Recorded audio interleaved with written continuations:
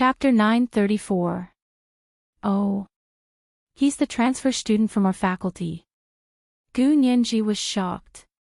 Her already large eyes widened even more, and her pupils, as black as jade, were as dark as the night. Could she have been wrong?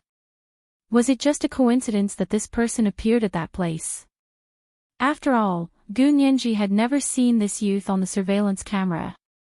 All the clues were connected because of her preconceived notions. What if she was wrong? Gu Nianji was well versed in the law and knew the importance of evidence. She was also willing to give the benefit of the doubt to any incident. In other words, she should believe that the other party did not do such a thing when there was no concrete evidence. Gu Nianji quietly looked away and looked at her notes. After the class, Gu Nianji and Ma Qiqi left the classroom together and went to the library to study. At that moment, Ishihara Taro followed them and called out to them. "Qiqi, where are you going?" His voice was a typical baritone. He enunciated clearly, but his pronunciation was a little strange. It was a typical Japanese accent. Ma Qiqi turned around in surprise and frowned. "Ishihara, what's the matter?" She had clearly only seen this Ishihara Taro once at the class meeting. What was he trying to do by calling him so intimately? Ishihara Taro had one hand in his semi-long coat pocket and the other holding a folder. His tall and slender figure attracted the attention of many girls. However, his gaze was only on Ma Qiqi. "Qiqi, I have some homework that I don't understand. Do you have time to help me with it?" His voice was gentle and pleasant, and his posture was handsome and polite. Ishihara Taro was very aware of the power of his appearance.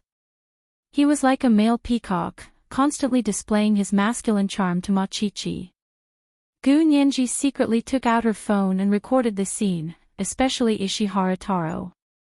Gu Nianji practically used the highest resolution HD camera lens to capture his entire body. However, from Ishihara Taro's point of view, she was very impolite and playing with her phone while others were talking. Although the angle at which she was playing with her phone was a little weird, Ishihara Taro's attitude towards Ma Qiqi was unprecedentedly warm as he looked at Ma Qiqi coldly from the corner of his eye. Ma Qiqi could not take it anymore, and the smile on her face froze. "Ishihara, I'm very busy too. It's going to be the final exam soon, and I really don't have time. How about this, I'll introduce you to a cram school, and you can go to the teacher of the cram school for tutoring, okay?" Gu Nianji snickered and twirled her phone lazily. Her dark eyes sparkled like the stars in the night sky. "Qiqi, is this the legendary Japanese transfer student with an off-the-charts IQ? If your IQ is off the charts, doesn't that mean your IQ is off the charts? My IQ is even higher than the Milky Way." Ma Qiqi was also amused by Gu Nianji and pushed her. "Stop joking around. I was just being polite. Don't you know how to be polite? You really thought I was complimenting you?" Ma Qiqi glared at Ishihara Taro as she said the word compliment. Ishihara Taro had originally wanted to get her attention by ignoring Gu Nianji. He had not expected that she would actually discriminate against the intelligence that he was most proud of. This time, he had really poked a hornet's nest. Ishihara Taro's gaze immediately turned to Gu Nianji, and he said somewhat stiffly, "Your IQ is off the charts. Doesn't that mean my IQ is off the charts?" He wanted to bicker. Gu Nianji felt that this was a very unfair victory. She clicked on her phone again and did not even look at Ishihara Taro in the eye.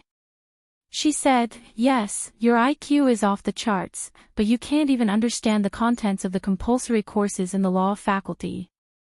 You need to consult a girl with an off-the-charts IQ. Qiqi, do you feel the thrill of being crushed by your IQ?" IQ had always been the knot in Ishihara Taro's heart when he faced Gu Nianji. Ever since he knew that his father had been defeated by Gu Xiangwen, he had been determined to surpass his daughter. Furthermore, he had planned for this scene for many years. Suddenly turning to face Gu Nianji, Ishihara Taro laughed coldly. I graduated with a master's degree at the age of 18, and I'm currently studying for a doctorate at the University of Tokyo. What about you? You're already 19 years old, and you haven't even graduated with a master's. How dare you compare IQ with me? You really don't know what you're talking about. Gu Nianji was not angry at all. She was still smiling and had a lazy expression on her face. She pointed at Ishihara Taro with the phone in her hand. Since you've already graduated with a master's degree, why did you come to our school to study for a master's degree again? Isn't it because Japanese universities are not up to standard, so you came back to study again? My master's degree is not in law. Ishihara Taro looked like he could not take any provocation. Moreover, Gu Nianji was the person he had wanted to defeat since he was young, so he took advantage of the fact that he was only 18 years old and said, "Why can't I study for a master's degree in the law faculty?" You're being unreasonable. Gu Nianji saw that her provocation had worked, so she continued to push Ishihara Taro. I'm not being reasonable. I'm only talking about the law. Do you understand? Since you can't even understand the compulsory courses in law, I'll give you a piece of advice. Stop studying law and go back to where you came from. If you continue to be arrogant here, someone will teach you a lesson anytime. Gu Nianji's sharp tongue trampled on Ishihara Taro, and her mood instantly improved. It had been a long time since she had met someone who came forward to be beaten up by her, even though bullying a little kid seemed like an unfair advantage. Actually, she did not consider that she was only half a year older than Ishihara Taro. Ishihara Taro had been pampered in the Ishihara Corporation since he was young and was treated like a treasure. Also, because his IQ was much higher than the average person's, he had never been bullied like this before. This was the first time he had seen someone speak and suppress him. Although Ishihara Taro was mentally prepared, he was still so angry that he lost all of his poise. He pointed at Gu Nianji angrily and shouted, "My master's and doctorate degrees are all in the most cutting-edge chaos mathematics. So what if you know the law? Compete with me in chaos mathematics if you can." Chaos mathematics. Gu Nianji's expression changed. She had never expected to hear this term from this Japanese guy's mouth. She had originally wanted to give him the benefit of the doubt, but now she did not need to. He had already given her the evidence with both hands. Gu Nianji suppressed the excitement in her heart and carelessly twirled the diamond earrings on her earlobes. She said nonchalantly, "I'm not even a chaos mathematics major. Why should I compete with you on this ridiculous thing? I really don't know whose backdoor you got into our faculty." The prestigious B University Faculty of Law also cannot avoid the ways of the world. Ha ha ha ha. Machichi was very happy listening from the side. This D** Ned Ishihara Taro actually tried to break things up the moment they met. Did he think that her friendship with Nianji was so easily shaken? Moreover, she had a boyfriend. Why would she want to be intimate with this Japanese guy? He was degrading her. To think that she had praised him in all sorts of ways before. She must have been blind. Machichi made a gesture of stabbing her eyes at Gu Nianji and said, "Nianji, I was wrong. Let's go back to study. We don't need to go to the library anymore." Gu Nianji smiled and shook her head. "How can I do that? I have obsessive-compulsive disorder. I'm used to going to the library. I'll feel uncomfortable if I don't. Let's go. If you don't want to go, I can go alone." Machichi looked at Ishihara Taro, who was glaring at them from behind. She muttered, "Why is he so angry? Isn't he a little princess? Who does he want to be supported by? What a drama." Gu Nianji pulled her hand. "Then let's go to the library." "Yeah." Machichi followed Gu Nianji obediently and turned to leave. Only Ishihara Taro stood where he was. His light brown eyes gradually turned pitch black. After Gu Nianji and Machichi had walked far away, his entourage emerged from hiding and said worriedly, "Young master, won't you attract their attention by saying that?" "I want to attract her attention," Ishihara Taro said proudly. "If she doesn't know that I'm the one scheming against her, how boring would that be? I like to see her hate me to the point where she can't do anything to me." He was very confident that his method was completely outside of the law. Even if they knew it was him, they wouldn't sue him. It was just like a point he had recently learned in law class. He knew that what he had done couldn't be made into a case. In other words, the court couldn't even file a case. What did he do?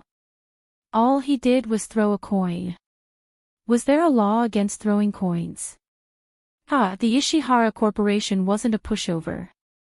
Even if they knew he was the one who did it, they wouldn't do it in the open.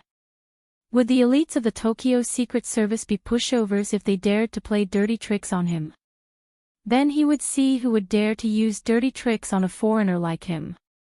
Ishihara Taro was very clear about the deep-rooted bad habits of some Huaxia Empire bureaucrats. They were afraid of offending foreigners. They usually couldn't wait to protect foreigners. How would they dare to use dirty tricks on him? Do you still want your international reputation? Ishihara Taro dared to swagger in front of Gu Nianji because he had planned everything from start to finish. Gu Nianji and Machichi arrived at the library and found a quiet place to sit down to study. After the small episode just now, Gu Nianji couldn't learn anything at all. She looked at the notebook and reference books in front of her, but her thoughts were completely on the words, chaos mathematics, that Ishihara Taro had just said. It really was that little brat. Why did he do that? Gu Nianji couldn't help but take out her phone and secretly change the IP address. She entered her hacking program and searched for the Japanese name Ishihara Taro. Only a few papers published in the top international mathematics journals were signed with the English translation of this name. She didn't see any other clues. Just like her father, Gu Xiangwen, everything other than academics seemed to have been wiped clean. This is the first update. It's a new month. The guaranteed monthly tickets have dropped. Dear friends, you can vote now. At 1 p.m., the monthly tickets for July will increase by 300 updates. At 7 p.m., the third update. P.S. Thank you to Momo Moshi for the 10,000 Chidian coins yesterday. Congratulations to Momo Moshi for becoming the 18th leader of Hello, Major General.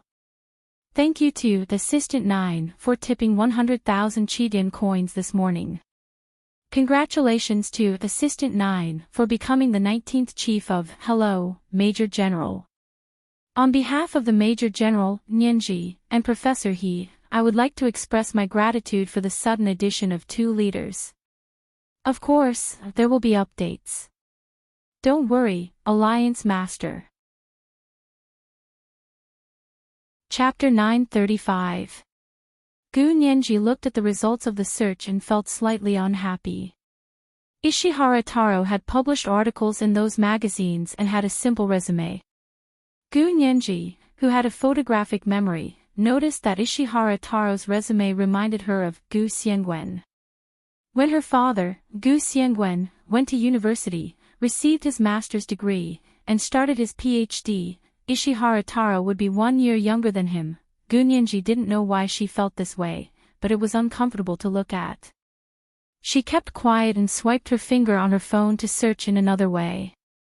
This time, she used the relevant search engine. The results might not completely match the name Ishihara Taro, but as long as it was related to this name, it would be found.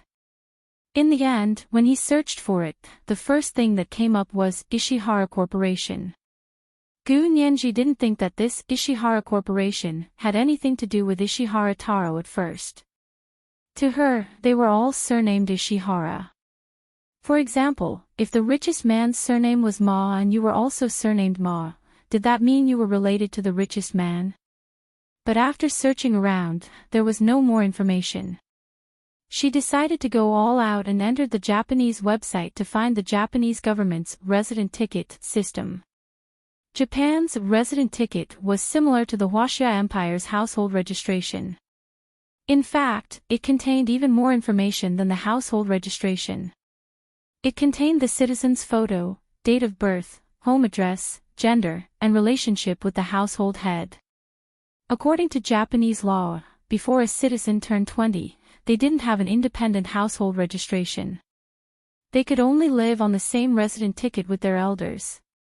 The security measures of the Japanese resident ticket system were nothing to Gu Nianji. She only spent 5 seconds to crack the website's password and successfully entered the back end of the resident ticket system. All the records were managed using SQL. People who were familiar with this software could easily search through the huge amount of data. Gu Nianji only needed to search the Japanese name Ishihara Shintaro for Ishihara Taro, and an accurate search result appeared. Ishihara Shintaro was under the name Ishihara Wakashi. In other words, Ishihara Wakashi was the household head, and Ishihara Taro was his grandson. Gu Nianji looked at it for a long time and used the real-time translation software to understand the strings of katakana and hiragana. Who was Ishihara Wakashi? Gu Nianji searched aimlessly in the Japanese resident ticket system. Suddenly, several people with the surname Ishihara popped up. One of them was called Ishihara Shiro. He was originally from Chiyo village in Wenwu Prefecture, Chiba Prefecture, Japan. Ishihara Shiro had an illustrious identity marked on the residential ticket. He used to be a lieutenant general in the Japanese Army and the head of the Epidemic Prevention and Water Supply Department of the Guangdong Army, which was also a notorious numerical unit. Gu Nianji's eyes widened. This Ishihara Shiro was actually Ishihara Wakashi's father, who was also Ishihara Taro's great-grandfather.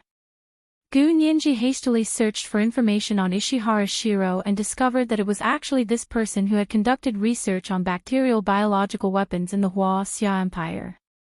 Then, he had used the data of the biological weapons, which contained the blood and lives of the Huaxia Empire's citizens, to privately trade with the United States. That was how he had escaped the International Court of Justice's judgment as a war criminal. Her fingers almost trembled. Gu Nianji immediately remembered that Gu Yenran's maternal great-grandfather, Kasahara, was also one of the core members of the military. Could there be a connection between the two? Her hands were trembling as she clumsily swiped on her phone. She switched to the internet and started searching for Ishihara Shiro and Ishihara Wakashi. This time, the Ishihara Corporation once again appeared on her search page. She simply opened the real-time translation software and did a full translation of the Ishihara Corporation's official website. She was shocked to discover that Ishihara Shiro was the founder of the Ishihara Corporation. However, Ishihara Shiro had died of cancer not long after the founding, and his son, Ishihara Wakashi, had taken over. Ishihara Wakashi had another son, and he was Ishihara Taro's father. He was also a famous physicist, but for some unknown reason, he committed suicide at a young age. Therefore, Ishihara Taro was the Ishihara of the Ishihara Corporation. Although Gu Nianji didn't have much experience in society, she knew that the Ishihara Corporation in Japan was a large enterprise. A war criminal who had committed uncountable war crimes in the Huaxia Empire had founded a corporation and returned to the Huaxia Empire after the war. Yes, there was nothing wrong with that. If she believed that he had repented and turned over a new leaf to contribute to the development of the Huaxia Empire, she might as well believe that pigs could fly. Then what kind of connection did the Ishihara Corporation have with Kasahara, Gu Yenran? After all, both of them had once served in the same military unit and could be considered comrades. Gu Nianji frantically searched the internet, but she couldn't find any more information.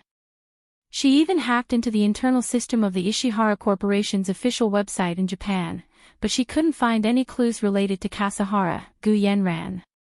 Could it be that the two really weren't connected? Gu Nianji pondered as her fingers kept rubbing Hua Xiaohing's number. Should she tell Hua Xiaohing and let him investigate? He must have more methods that would definitely be more complete than what she could obtain through hacking alone. But if she told Hu Xiaoheng, would he realize what she was doing? Gu Nianji hesitated for a long time. She was still thinking about this problem even after she returned to the dormitory from the library, showered, and lay in bed. Her fingers kept rubbing the phone. She didn't know how many times she had called Hu Xiaoheng's number, but she still couldn't make up her mind. Just when she couldn't make up her mind, her phone rang. It was actually Hu Xiaoheng's exclusive ringtone. Gu Nianji stared at the phone and suddenly smiled. Fine, she didn't need to make a decision. The phone had already made the decision for her. Gu Nianji swiped the phone open and picked it up. Her voice was relaxed and cheerful. Hu Xiao. Hu Xiaoheng had just finished work and put on his Bluetooth headset to go for a night jog. The winter weather in the imperial capital was very cold, but Hu Xiaoheng only wore a short-sleeved army t-shirt and camouflage pants as he jogged on the small road. Still awake. Hu Xiaoheng's voice was very relaxed. Haven't you finished your thesis? I've already finished it. I'm making the final edits now. Gu Nianji held the phone and chatted with him. Her earlier nervous mood instantly relaxed. But there are still a few compulsory exams that require written exams. I haven't started reading yet. Hu Xiaoheng wasn't worried about Gu Nianji's exams at all. He was only worried about her health. Does your body still hurt? Did you do any rehabilitation exercises? Gu Nianji, she was no longer in pain. She didn't feel any pain at all. She could do any movement without any problems. Hu Xiao, I'm really fine. Why won't you believe me? Gu Nianji flipped over and made a rustling sound under the blanket. Hu Xiaoheng could tell. You're already in bed. Yeah, I was just about to sleep when your call came in. Then I'll hang up. Hu Xiaoheng didn't want to disturb her sleep. He knew that she often stayed up late, so it wasn't good for her health. Gu Nianji quickly said, Don't hang up. I have something to tell you. Hu Xiaoheng remembered how Gu Nianji had tricked him the other day and warned her again, Don't run around. It's best if you stay in school until you graduate. Gu Nianji giggled and flipped over again. Hu Xiao, can you help me check if the Ishihara Corporation in Japan has anything to do with the Kasahara family? Does it have anything to do with Gu Yanran? Hu Xiaoheng paused. Ishihara Corporation. Yes, can you check it? Why are you investigating them? This is the second update, and the monthly tickets have been delivered with 300 more updates. The guaranteed monthly tickets have been dropped, so everyone can vote now. There are also recommendation tickets. At 7 p.m., the third update. Mwax. Chapter 936.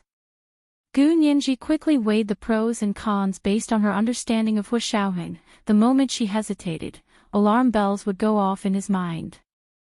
I discovered that the founder of this company is Ishihara Shiro. He was a comrade in the same army as Gu Yanran's maternal great-grandfather, Gu Nianji said subtly. And the Ishihara Corporation has been in our country for more than 10 years, Hu Xiaoheng stopped in his tracks. This time, he wasn't fooled by her. His voice was calm but had an irresistible pressure. Why did you want to investigate the Ishihara Corporation? This was a long story. Gu Nianji looked up at the ceiling of the dormitory room. After a while, she said, There's a new Japanese transfer student in our faculty. His name is Ishihara Taro. You want to investigate the Ishihara Corporation just because he's called Ishihara Taro? Hu Xiaoheng asked calmly. His casual tone was full of pressure. Nianji, when did you learn to hide half of what you're saying from me? Gu Nianji was speechless. She pursed her lips and stammered, He harassed Chi-Chi. This reason seemed quite reasonable. Hu Xiaoheng couldn't think of a rebuttal. He took out a cigarette from his pocket and lit it on his palm. Hu Xiaoheng folded his hands and lit the cigarette with the lighter Gu Nianji had given him. He took a deep puff and exhaled a puff of white smoke. The smoke quickly dissipated in the cold winter air. That's all. Hu Xiaoheng squinted and looked at the empty training ground. He found a metal chair and sat down. He leaned forward and rested his arms on his knees. He held the cigarette between his fingers. His eyebrows didn't seem to change, but there was a faint indent between his brows. This girl was becoming more and more troublesome. Hu Xiaoheng silently took another puff. Seeing that Gu Nianji didn't reply for a long time, he didn't continue asking. He said, "I'll get Big Xiong to investigate tomorrow. Go to bed early." With that, he hung up the phone. It was clean, without a single worry. Gu Nianji pouted and threw her phone away unhappily. She wrapped the blanket around her head and curled up in the darkness. Although she felt uncomfortable, she had a tiring day and had just passed on her worries to Hu Xiaoheng. Gu Nianji pounded the bed for a while before falling asleep. Hu Xiaoheng did not sleep the entire night. He returned to his office, turned on his computer, and personally investigated the Ishihara Corporation. Gu Nianji entered the external network, but Hu Xiaoheng could enter the internal network. But after browsing through the internet, although there was quite a lot of news about the Ishihara Corporation, none of it had anything to do with Kasahara. Under such circumstances, there were usually two reasons. The first was that it really didn't matter. One was that they had a very close relationship, but they didn't want others to know, so they deliberately hid it. If it was the former, there was nothing to investigate. However, if it was the latter, the meaning behind it was even deeper. Hu Xiaoheng thought about it and still ordered Yin Shixiang to assign tasks to the field agents in Japan. He asked them to investigate the Ishihara Corporation when they had time. In any case, they were overseas, and the Special Operations Forces had great authority. As long as it was to achieve their goals, they could do anything without harming civilians. Furthermore, the authorization in Japan was much greater than in other countries. Of course, there were historical reasons for this, and it was also closely related to the Japanese authorities' unrepentant attitude towards the past wars. Since they didn't think they had done anything wrong in the past, then they could do it again at any time. Therefore, as one of the biggest victims of that war, it was completely legal and proper for the Hua Xia Empire to maintain the necessary vigilance against the initiator of the war. Hu Xiaoheng had always been very open about his men's actions in Japan. He never cared what methods they used.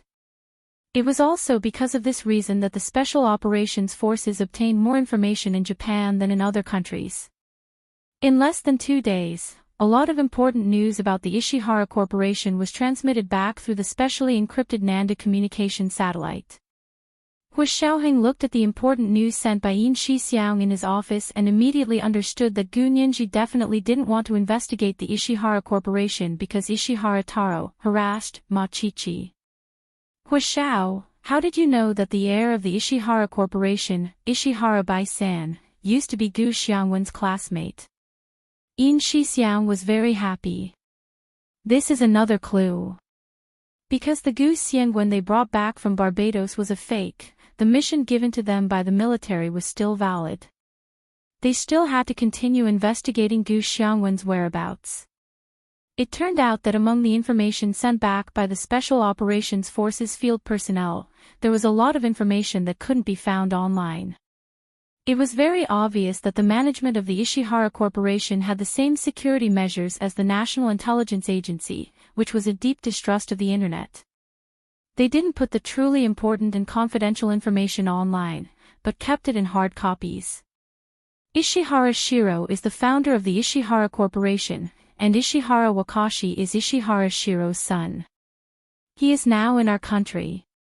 Ishihara Bai-san is Ishihara Wakashi's son, and he was a genius in Japan back then. Together with Gu Xiangwen, the Chinese genius, they were accepted as disciples by the most famous physicist in the United States. Ishihara Taro is Ishihara Bai-san's son, and he was also known as a genius since he was young. Yin Shixiang had read these pieces of information countless times and could already recite them backwards. So why would Ishihara Bai-san, a Japanese genius, and the only heir of a large corporation, commit seppuku? In Shixiang was extremely curious about this. Hua Xiaoheng felt that he was being a little noisy, so he glanced at him and said calmly. Ishihara Taro is currently studying in the B University Faculty of Law, and I heard that he has a good impression of Chi-Chi. In Shixiang's smug expression instantly turned hideous, and he slashed his hand down like a knife. F***CK. You little brat, how dare you steal my woman? Do you want to die? You have to pay attention to your image and discipline. Hua Xiaoheng flipped through the information in front of him without batting an eyelid. Ishihara Taro is an international friend. Pfft. In Shixiang's face turned red. I can't stand it if I'm a man. Hua Xiao, how do you know that Ishihara Taro has a good impression of Chi-Chi? Nianji is obviously smarter and prettier than Chi-Chi, so why doesn't he have a good impression of Nianji? Why does he have to look for my Chi-Chi? Is he blind? Hua Xiaoheng glanced at him, and his voice deepened. So you're saying that you're blind? If Chi-Chi finds out about this, I'll consider it my loss if she doesn't break up with you. In Shixiang was speechless. He immediately realized that he had said the wrong thing and almost wanted to kneel in front of Hua Xiaoheng. Hua Xiao. Chief. You can't treat your loyal subordinate like this. Hua Xiaoheng flipped through another page of information noncommittally.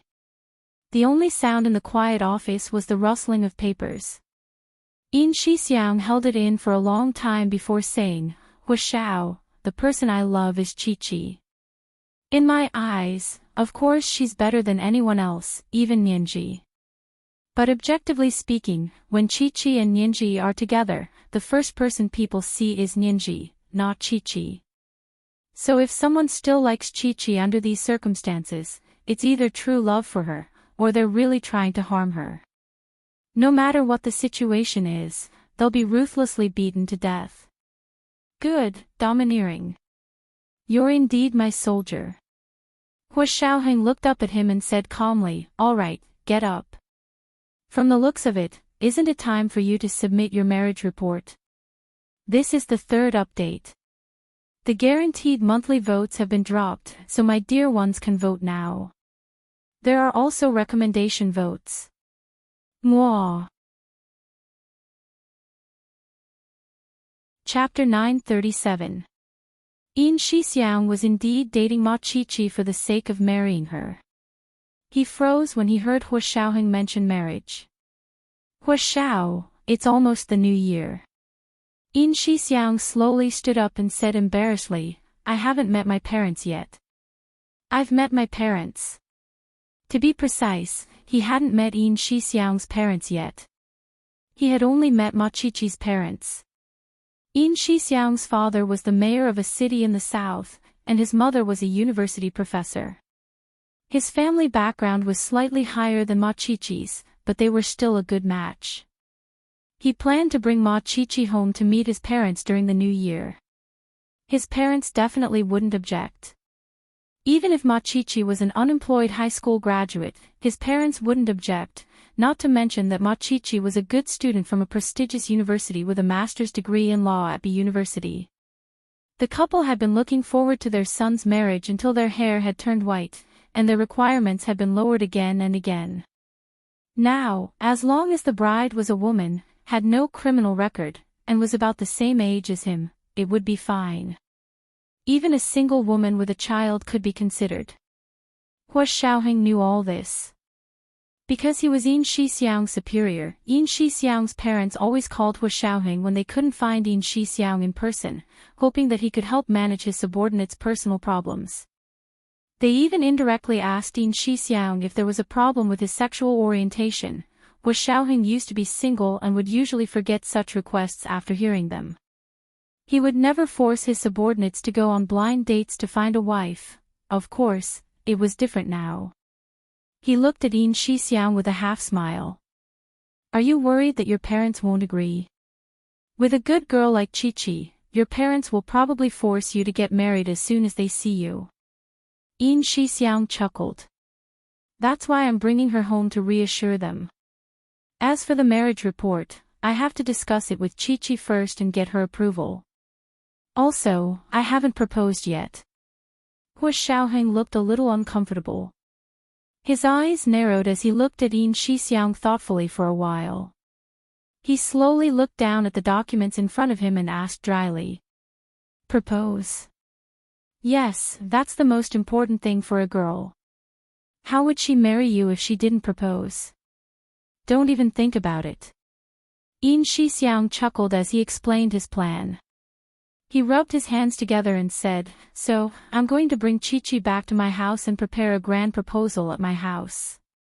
I've already secretly told Chi-Chi's parents to come over to my house for the new year. We must give Chi-Chi a grand proposal so that she can't wait to marry me. Hua Xiaoheng pursed his lips and flipped a page as if nothing had happened. His voice suddenly turned cold. All right, you can leave now. Don't think too much during work. You are a soldier of the people, don't forget your responsibilities. Yin Shixiang was confused by Hua Xiaoheng's sudden change in attitude. Hua Xiao, what did I do? Didn't you want me to submit a marriage report? Or? He looked at Hua Xiaoheng suspiciously and his heart suddenly tightened. Could it be that he couldn't take it anymore because he was showing off too much affection? After all, Nianji had been trying to break up with Hua Xiao, that couldn't be. Didn't he see them reconcile that day? Otherwise, why would he be so stupid as to sprinkle salt on other people's wounds? Yin Shixiang asked tentatively, Hua Xiao, you and Nianji. Is the good news coming soon? Hua Xiaoheng looked up. His expression had already returned to normal. He calmly looked at Yin Shixiang's face, which had turned from red to white. Big Xiong, is this considered spying on your superior? Do you want to be grounded or have your newly risen star demoted? Hua Xiao, I was just saying casually. I had absolutely no intention of spying on your privacy. Yin Shixiang quickly waved his hands in denial. Don't worry, I will definitely put all my effort into my work. That Ishihara Taro, do you want someone to keep an eye on him? Hua Xiaoheng shook his head and said nonchalantly, why should we keep an eye on him? Did he commit any crimes? Why not? He's in the right to covet someone else's girlfriend. Yin Shixiang was agitated. Who knows what else he will do? What if he has ulterior motives? For example, getting close to Chi-Chi was actually to get close to Nianji. Yin Shixiang looked at Hua Xiaoheng's expression without blinking. He thought to himself, I'll see how long you can pretend for. Not allowing me to keep an eye on that little bastard is completely using his position to get back at him. Hua Xiaoheng seemed to see through his thoughts. He said seriously, Big Xiong, we control the nation's important weapons. They are not used for personal gain. You can't use the nation's methods to deal with someone just because he covets your girlfriend. Will your conscience be able to live with this? I won't be able to live with my conscience if I don't do it. Yin Shixiang cursed silently, but he did not dare to disobey Hua Xiaoheng's orders. Moreover, he also knew that Hua Xiaoheng was right.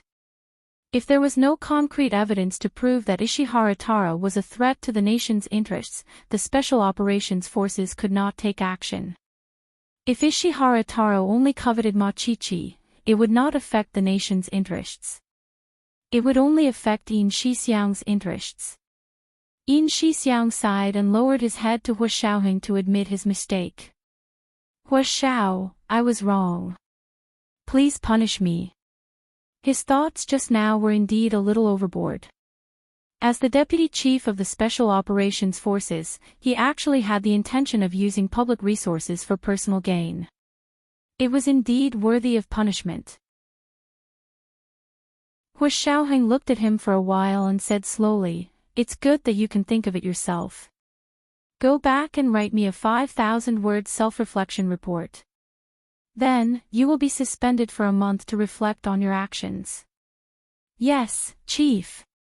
Yin Shixiang was not unhappy when he heard that. Instead, he was happy. Hua Xiaoheng was actually helping him. Yes, they could not use the Special Operations Forces methods to deal with Ishihara Taro just because he coveted Ma Qiqi. However, as a person, Yin Shixiang could keep an eye on Ishihara Taro and prevent him from getting too close to his girlfriend. Hua Xiaoheng suspended him for a month, which happened to be the 15th day of the first month after the Spring Festival. It was completely giving him a long holiday. Yin Shixiang left Hua Xiaoheng's office happily and went back to write his 5,000-word self-reflection report. Meanwhile, Hua Xiaoheng personally contacted the Japanese field personnel and asked them to continue investigating if the Ishihara Corporation had any contact with the Kasahara family. Ishihara Bai-san was actually Gu Xiangwen's classmate. This was the first time they had found out about this. Moreover, they did not find out from Gu Xiangwen but from the Ishihara family. This was because when Ishihara Bai-san went to the United States to attend university, he used an alias. It was a standard American name and not his real name. The field personnel in Japan also discovered that Ishihara Bai-san and Gu Xiangwen were classmates because of a coincidence. This was because the Ishihara family really valued Gu Xiangwen too much. Ishihara Wakashi often used Gu Xiangwen's academic record as a role model to encourage his grandson to study hard and catch up to Gu Xiangwen. Therefore, there were quite a few servants in the Ishihara family who knew about this past. Otherwise, outsiders wouldn't be able to find out. Hua Xiaoheng looked at the personal growth chart in front of him and added a piece of information. This was Gu Xiangwen's life trajectory. He really worked hard to perfect it and put together a complete chart. Then, he would be able to know many causes and effects. After a day, Hua Xiaoheng called Gu Nianji and told her about the information he had found. When Gu Nianji heard that Ishihara Taro's father, Ishihara Bai-san, was her father's classmate in university, she immediately understood why Ishihara Taro's academic record was such an eyesore to her. That feeling was very strange. Now, she finally found the answer. Looks like the Ishihara family has always treated my father as an opponent. Gu Nianji laughed softly. Her tone was filled with indescribable contempt and disdain. Hua Xiaoheng smiled and said gently, "Only people who are inferior to others will treat others as opponents. Ishihara Bai-san is definitely inferior to Mr. Gu." Gu Nianji nodded heavily. She sat in front of the computer and made the final edits to her thesis. She said nonchalantly, "That's for sure. Maybe he committed suicide because he couldn't compare to my father in every aspect. These Japanese are all like this. They even call it the samurai spirit. To put it bluntly, it's the behavior of a coward who couldn't handle failure and committed suicide." Hua Xiaoheng's heart skipped a beat. He sat up straight. "What did you say just now? Say it again." Gu Nianji's hand stopped typing. "What did I say?" "The sentence before. Because he couldn't compare to my father in every aspect, he committed suicide." Gu Nianji was stunned. She raised her well-proportioned eyebrows. "I was just saying. There's no basis for it. You took it seriously." Of course, Hua Xiaoheng wouldn't take it seriously just because of that. He had some evidence. The only information Gu Xiangwen could find on the internet was his academic resume. After that, he didn't even publish academic articles, so there was no more news about him. And in his academic resume, his first major achievement was a major breakthrough in the research of the blue planet's magnetic field. And it was in the year that Gu Xiangwen made this major achievement that Ishihara Bai-san committed suicide. That year, Gu Xiangwen was only in his 20s. Ishihara Bai-san was already in his early 30s. Although they were classmates, Gu Xiangwen's level of genius was obviously more outstanding than Ishihara Bai-san's. Hua Xiaoheng told Gu Nianji about this discovery. Gu Nianji clicked her tongue. Ishihara Bai-san really couldn't afford to lose. Was he also doing research in this area? Hu Xiaoheng looked at the information sent back by the Japanese field agents and nodded. Not only was he doing research in this area, but he was also doing it with the support of the Japanese military. Gu Xiangwen, on the other hand, was completely relying on his own abilities to do research in this area. He didn't have as many resources as Ishihara Bai-san, but his achievements surpassed Ishihara Bai-san's. What did this mean? It meant that Gu Xiangwen's talent also surpassed Ishihara Bai-san's. Ishihara Bai-san might really have become angry out of humiliation and couldn't take it anymore, so he committed suicide. As soon as Ishihara Bai-san died, the Japanese military's Blue Planet magnetic field project was completely nullified. This was because breakthroughs in high-energy physics were different from biology. Biology could use human wave tactics, and countless people would put in endless time and effort to achieve a little bit of progress. But high-energy physics was a discipline that completely relied on geniuses to push forward progress. Every major discovery in high-energy physics was a major contribution of genius scholars.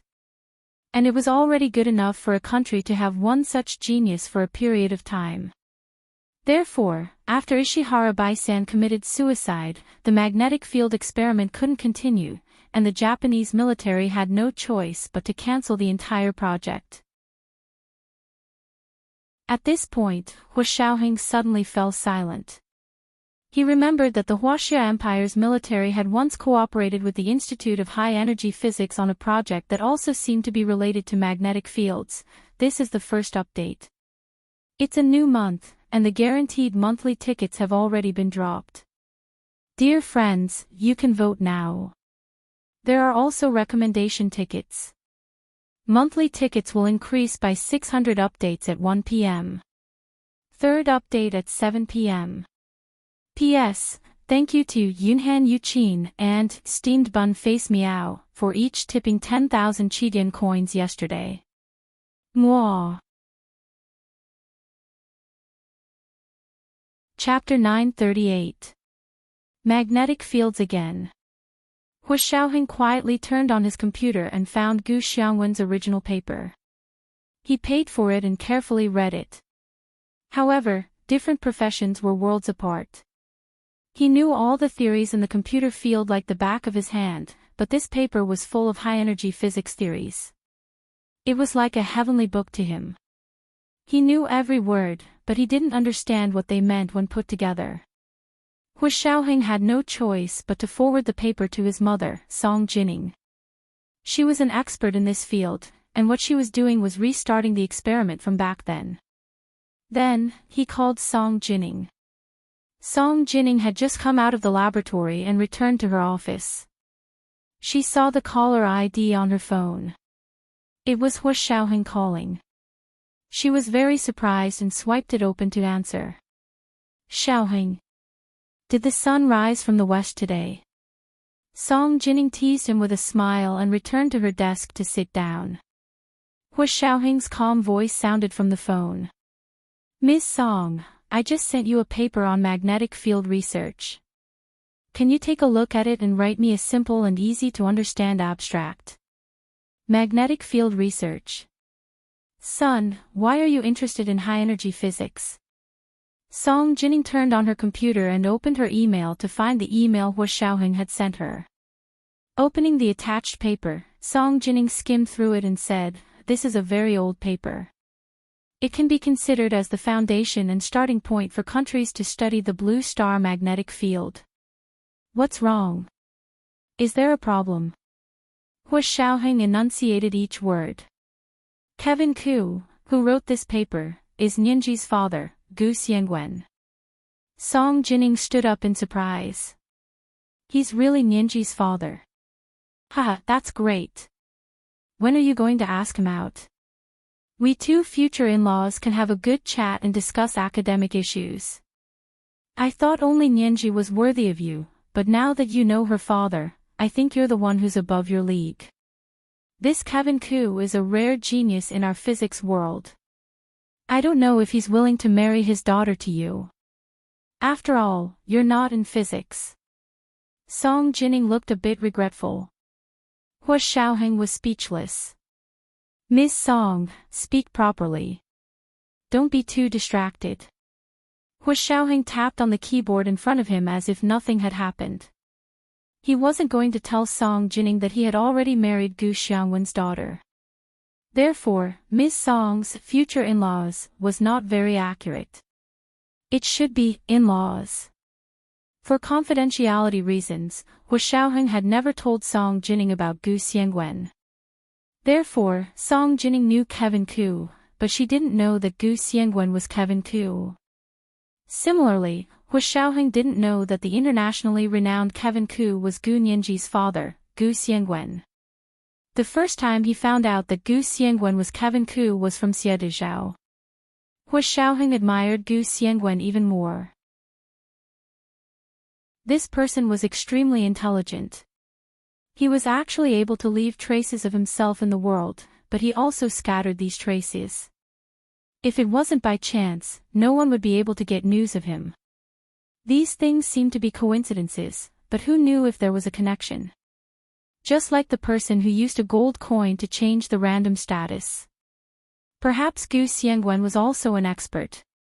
Gu Xiangwen's thesis was groundbreaking and foundational. It didn't seem very technical at the moment, but all the countries were already doing research based on his thesis and had already made great progress. Song Jining explained it to Hu Xiaoheng in a few words, and he quickly understood. Ishihara Bai-san and Gu Xiangwen must have done the groundbreaking research at the same time. However, Gu Xiangwen was the first to make a breakthrough and published a thesis in the most famous international physics journal, becoming the father of magnetic fields. Ishihara Bai-san, who had always been secretly competing with him, couldn't accept such an achievement. However, they were both in academia, yet he couldn't even accept this. Could it be that Ishihara Bai-san had always been first, so he couldn't bear to be surpassed by Gu Xiangwen? Hu Xiaoheng shook his head and stopped thinking about why Ishihara Bai-san committed suicide. His death was beneficial to the Huaxia Empire anyway. Who cared why he died? A dead Japanese right wing was a good right wing. Gu Nianji immersed herself in her intense final revision. She finally finished her thesis, printed it out, and sent it to He Zhichu. He was her tutor and was in charge of the final round of review. After dinner, she and Ma Chichi carried their backpacks and went to the library to revise. They planned to hug Ishihara's leg one last time. They met Ishihara Taro in the library, but he didn't speak to them. It was as if he didn't know them. Instead, he was chatting and laughing with their tutor, Gue Suyao. The two of them brushed past Gu Nianji and Ma Chichi. Gue Suyao was completely focused on Ishihara Taro and didn't notice that the students passing by were Gu Nianji and Ma Chichi. Ishihara Taro recognized them, but he didn't speak to them. He only raised his eyebrows and smiled faintly. His eyes glanced at them. Gu Nianji's heart skipped a beat.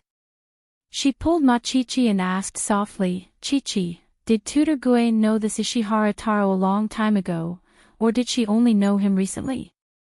Do you know?" Ma Chichi had a good relationship with her classmates, so she knew the gossip more quickly.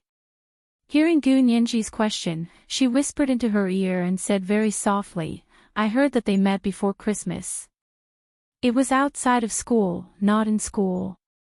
After that, Ishihara Taro transferred to our school as an exchange student." Tutor Gue was very surprised. Rumor has it that this Japanese exchange student came to our school because of Tutor Gue.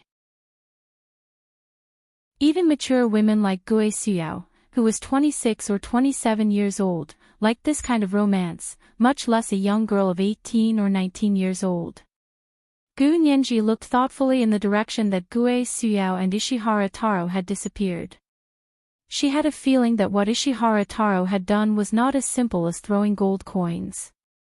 They knew each other before Christmas. That's a good story. How did they know each other? Did anyone pass along the details?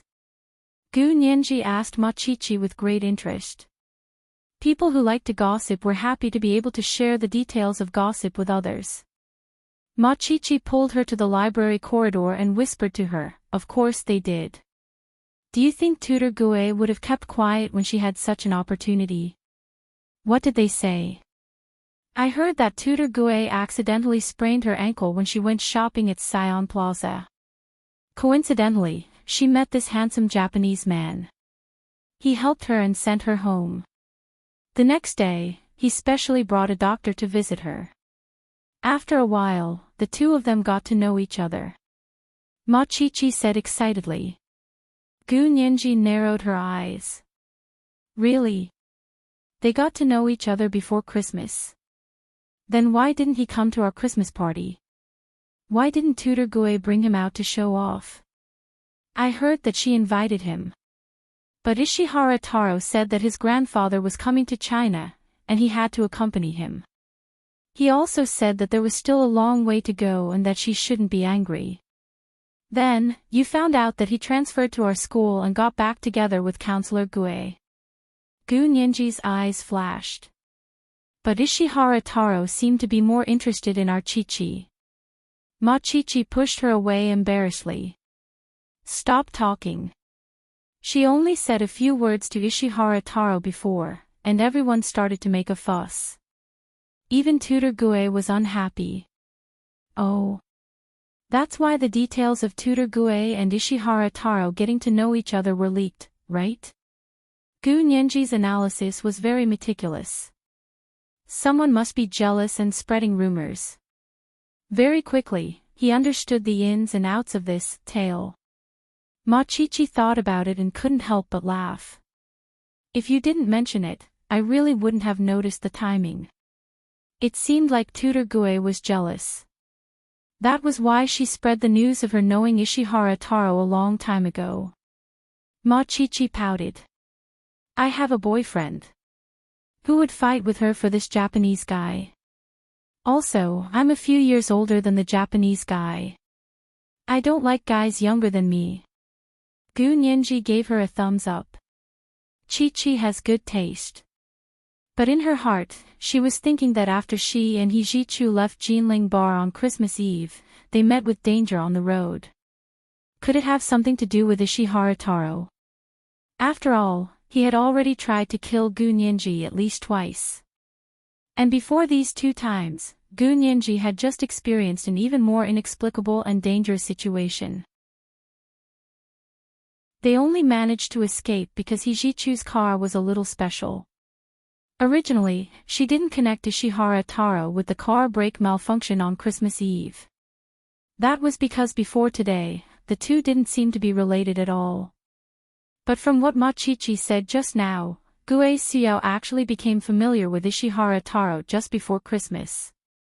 That was more suspicious. And there was a possible connection between her accident and Ishihara Taro, which meant that it was Gue Xiao. It was the second update, and the monthly tickets were 600 plus updates. It was the new month, and the guaranteed monthly tickets had dropped. Dear friends, you can vote now. There were also recommendation tickets. The third update at 7 p.m. Moi. Chapter 939. Gu Nianji's suspicions were certainly well-founded. She and Hijichu had analyzed the situation later. Since their accident wasn't a coincidence, then it was very likely that someone had tipped them off or even colluded with them. She herself had a grudge with Gue Xiao, and it wasn't a small one. If Ishihara Taro needed Gue Xiao's help for some reason, it didn't have to be serious. She only needed to make a phone call and report Gu Nianji's whereabouts. Could it be that her breakthrough point was Gue Xiao? Gu Nianji returned to the library and forced herself to go back to her books. She revised the content of her exams again. Even if she wanted to make a move on Gue Xiao, she had to wait until she graduated. She only had 2 weeks left. The remaining 2 weeks were 1 week for revision and the other for exams. After that, the school would be on winter break. Her graduation thesis defense would be on the last day of the exam week. Gu Nianji didn't want to make a move on Gue Xiao for now, but someone with ulterior motives couldn't hold back anymore. Gue Xiao and Ishihara Taro kissed as they walked into her bedroom. This was the apartment she rented off campus. It was a small one-bedroom and very clean. There were white linen curtains with light purple patterns and plain wood furniture. There was a wooden vase on the small coffee table in the middle of the living room. Ishihara Taro had given her a few winter jasmine flowers. The winter jasmine hadn't bloomed yet at this time of year. Those who could get their hands on such flowers had to be nurtured in a special greenhouse. It didn't look like much, but in this midwinter weather, it wasn't something an ordinary person could do. Money wasn't the most important thing. Ishihara Taro had just turned 18. He was 8 or 9 years younger than Gue Suyao. Also, his face was small, so he looked like a teenager. She didn't have any extravagant hopes that this handsome heir of the Nippon Corporation would take a liking to her. But the pie in the sky had finally fallen on her head. This handsome young man had finally become a guest of hers. The two of them rolled onto the bed and quickly made love like they were familiar with each other. After it was over, Ishihara Taro leaned against the headboard and smoked. His expression was very indifferent. Gue Suyao wrapped herself in a blanket and propped her head up against the pillow. She looked at him in fascination and asked, "Ishihara, can you really convince your grandfather?" Ishihara Taro blew a puff of white smoke at her, squinted his eyes, and smiled. "Of course, I'm my grandfather's only grandson. He'll listen to whatever I say." Gue Suyao was relieved and leaned on Ishihara Taro's shoulder. The 18-year-old Ishihara Taro had a frail figure. His skin was pale, and his collarbones were distinct. Even so, Gue Suyao still felt good because of the explosive power. This man was good-looking, had a powerful family, and loved her. It would be strange if she let him go. At that moment, Gue Suyao had even forgotten about Hijichu. She only had eyes for Ishihara Taro. She was Hijichu's in-service doctoral student, so she had to take her final exams as well. However, she had been hanging out with Ishihara Taro for the past few days and had no time to study at all. Maybe she would fail, but she didn't care anymore. As long as she could marry Ishihara Taro, it didn't matter whether she got her PhD or not. Ishihara Taro finished his cigarette and turned around to see Gue Suyao's infatuated expression. He smiled and leaned down again. After another round of lovemaking, Gue Suyao hugged Ishihara Taro and didn't allow him to roll over. She whispered in his ear, "Gu Nianji is already back. She's fine." Ishihara Taro's body stiffened. He slowly pushed her away and sat up. He said coldly, "What does it have to do with me whether she's fine or not?" Gue Suyao was stunned and quickly sat up. She asked anxiously, "Don't you want her to die?" "Shut up." Ishihara Taro suddenly raised his voice and shouted at her. "When did I want her to die? Don't talk nonsense." Gue Suyao understood and quickly expressed her loyalty. "Ishihara, don't worry. I won't betray you. Besides, if you can really let her die, I'll be happier than you." Ishihara Taro glanced at her and didn't say anything. He slowly leaned against the bed and wanted to smoke again. He searched the bedside table for a long time and found a pack of cigarettes. He looked at it and took one out to put it in his mouth. After a while, he said calmly, "I don't want her to die, but if God wants her to die, no one can stop him. Don't you think so?" Gue Suyao smiled happily. "Of course. It has nothing to do with us." That was the best. Otherwise, she would have to think about how to create an alibi. The two of them talked for a while more. Only after Gue Suyao agreed to help Ishihara Taro keep an eye on Gu Nianji's whereabouts did Ishihara Taro leave her house. During the weekend, Gu Nianji decided to go back to the house she bought in Hipingli. Machichi was very surprised. "There's only 1 week left before the final exams. Isn't it a waste of time for you to run around?" Gu Nianji smiled at her mischievously and said something that was very annoying. "I've already done my revision. There's only 1 week left. I want to relax before the exams. Gu Nianji. Go away. Ma Qiqi was very angry when she heard that. I'm also a straight-A student. But I'll be crushed by a straight-A student like you.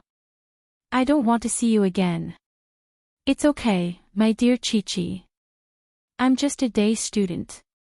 Every morning, I'll bring you breakfast and have dinner with you at night. I'll only go back after that. Don't worry, I won't leave you alone. As Gu Nianji said that, she even winked at Ma Qiqi. Ma Qiqi was captivated by Gu Nianji's sudden flirtatious behavior. She smiled and flicked Gu Nianji's forehead. Okay, I'll let you off this time. If you're so arrogant again, I'll punish you to draw out the key points for the exams. No problem, no problem. Gu Nianji finally calmed Ma Qiqi down. She packed a simple suitcase and dragged it out of B University. As soon as she left the school gates, she felt that someone was following her.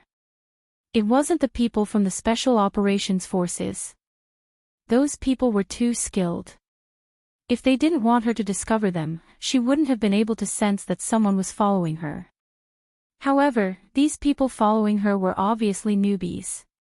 When Gu Nianji thought about how Hu Xiaoheng's men were protecting her in secret, she felt more confident. She still had this bit of courage to go against Ishihara Taro. Gu Nianji pretended not to see the sneaky people and dragged her suitcase towards the Hipingli precinct. The precinct was actually not far from B University. If she walked and took a shortcut, it would only take about 20 minutes. It wasn't much slower than driving. Gu Nianji's car was still parked in the underground garage of the Hipingli precinct. She planned to drive her car to and from school in the future. 20 minutes later, she walked through the main gate of the Hipingli precinct. The people who were following her shook at the door and scattered in all directions. This precinct was more strictly managed. Anyone who wasn't a resident of the precinct had to show their identification and register before they could enter. Gu Nianji used the key card to open her room. She looked at the warm sunlight pouring down on the floor and gradually calmed her nerves. She took a deep breath. The game had officially begun. Between Ishihara Taro and her, who would be the one to control the storm? It was the third watch. It was the new month, and the guaranteed monthly votes had dropped. Dear friends, you can vote now. There were also recommendation votes. Mwah. Chapter 940. On Saturday morning, Gu Nianji arrived at the apartment she had bought in the Hipingli district. She could tell that no one had been in the apartment. Although the doors and windows were tightly shut, there was still a thin layer of dust on the windowsill and furniture. Gu Nianji was very satisfied. She treated the apartment as her own little world and did not intend to share it with unrelated people, even if it was a part-time cleaner. Putting down her suitcase and computer bag, Gu Nianji went to the kitchen to find a rag and began to carefully wipe the apartment. First, she used a dry rag to wipe away the dust, then used a wet tissue to wipe again and disinfect it. By the time she had wiped all the rooms until they were sparkling clean, 3 hours had passed. She could not even straighten her back. Gu Nianji threw herself onto the sofa and lay on the extremely flexible corner sofa. She covered her eyes with one arm and did not want to move for a long time. After her breathing stabilized, she felt her stomach growl. It was time for lunch. Gu Nianji rubbed her stomach and sat up from the sofa. She suddenly remembered that she did not know how to cook. How would she solve the problem of eating alone for 2 days? There was no food in the fridge except for water. There seemed to be rice in the kitchen cupboard, but other than that, there was nothing else. She weighed the options of buying groceries, ordering takeout, and eating out for a while before deciding to eat out. She did not know how to cook even if she bought groceries, so why waste them? As for ordering takeout, it was more troublesome. There were too many uncontrollable factors, so it was not suitable for her at the moment. Moreover, she needed to go out more to contribute more parameters to Ishihara Taro's algorithm. The corners of Gunyenji's lips curled up into a sly smile. She walked to the bedroom to get her small backpack and saw herself in the mirror smiling like a little fox. She quickly used her hand to rub the corners of her lips and revealed the most tranquil smile. Coming out of the apartment, Gunyenji entered the elevator and pressed the button for the first floor. At this time, there was no one outside the apartment. She was the only one staring at the mirror in the elevator in a daze. The elevator was an important parameter. When Gunyenji came out of the elevator, she had already silently calculated the probability of the elevator accident. If she were Ishihara Taro, she would not let go of such a good tool like the elevator. After exiting from the main gate of the Hippingli district, he walked along a quiet path, walked all the way out, turned left, and walked for about 200 meters before arriving at a commercial street. There were supermarkets, restaurants, cafes, internet cafes, gyms, and bars. From small shops that only served porridge for breakfast to high-end restaurants that could treat people to a Manchu Han imperial feast in the evening, there was everything that one could wish for. For someone with terrible cooking skills like Gunyenji, this place could be considered a treasure trove. Gunyenji randomly walked through a few shops and found a shop that looked pleasing to the eye. She bought a basket of small steamed buns and a bowl of millet porridge. When she saw the crispy fried dough sticks, she couldn't help but buy a thick fried dough stick and a bowl of salted tofu pudding. She put them in a lunch box to take away. After walking for a while, she remembered that she had bought food for breakfast, and it was already noon. Gunyenji stopped in her tracks and found another luxurious restaurant. She ordered a few dishes and sat by the window, lost in thought as she stared at the scenery outside. Outside the window, there was a sidewalk paved with colored stones, and the sidewalk was lined with sycamore trees. It was winter, and the leaves of the sycamore trees had already fallen off, leaving only bare branches. Further ahead was the main road. Although it was winter, the streets were still bustling with traffic, and it was very lively. Small evergreen shrubs were planted under the windowsill, and they were still lush in winter. During Christmas, they could also be used as small Christmas trees to hang colored lights. There weren't many people in the restaurant. Gunyenji only looked out the window for a while before two people opened the door and entered the restaurant. They looked like a couple. They sat down not far from Gunyenji. They leaned their heads against each other and whispered to each other, looking very intimate. If they didn't constantly look at Gunyenji from the corners of their eyes, Gunyenji would really believe that they were a couple. Not long after, the dishes she ordered were served. A dish of glistening yellow shredded banana served as a dessert, a dish of milky white and tender Shishi's tongue soup, a dish of light yellow soft minced meat pot tofu, and a small bowl of fragrant Thai rice were placed on the table, steaming hot. Gunyenji was so hungry that she buried her head in the food alone. The people in the restaurant all noticed the young girl sitting by the window. She looked to be 18 or 19 years old, but she ate with an incomparable satisfaction and sweetness. Everyone's appetite increased when they saw her, and they didn't know what kind of delicacies she was eating. Although there wasn't much food in front of her, the portion was enough for 2 men, but she finished it all by herself. After eating, she looked at the empty plate in front of her, longing to lick it again. The chef of the restaurant saw this and rubbed his hands in joy. She really liked his food. There was nothing that made a chef happier than this. In his excitement, he asked someone to give Gunyenji a 20% discount card, saying that as long as she ate here, she would get a lifetime discount. Gunyenji didn't expect to have such good luck for lunch, and she smiled at the waiter who gave her the discount card. She was born delicate and beautiful. When she was young, she was mostly cute. Now that she was an adult and had sex, she couldn't help but have a hint of gentleness in her eyes. When she smiled at people without any subtlety, it made people's hearts pound. They only felt that the smile was like the first handful of snow on the plum blossoms in winter, bright and beautiful. Under the pure whiteness, there was a gorgeous color that was half hidden, and it was even more moving. Thank you. Gu Nianji took the 20% discount card and wrote a 20% tip on the bill, returning almost all the discount. Gu Nianji lowered her head. The waiter couldn't see her face, but he still felt dazzled. Although he was in the restaurant, it was like he was in a garden. The breathtaking scenery just now was like a dream. He returned to the checkout counter with the bill and card in hand, and then slowly came back to his senses. Gu Nianji didn't know anything about this. She put away her things and waited for the waiter to take her card back. She still looked out the window at the sidewalk. During the meal, she counted about 98 people passing by the sidewalk outside the window. She didn't know how many of the 98 people were permanent residents here, and how many were just passing by. This would affect their calculations.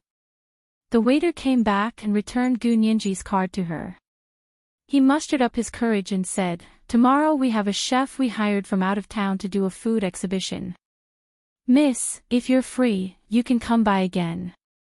Gu Nianji saw that the people here were polite and generous, and the food tasted to her liking, so she agreed immediately. "Okay, I'll come back tomorrow." "Thank you, handsome." She said it casually, and the waiter blushed. He personally walked her out and even helped her open the curtain and pushed the door open. After returning to the apartment, Gu Nianji put the breakfast she bought in the fridge. She planned to have some for supper and the rest for breakfast the next day. She was actually very lazy, and even if she went out every day, she only wanted to go out once. Saturday passed in a blink of an eye. The next day was Sunday, and Gu Nianji slept in. When she woke up, it was already noon. She ate the leftovers from yesterday's breakfast for lunch, then took a shower, changed her clothes, and tidied up the room. She then looked at her schedule for the next week.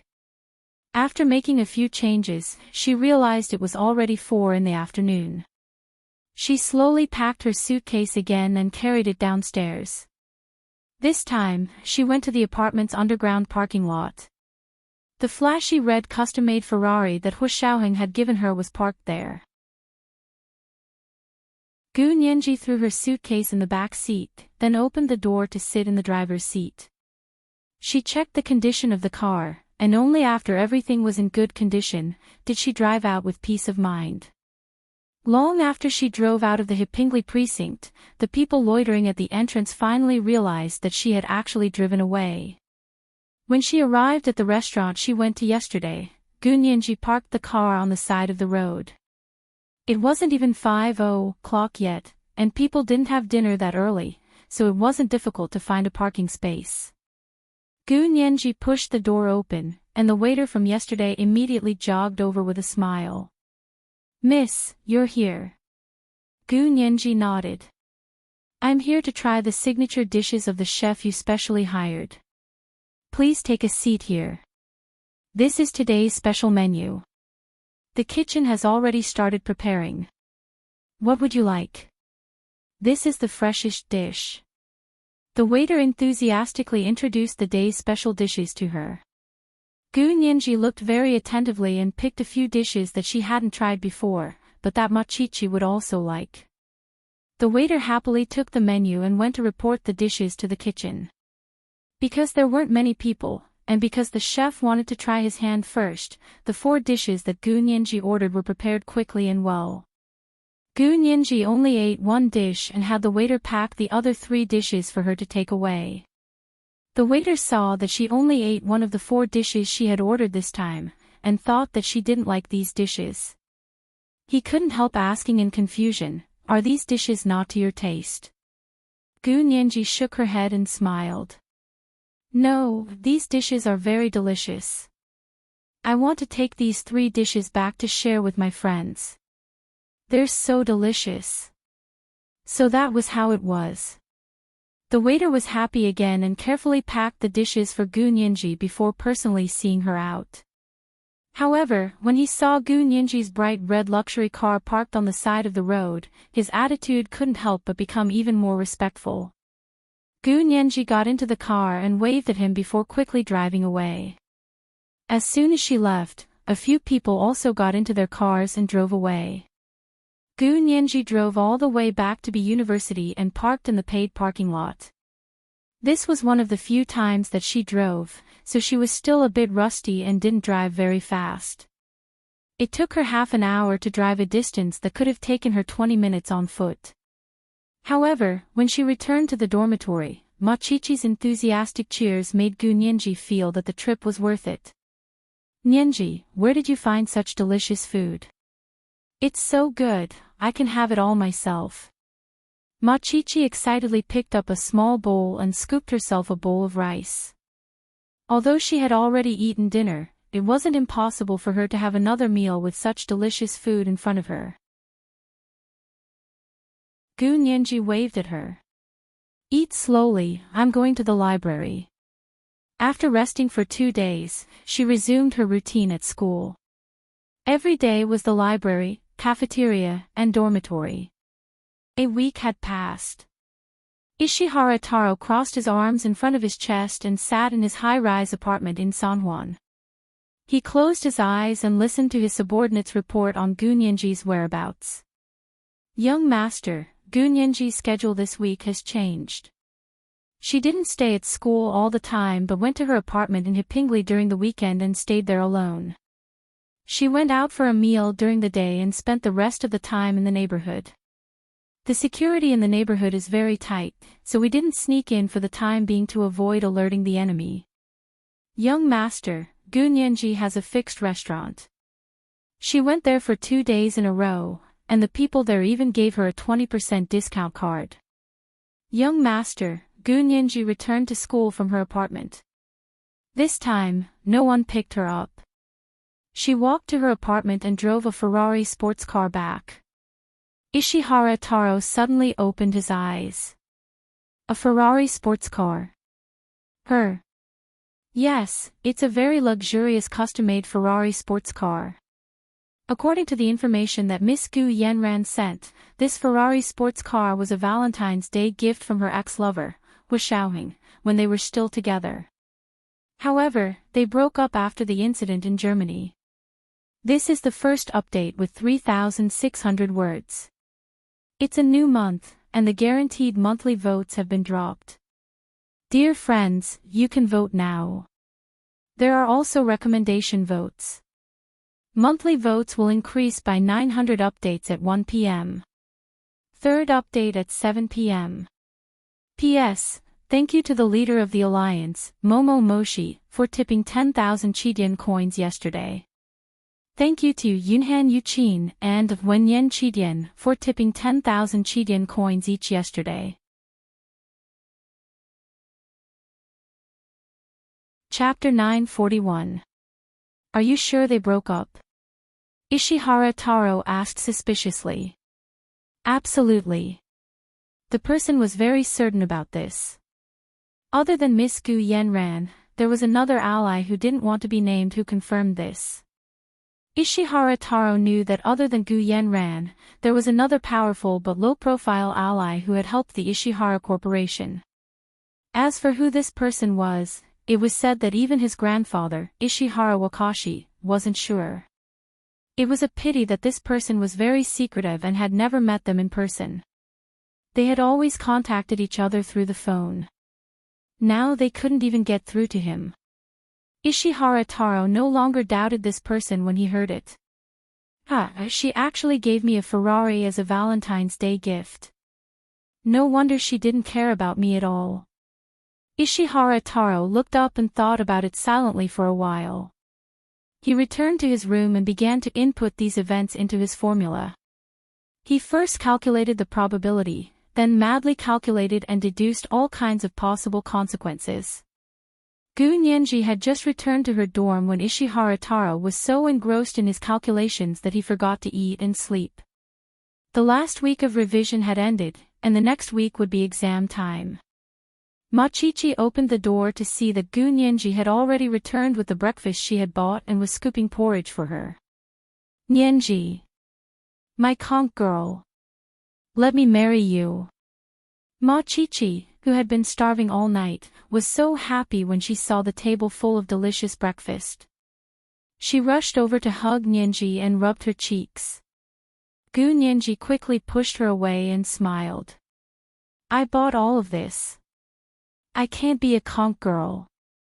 You might as well marry a chef. Ma Chichi made a face at her. I was just saying. Don't take it seriously. Pfft. Gu Nyenji laughed and scratched her face twice to embarrass her. Hurry up and eat your breakfast. I even made coffee for you. Drink it quickly and prepare for your exams. Their first exam was that morning. Because Gu Nyenji was graduating early, she had to take twice as many exams as Ma Chichi. Ma Chichi only had 2 exams today, one in the morning and one in the afternoon. Gu Nyenji had 4 exams today. 2 in the morning, 1 in the afternoon, and 1 in the evening. Ma Chichi knew that Gu Nyenji was busier than her, so she quickly waved her hand. Don't worry about me. Don't go back tonight, will you? Gu Nyenji shook her head with a smile. It's fine. I'll head straight back after the exam. Is it okay for you to live alone? Of course I'm fine. I'm only worried about you. Ma Chichi turned to look at Gu Nyenji with a deep frown. You have so many exams, and you still want to be a day student. It's just a test. Gu Nyenji shrugged. I really didn't take it to heart. Forget it, she was worried for nothing. Ma Chichi snorted and turned her head to continue eating her breakfast and drinking her coffee. Gu Nyenji made a face at Ma Chichi's back and walked to her room with a smile. She wasn't worried about this week's exams at all. She was only worried about whether her plan would succeed or not. As soon as the exam started today, the news of Gu Nyenji's early graduation would definitely spread throughout the entire faculty. The Japanese exchange student, Ishihara Taro, would definitely know about it. The exam bell rang, and Gu Nyenji walked into the exam room confidently. She was not surprised to see Ishihara Taro sitting next to her. She looked straight ahead and sat down to prepare for the first introduction to law exam. Ishihara Taro actually didn't study much about law, but he had a good memory and could remember almost everything he saw. Therefore, he made a last-minute effort to buy some notes and exam syllabus and memorize them all in one night. He came to participate in the exam today purely because he wanted to compete with Gu Nyenji. Gu Nyenji smiled as she sat in her seat and waited for the teacher to hand out the exam papers. Ishihara Taro twirled his pen. His handsome face was expressionless, and his entire body exuded a cold aura that warned strangers to stay away. This attracted the attention of many girls. Soon, the invigilator entered the exam room and handed out the exam papers. Gu Nyenji took out her pen and began to write quickly. She only used 45 minutes to finish all the questions. After checking once, Gu Nyenji handed in the exam paper. The invigilator was very surprised and asked, "Are you sure you don't want to check again?" Gu Nyenji shook her head and said softly, "I've already checked. I have another exam soon and must hand it in." Oh.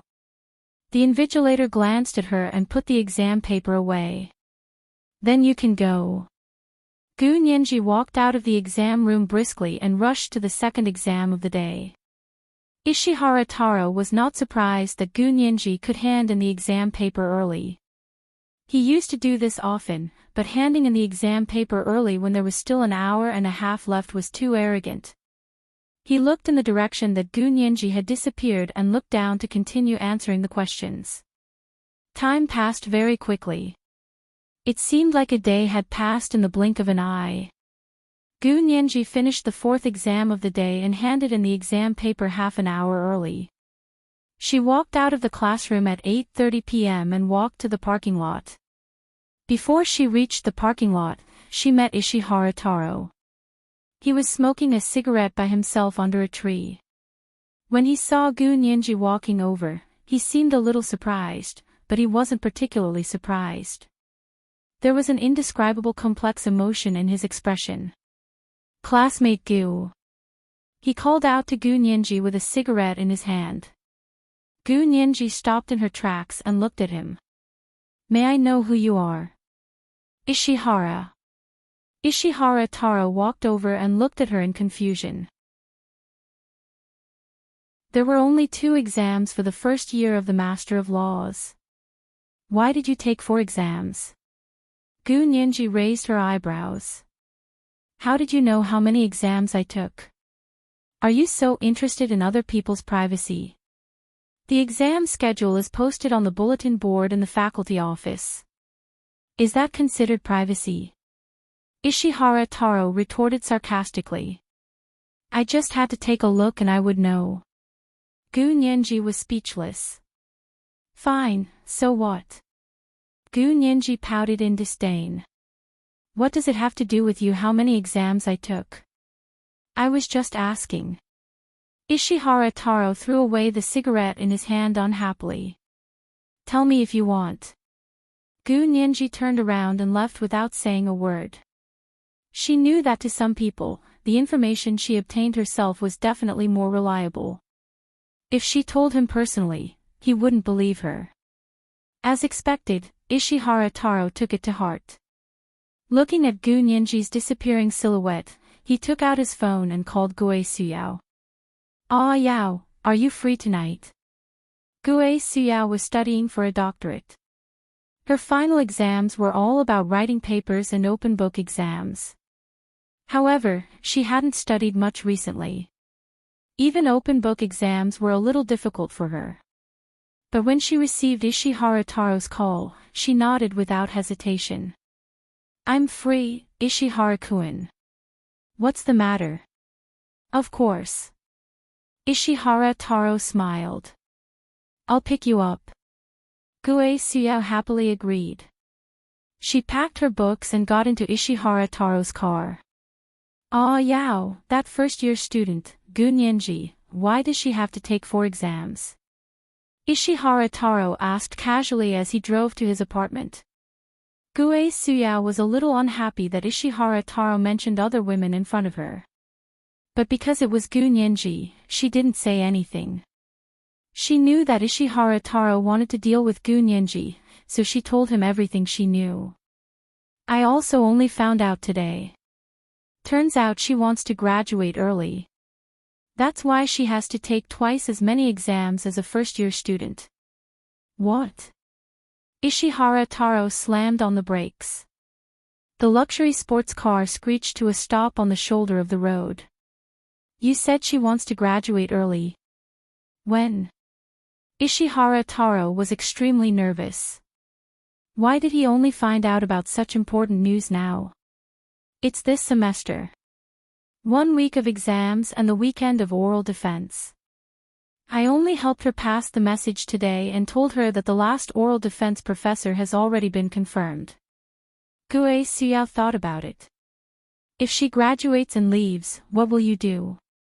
Will you still have to deal with her? Ishihara Taro looked at her coldly and turned to drive back to B University. Hey, where are you going? Gue Suyao was very surprised. She turned to look at Ishihara Taro. What's wrong? Are you unhappy? Ishihara Taro shook his head. I just remembered that I still have something to do. I'll send you back first. I'll pick you up to see my grandfather after the exams. Gue Suyao was originally very unhappy because Ishihara Taro went back on his words. But when she heard that she would be meeting Ishihara Taro's grandfather after the exams and that he was his only relative, she immediately cheered up. This was the prelude to meeting his parents. Gue Suyao became bashful and said embarrassedly, "Isn't it a little too fast? Will your grandfather mind that I'm older than you?" Although Ishihara Taro didn't mind, it was impossible for Gue Suyao not to. You're thinking too much. My grandfather is a very reasonable person, Ishihara Taro said calmly. His expression was so cold that a layer of ice could have been scraped off. But Gue Suyao, who was immersed in the sudden happiness, couldn't feel it. She only felt that Ishihara Taro's personality was just right. He was aloof and she liked it. This time, Ishihara Taro sent Gue Suyao all the way to the dormitory of the female law students. This was also something that had never happened before. Gue Suyao increasingly believed that Ishihara Taro wanted to bring her to meet his parents and announce their relationship. The car stopped. Ishihara Taro didn't let Gue Suyao get out immediately. Instead, he pulled her and kissed her in the car reluctantly. The hood of the sports car was lower than the average car. It wasn't very comfortable for the two of them to kiss in the car. But Gue Suyao didn't feel uncomfortable at all. Instead, she couldn't bear to part from him. Ishihara Taro looked at the watch on his wrist as he kissed Gue Suyao. 9:10 p.m. It was almost time. Ishihara Taro let go of Gue Suyao and kissed her face again. He smiled and said, "You can go in." Gue Suyao was reluctant and wanted to stay a little longer. But Ishihara Taro had already unbuckled her seatbelt. "Let's go. We have plenty of time." "Okay, Ishihara-kun." Gue Suyao was finally willing to get out of the car. She bent down and waved at Ishihara Taro in the car. She smiled sweetly and said, "Ishihara-kun, see you tomorrow." "See you tomorrow." Ishihara Taro smiled slightly as he watched Gue Suyao walk into the dormitory. At this time, her best friend happened to return from the library. The two of them stood in the lobby of the dormitory building and chatted. They didn't enter the elevator immediately. At this time, most of the students were still studying. Only Gue Suyao and her friend were in the lobby downstairs. Ishihara Taro smiled coldly. Everything was going according to his plan. He would use Gue Suyao to practice his skills again. Only this classmate knew about his relationship with Gue Suyao the best. He couldn't guarantee that the blabbermouth Gue Suyao hadn't told this person about his plan to deal with Gunyenji. Ishihara Taro started the car with a cold expression and backed out. When he drove to the blind spot of the camera in front of the dormitory building, he quickly threw a gold coin out of the car. The car had just left when the manager of the dormitory building came back from the boiler room with a bottle of hot water. A ray of gold light flashed in front of her eyes. It was actually a gold coin. She stopped in her tracks and wanted to bend down to pick up the gold coin. In the darkness, she forgot that there was a foot-high cement flower bed beside her. The hot water bottle in her hand knocked against the flower bed. With a dull thud, the hot water bottle was smashed into pieces and the hot water inside spilled out. Because it was winter, the manager was wearing a lot of clothes. She didn't get scalded, but her hands were. She screamed in pain and couldn't care less about picking up the gold coin on the ground. She stretched out her scalded hands and ran to her room. Her room was on the first floor of the dormitory building. There was ointment for burns. When the manager rushed into her room, Gue Suyao and her classmate walked towards the elevator. Their conversation happened to last a perfect 15 minutes. It was exactly as Ishihara Taro had planned. "Where's my burn ointment? Where's my burn ointment?" The manager's hands were scalded.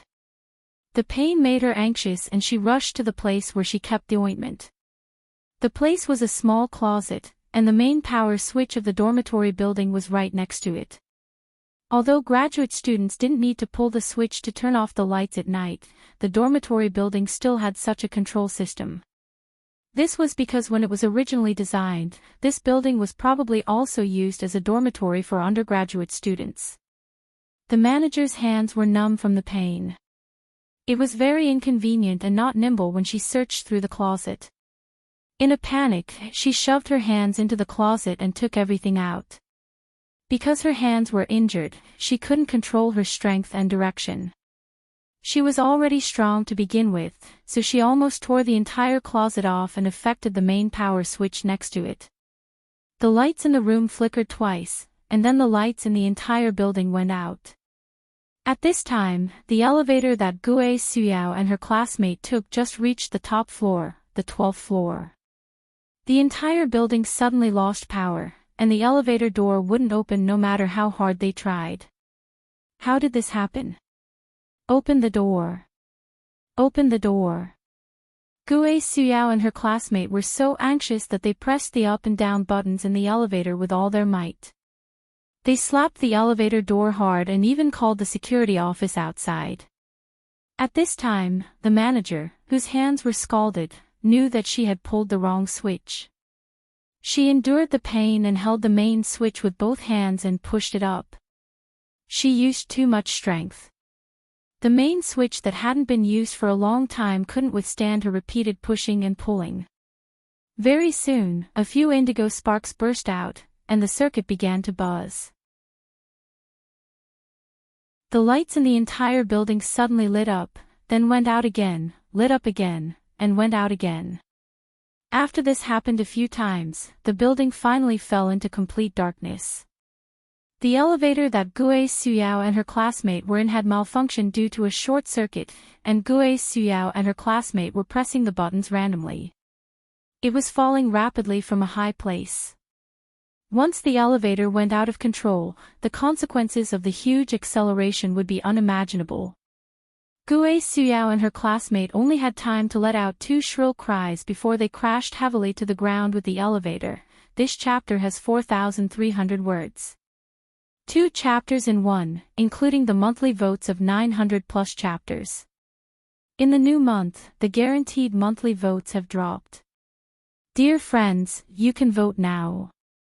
There are also recommendation votes. There are no more at night.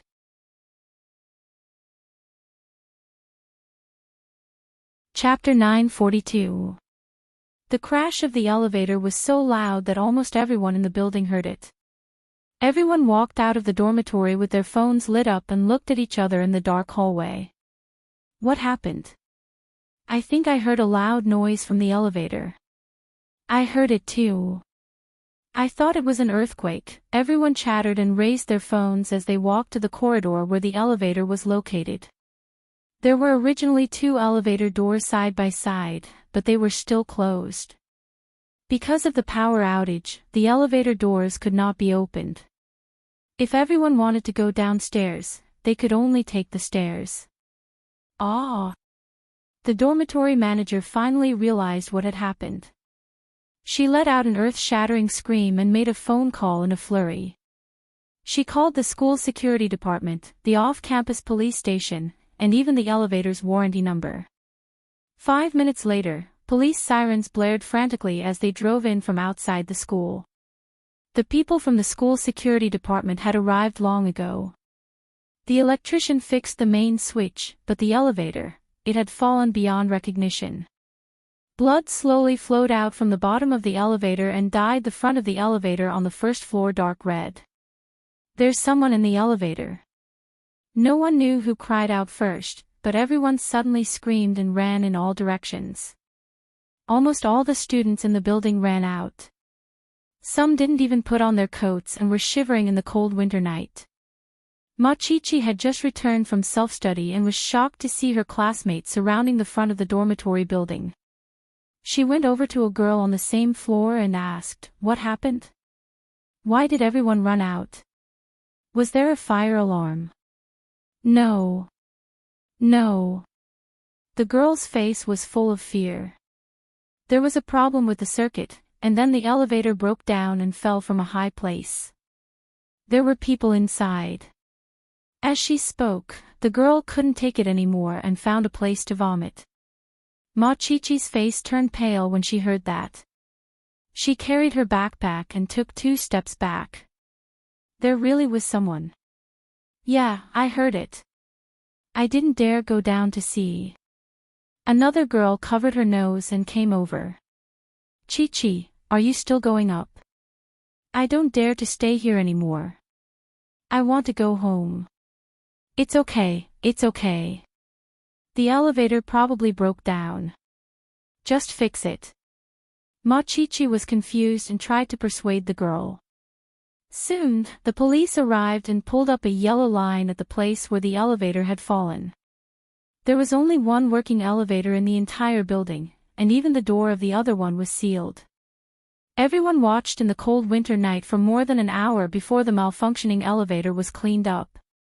The people inside were sent out in body bags. The students didn't see what happened, but they heard that one of the two girls in the elevator was their class counselor, Gue Suyao.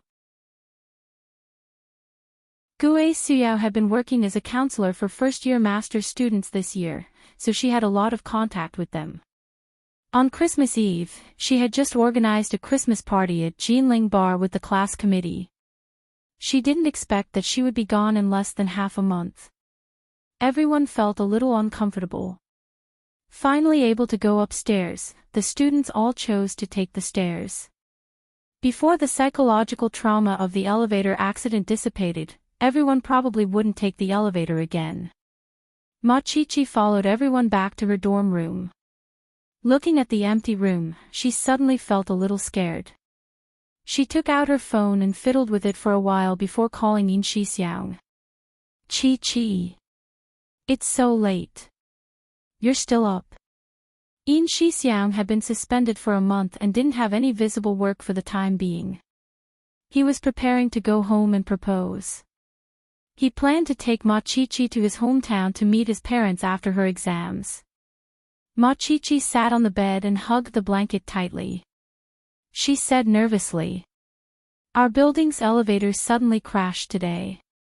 I think there were 2 students inside. They probably died." In Shixiang froze and immediately stood up. "What did you say?" "Say it again." Machichi felt bad and was a little impatient. She pouted and said, "Didn't you hear me clearly? I said that our building's elevator suddenly broke down today. Luckily, I was studying in the library and not in the dorm. If I had been there..." Chi. In Shixiang quickly interrupted her. "Don't talk nonsense." Machichi finally smiled and felt better.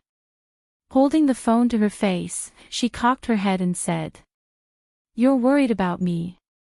"Of course I'm worried about you." In Shixiang snorted. "Nonsense. Stay here and be safe." "Then can you not stay in the dorm anymore?" "What about Ninji? Was she scared?" Machichi shook her head. Ninji was lucky. She went back to her apartment for the past 2 weeks. She wasn't scared. However, In Shixiang's words reminded her. Machichi said, "I'm not going to talk to you anymore. I'm going to call Ninji and see if she's willing to let me stay for a few days." In Shixiang agreed and hung up. He was in disbelief. He walked around his room a few times and scratched his head. He called Hua Xiaoheng. At this time, Hua Xiaoheng was still working overtime in the office. The time around the Lunar New Year was always the busiest for the senior officials. The soldiers could look forward to the Lunar New Year holidays all year round, but the senior officials couldn't. The ones on duty at this time were the senior officials at all levels. Hua Xiaoheng was no exception. In the past 6 or 7 years, he had been on duty for almost every Lunar New Year except last year. This year, he planned to stay on duty at the military base. The operator connected In Shixiang's call. He wore a Bluetooth headset and typed quickly on the computer as he asked, "Big Xiong. What's wrong? You're not happy with your suspension and want to work?" In Shixiang chuckled. "How could that be? Hua Xiao, I'm not going to talk nonsense with you. I have something to tell you." "What is it?" Hua Xiaoheng looked at his watch. It was 11:30 at night. Something at this hour was usually not a small matter. As expected, In Shixiang lowered his voice and whispered, "Hua Xiao, I just heard from Chi that her dorm building's elevator suddenly broke down. There are 2 students in the elevator. They probably won't be able to survive." Hua Xiaoheng's hand paused for a moment, then he continued typing on the keyboard as if nothing had happened. Okay. Is there anything else? Huashao, you're not worried about Nianji at all. Yin Shixiang almost screamed. If you keep this up, you'll really not have a girlfriend. I'm telling you. Huashaoheng's hand paused again before he calmly snuffed Yin Shixiang out. If you keep talking to me like this, you'll not have a wife. I'm telling you. Why? I'm going to propose soon. Yin Shixiang rolled up his sleeves proudly. Even if you're my boss, you can't separate us. Is that so? Hua Xiaoheng laughed dryly. I heard that the poorest outpost in the southwest corner of Africa is short of manpower. I'm considering who to send. Yin Shixiang was stunned for 2 seconds before he wailed and apologized to Hua Xiaoheng again. Hua Xiao, I was wrong. Please don't send me so far away to Africa. At least wait until after I get married. If he sent him to Africa right now, even if Ma Chichi didn't care, her parents would definitely object. They wouldn't let their daughter follow him to a remote place in Africa, and they wouldn't let their daughter live apart from her husband at such a young age. So Hua Xiaoheng wasn't exaggerating when he said he'd make him not have a wife. Hua Xiaoheng typed the last letter and turned off the computer. He calmly told Yin Shixiang to scram as far away as he could. As long as you know. Yin Shixiang understood that the alarm had been lifted. He chuckled. Hua Xiao, you really have the demeanor of a general. I just received Chi-Chi's call. My heart almost jumped out of my throat. Hua Xiaoheng's gaze froze for a moment. He stood up from behind his desk and calmly packed up the things on his desk and locked them up. He said, the fact that you called me so happily means that Nianji must be fine. Big Xiong, you really disappoint me, you're making me panic over such a small matter. Hua Xiao, you can't say that. This is human nature. Chi-Chi is special in my heart. Even if I know she's fine, I'll still worry. To be honest, when I think about how Chi-Chi was so scared at such a dangerous moment and how I couldn't be by her side, my heart feels like it's being scratched by a cat. I want nothing more than to fly over and hug her right now. Hua Xiaoheng felt Yin Shixiang's words were a bit harsh. He calmly interrupted him.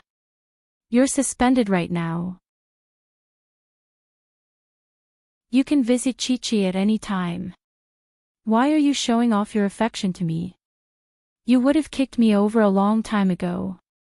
I wanted to, but Chi-Chi said she's going to squeeze in with Nianji. You don't say, you're so relaxed because you can sense it, right? Nianji is so lucky. She didn't even stay at school this week. She's been day studying at her apartment. She drives to and from school. She's having a great time.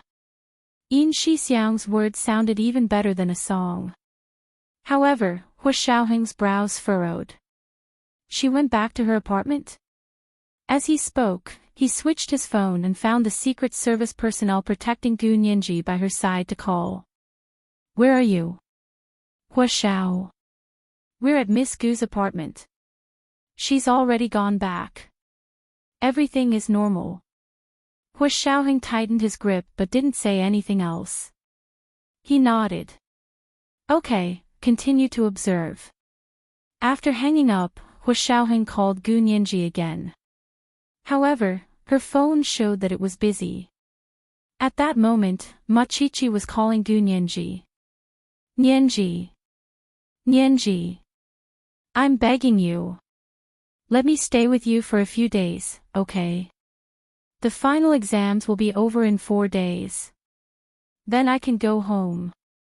Ma Chichi gripped her phone and stomped her feet in the dorm. Oh. Why do you want to stay with me?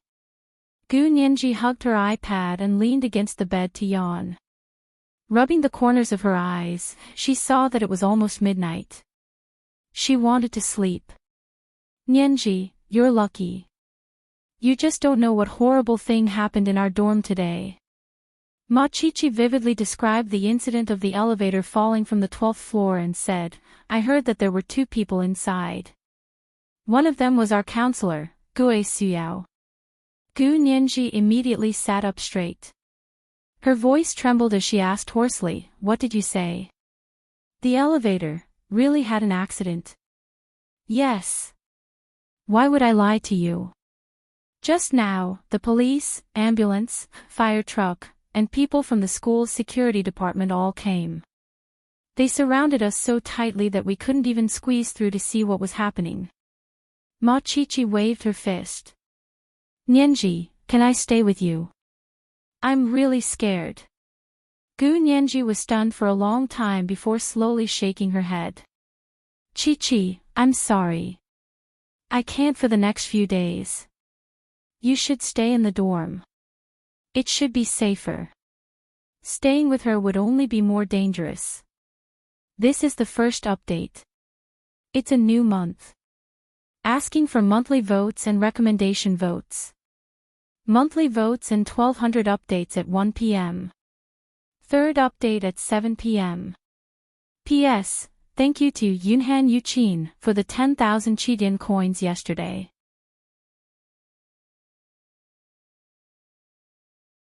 Chapter 943.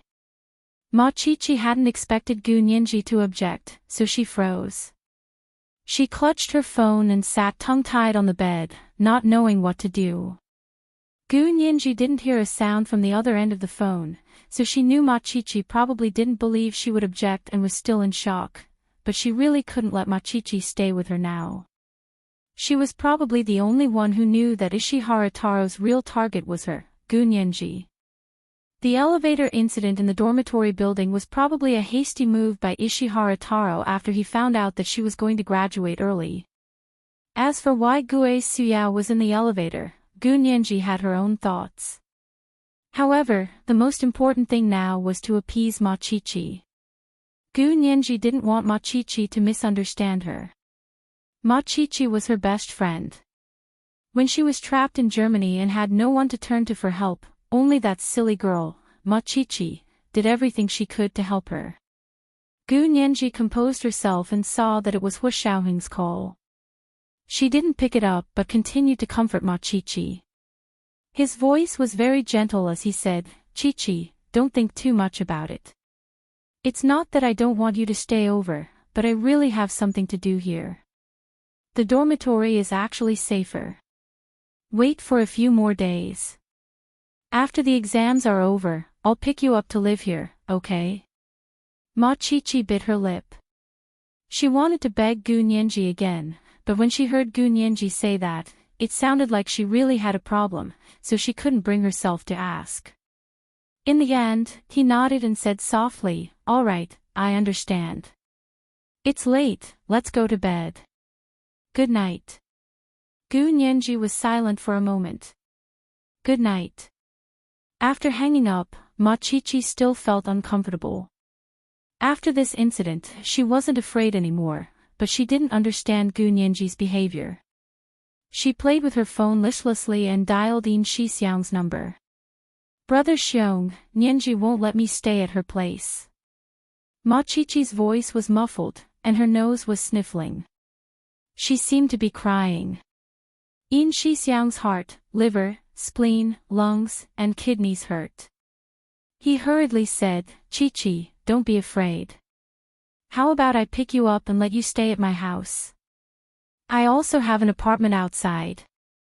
Ma Chichi snapped out of her daze and immediately objected, "That's not necessary, Brother Xiong. Maybe Nianji has some difficulties, but I'm fine. They would talk about it after the exam. Bye-bye." Ma Chichi finally stopped. She hung up the phone and rolled over to sleep. In Shixiang became worried again and quickly called Hu Xiaoheng to complain. "Hu Xiao, what's wrong with Nianji? She wasn't that kind of person. Chichi said she wanted to stay at her place for a few days, but she actually objected." Hu Xiaoheng saw that Gu Nianji's phone was busy, so he didn't call her again. He thought Gu Nianji would take Ma Chichi to her apartment for a few days. After all, someone had just died in the elevator of the dormitory building. It was reasonable for the little girl to be afraid. She hadn't expected Gu Nianji to object to Ma Qiqi staying with her. This is too abnormal. When he thought about how Gu Nianji had suddenly abandoned the school dormitory and returned to her own apartment as a day student, Hu Xiaoheng clearly sensed that something was wrong. He couldn't sit still any longer.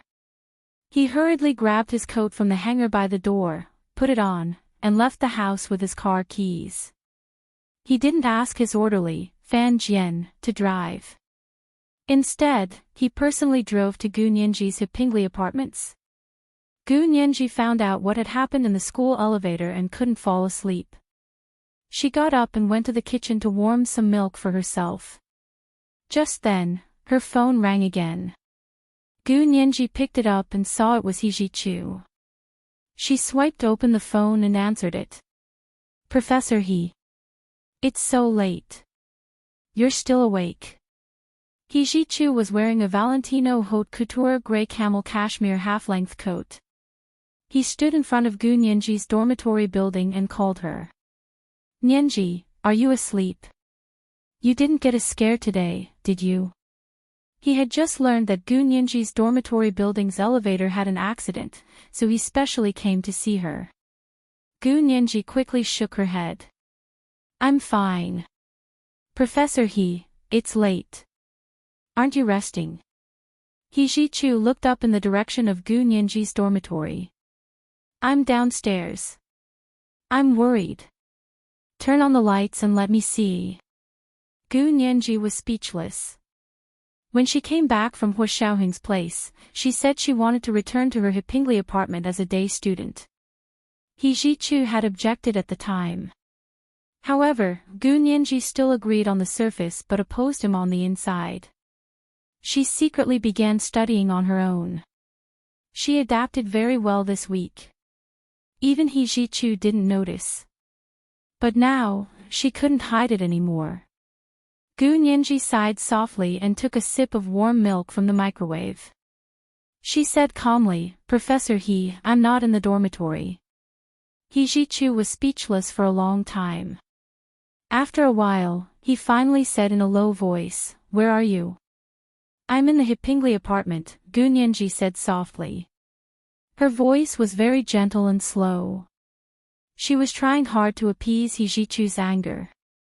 Didn't I tell you not to go anywhere last time? He Zhiqiu raised his voice.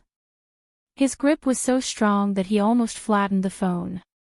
Gu Nianji smiled and said gently, Professor He, it's actually okay. You see, I returned to the Hepingli apartment just in time to avoid the dormitory building's elevator accident. I didn't make it in time, and I wasn't scared. Isn't that perfect? Also, Gu Nianji paused and stirred the milk with a small silver spoon. She added some cranberries and oatmeal. Also, I'm scared after what happened in the dormitory building. I don't dare to go back. This was a valid and logical reason. He Zhiqiu rubbed his temples and finally took a step back. That's fine.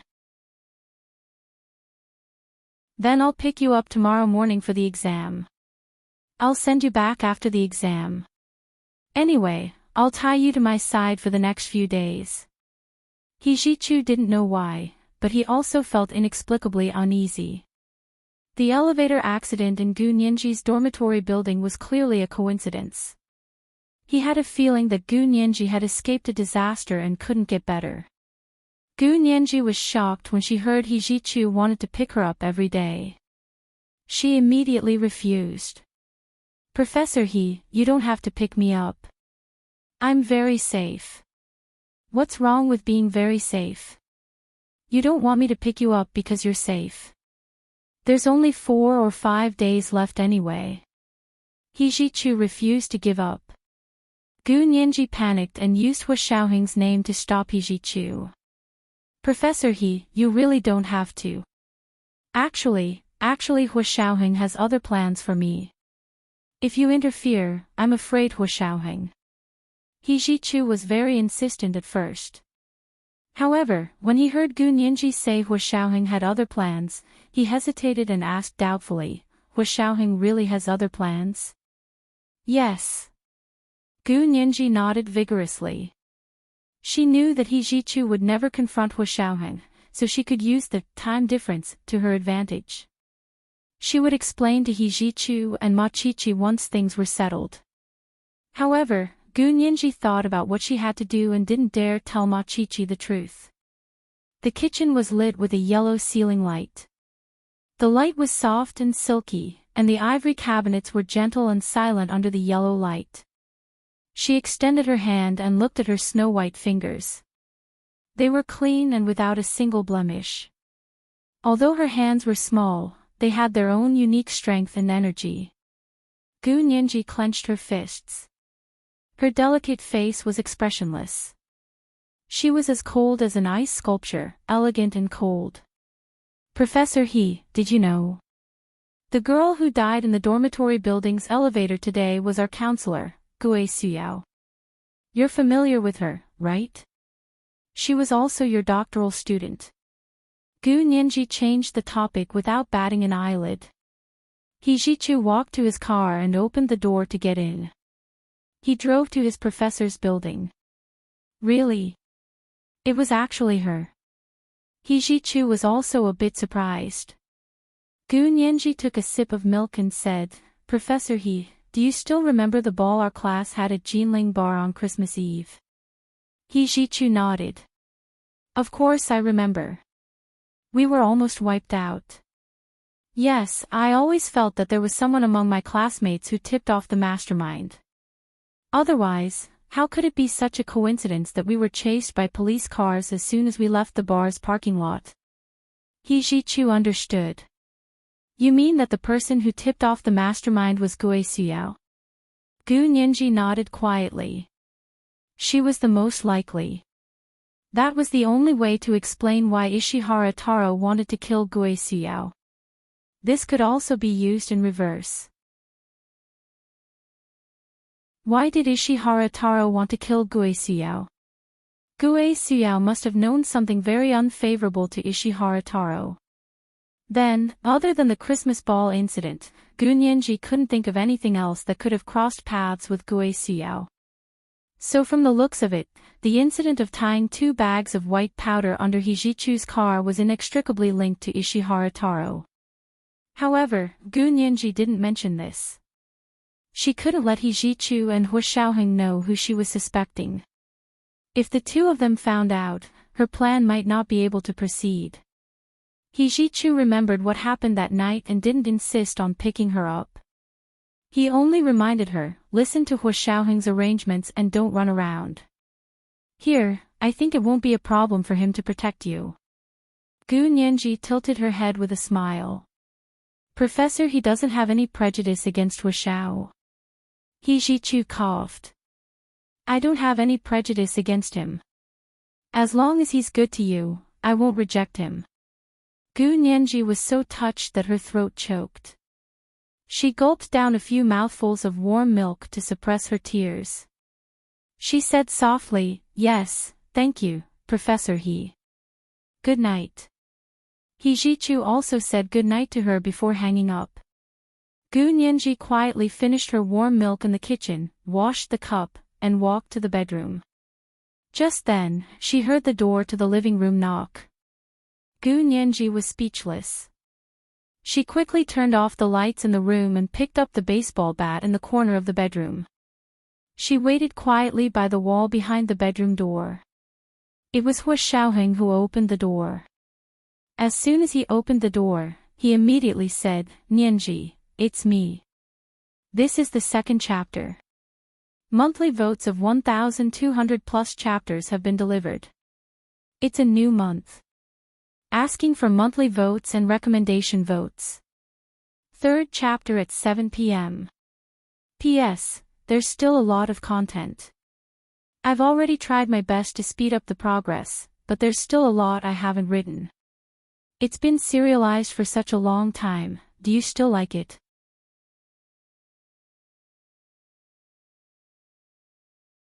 Chapter 944. It was Hu Xiaoheng's voice. Gu Nianji let out a long sigh and hugged the baseball bat as she sat down against the wall. She wasn't being pretentious, but she was too nervous just now. She thought that Ishihara was so powerful that even a thief could be used. There were also many cases of burglary and murder. As a single woman living here, she was most afraid of this kind of thing. Hu Xiaoheng probably understood what she was thinking, so he immediately told her his name when he opened the door. Gu Nianji raised her voice. Hu Xiao. What are you doing here so late? Hu Xiaoheng pressed the switch on the wall to turn on the living room lights. The recessed ceiling lamp lit up the dark living room as if it was daytime. Gu Nianji, who was sitting against the wall in her bedroom, rubbed her eyes. Letting go of his arm, a pair of long legs appeared in front of him. Hu Xiaoheng, who was still wearing his military uniform coat, stood in front of her and looked down at her. His expression was the same as usual. It was warm yet distant, calm yet dignified. He looked at Gu Nianji quietly. However, Gu Nianji could sense his anger from his body. He couldn't help but hold the baseball bat tighter. Hu Xiaoheng stared at Gu Nianji for a while and extended his hand helplessly. Why are you sitting on the ground? Get up. Gu Nianji looked closely at his hand. His palm was slightly wide, and there was a thin callus on his palm. There was also a faint smell of gunpowder on his hand. It was the smell of bullets. His fingers were slender and strong. She could not see the joints, but she could see that his fingers were very straight. There were no fingernails, and his fingertips were trimmed neatly. When he extended his fingers to her, it was as if he could give her the whole world. Gu Nianji didn't want to hold his hand to stand up, but for some strange reason, she was bewitched by his perfect hand shape and placed her little hand on it. Hu Xiaoheng held her hand tightly, his heart fluttering. Her little hands were as soft as silk, and there was a sense of toughness in them. Such a soft pair of small hands should be properly stored and safeguarded, so that she would not be exposed to the elements. However, this thought only flashed through his mind for a moment before he discarded it. Gu Nianji wasn't the kind of helpless little girl who only knew how to hide behind him and tremble. He would not break her wings that wanted to fly. However, it wanted to fly away from his control before its wings had fully grown. That was just wishful thinking. Hu Xiaoheng calmly pulled Gu Nianji up from the ground and pulled her forward.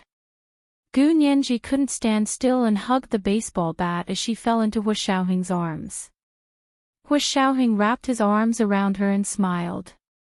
Darling, you don't have to be so passionate. Gu Nianji, fortunately, the baseball bat was between them.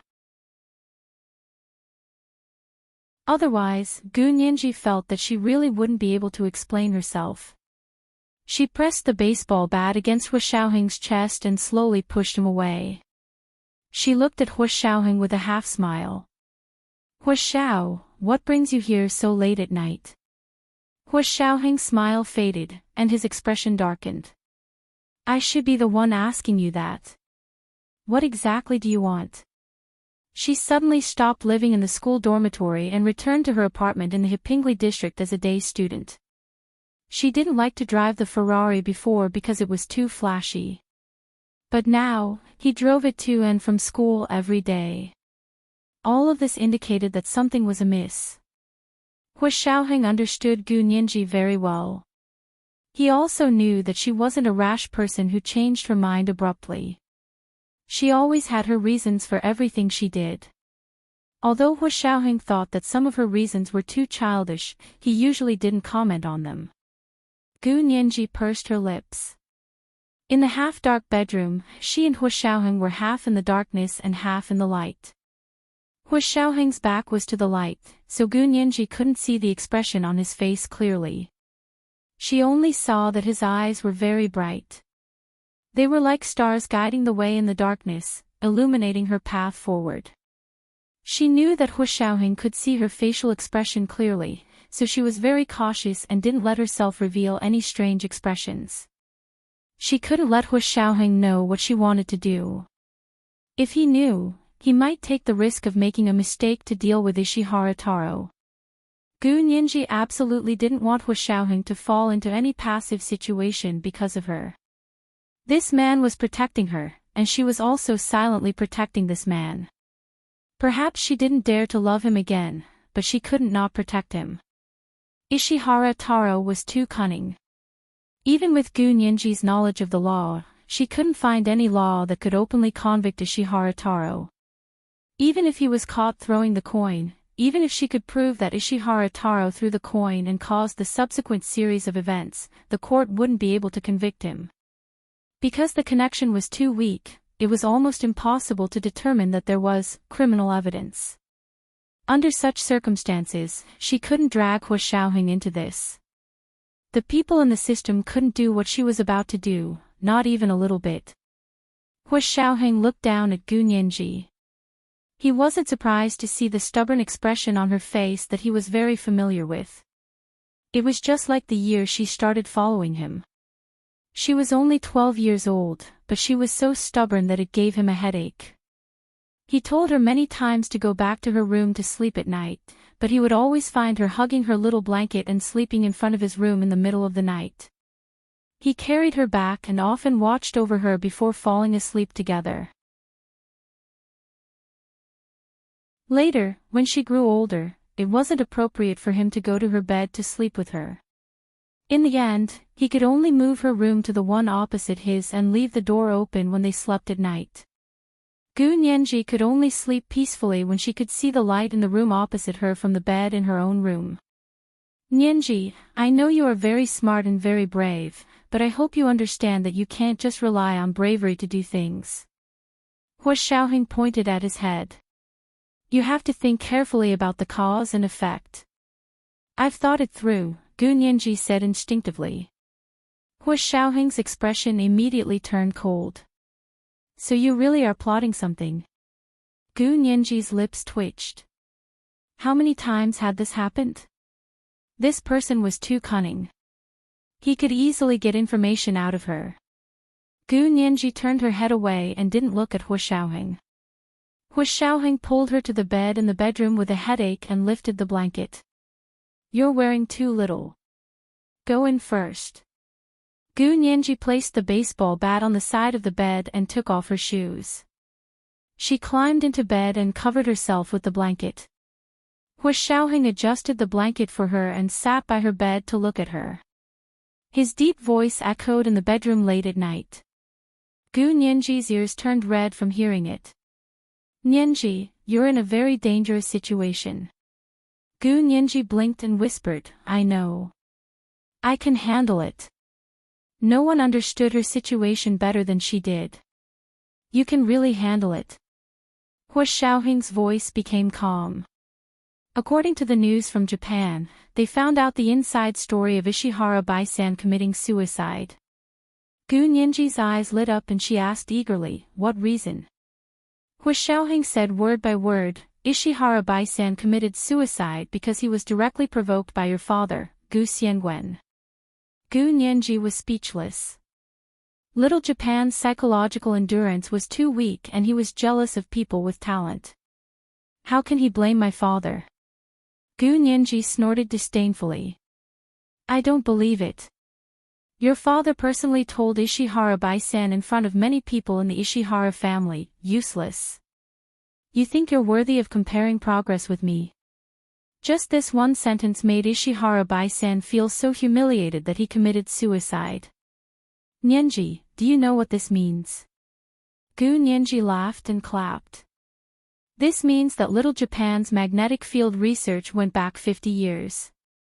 Good, that's my father for you. He scolded Little Japan to death with just one sentence. I'm proud of him. Hua Xiaoheng was slightly taken aback. He hadn't thought of this reason, but he immediately realized it when Gu Nianji said it. He couldn't help but be full of respect for Gu Xiangwen. After a moment of silence, he said calmly, Nianji, the Ishihara family will not let you off for killing your father. Gu Nianji didn't expect Hua Xiaoheng to be able to guess that the Ishihara family was the mastermind even though he didn't know about Ishihara Taro's relationship with Dollar. Her whole body trembled, and she used all her strength to calm her racing heart. She laughed coldly and said, "Then come at me. Who's afraid of who?" It was the third watch. It was a new month. Please get monthly votes and recommendation votes. P.S. It's good as long as you like it. I hope more people come to Chidian Girls Network to support. Hello, Major General. Vote and subscribe. Thank you. Chidian readers also had official subscriptions. You can also use Chidian readers to vote. Yun Chi and Cuckoo Reading's dearest friends were kissing.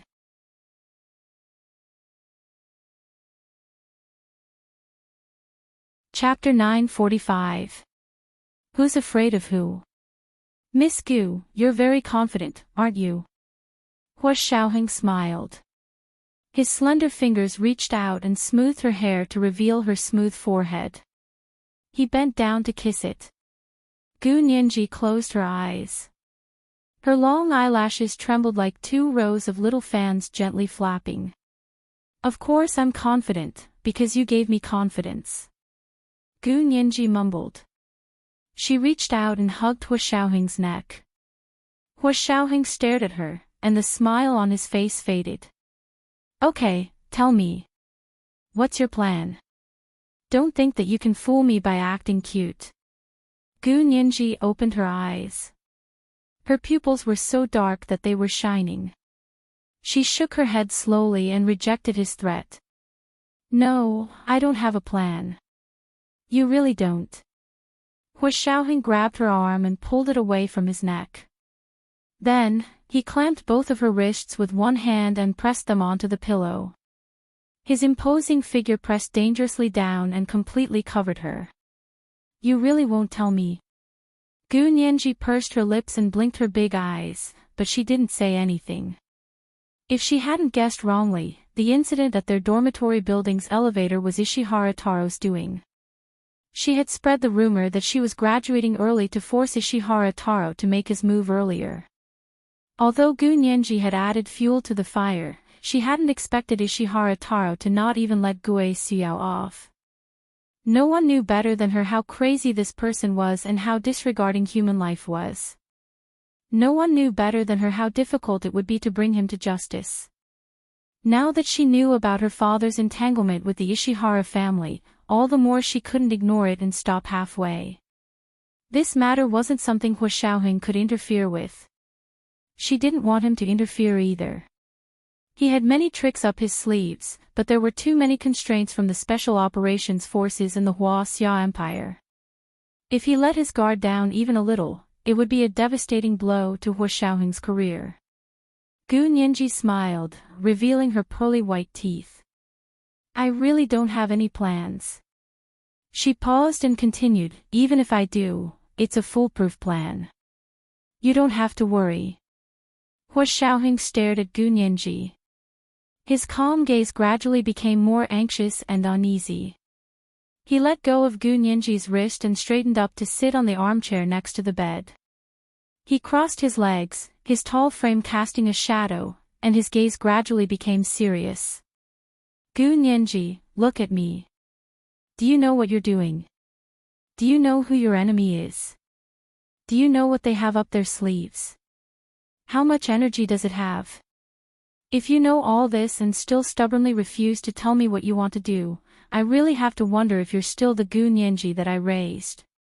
It was the first time in both of their memories that he had spoken to Gu Nianji so harshly. Gu Nianji sat up from under the blankets and took a deep breath. Mustering her courage, she said, Hua Xiao, I know what kind of situation I'll be facing, and I know you'll be worried. But can you have some faith in me for once? Confidence.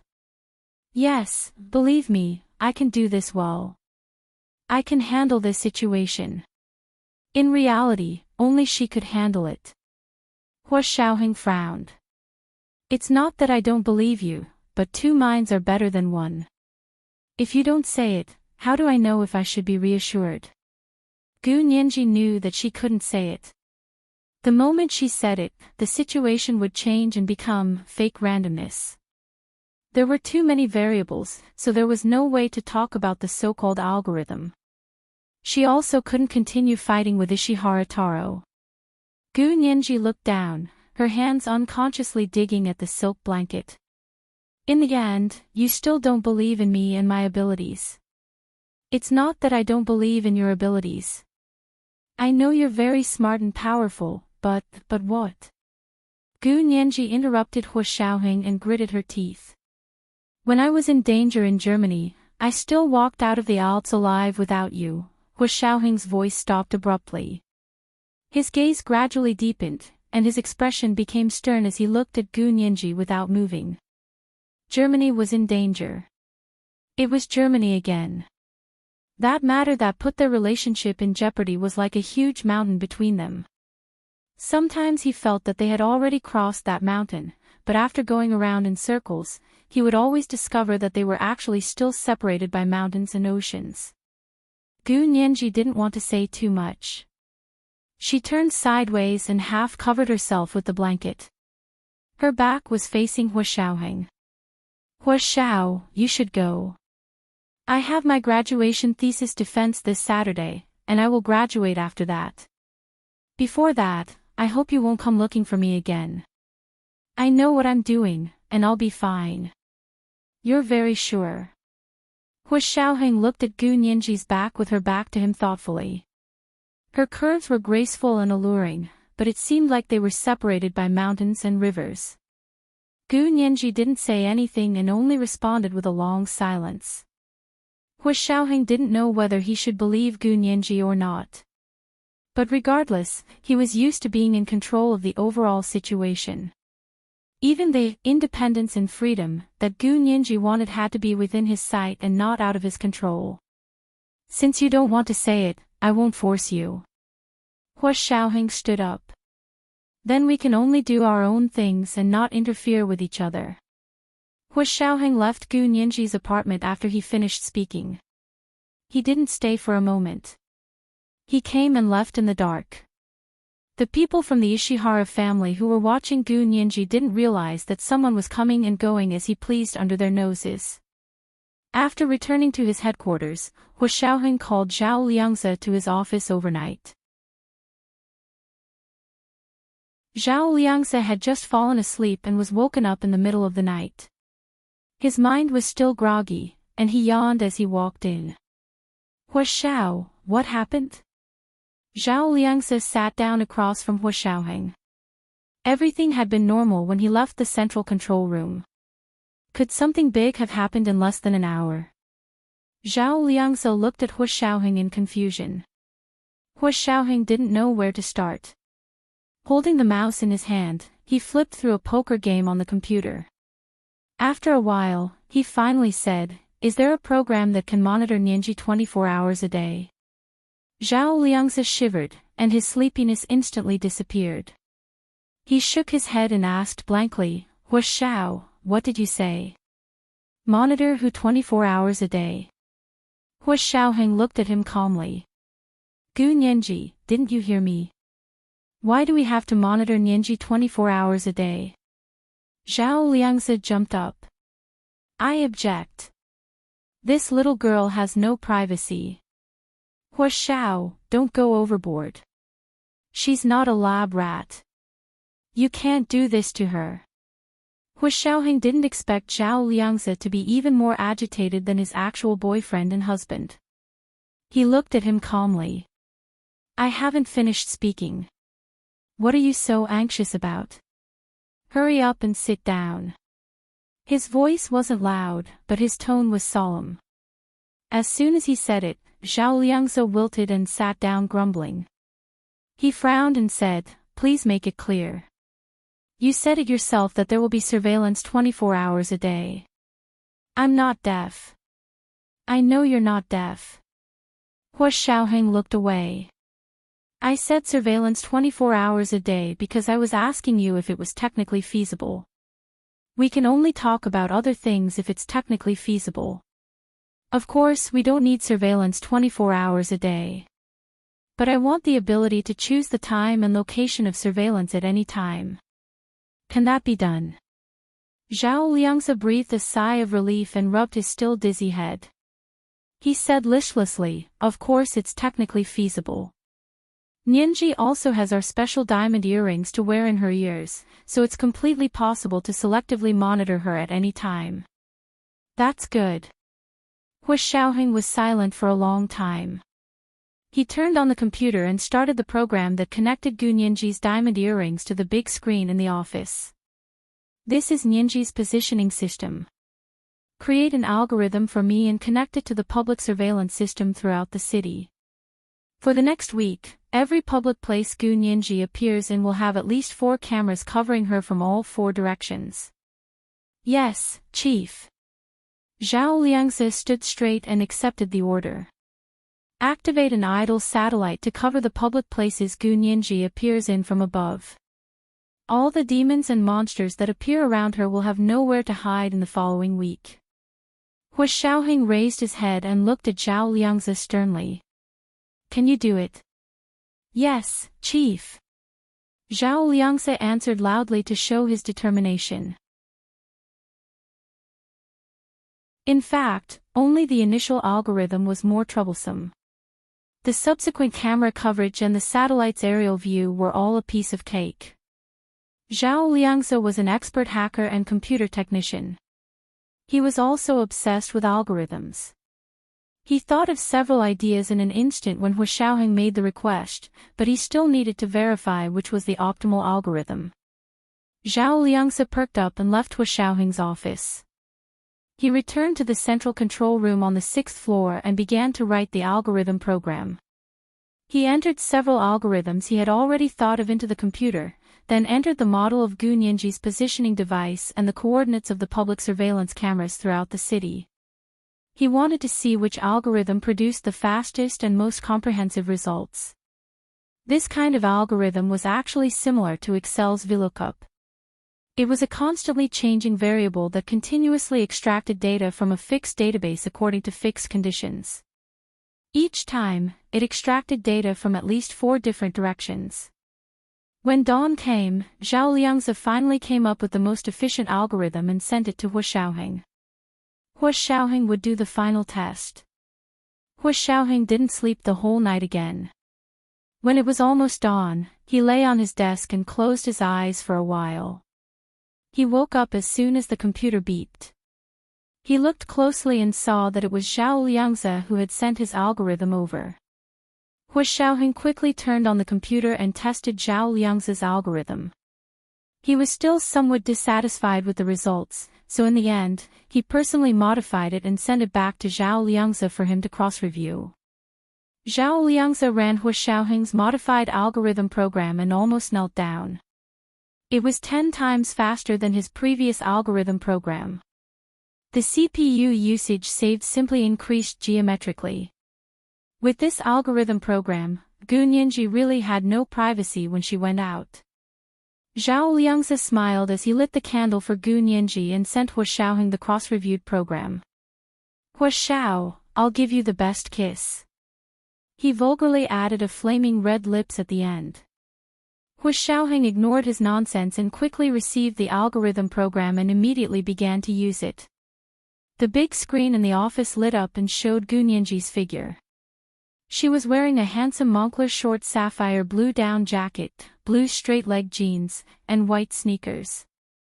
Her beautiful figure was like a Victoria's Angel supermodel.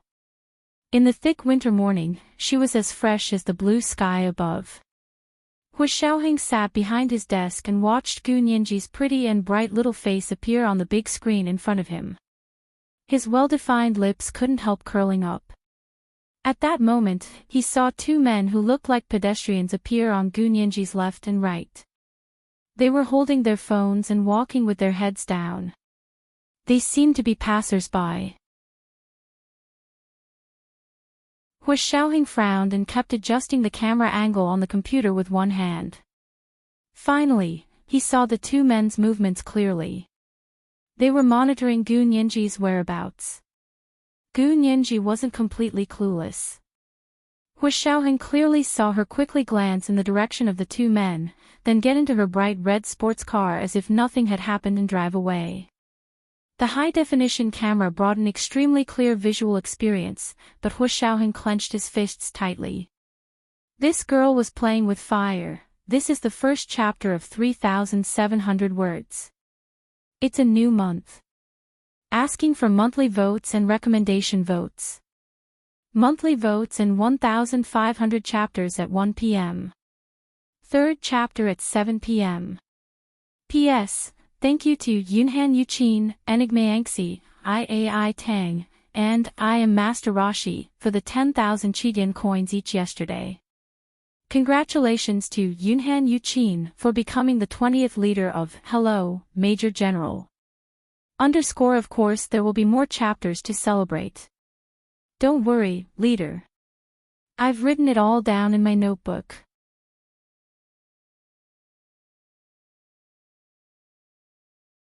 Chapter 946. Gu Nianji drove her custom-made Ferrari and sped away from the Hepingli precinct towards the B University campus. She had familiarized herself with this road after driving for a week because it was too short. If there were no traffic jams, she could reach the campus in 10 minutes. It was only past 7 in the morning, so there weren't many cars and pedestrians on the road. However, Gu Nianji didn't take her usual route today. Instead, she drove onto the highway. At this time, most of the vehicles on the highway were 18-wheeler trucks.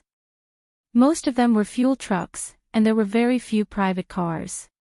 Gu Nianji circled the highway before getting off. As expected, the car following her messed up and almost lost her a few times. However, Gu Nianji's intention wasn't to lose them. Therefore, when she slowed down, the bright red Ferrari was easily recognizable, and the people behind her caught up again. Gu Nianji quickly got off the highway and entered the school gates to begin the day's exams. For the next 3 days, her whereabouts didn't change. She maintained the same frequency. Friday was the last day of written exams, and Saturday at 8 in the morning would be the time for her graduation thesis defense. On Friday night, Ishihara Taro sat in the study of his apartment in the third ring road of the imperial capital and conducted his last calculations. 4 large screens were lined up in front of him, and they were filled with densely packed formulas and numbers. Ishihara Wakashi walked in slowly and stood in front of his desk with the support of his walking stick. He asked him with a serious expression. "Is everything ready?"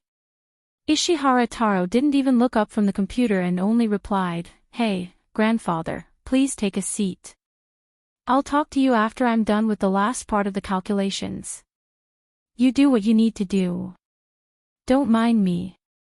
Ishihara Wakashi raised his hand. He didn't sit down but stood in front of a family photo in Ishihara Taro's study, lost in thought. There were 5 people in the photo. Ishihara Wakashi, Ishihara Wakashi's wife, and their son, Ishihara Baisan. Their daughter-in-law was also holding a small baby in her arms. It was Ishihara Taro. It was originally a harmonious family of 5, but now only the grandfather and grandson remained. Ishihara Wakashi looked at the photo and said in a low voice, "Taro, you must avenge your father. The entire Gu family deserves to die." Hey! Ishihara Taro thought of his father, who had committed seppuku, and his heart tightened. The mouse in his hand was almost imprinted with 5 fingerprints. Although your father can't compare to Gu Xiangwen, it doesn't matter. Gu Xiangwen has only lived for more than 10 years. Ishihara Wakashi laughed coldly. And his daughter. In short, no one from the Gu family can be left alive.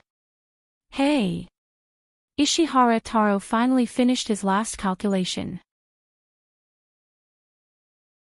Ishihara Taro heaved a sigh of relief as he looked at the combination of the best route and random events that appeared on the screen.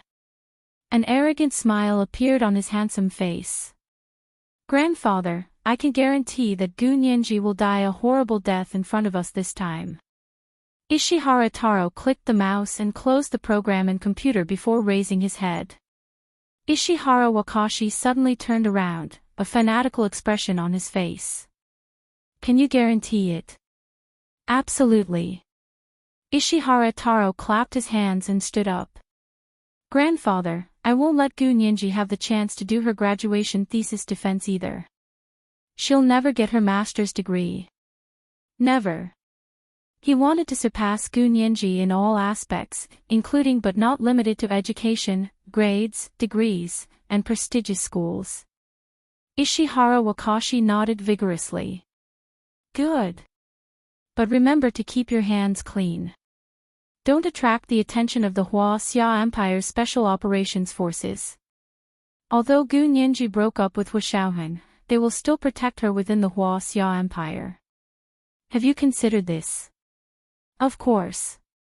Ishihara Taro nodded. The elites of the Tokyo Secret Service gave us a lot of information.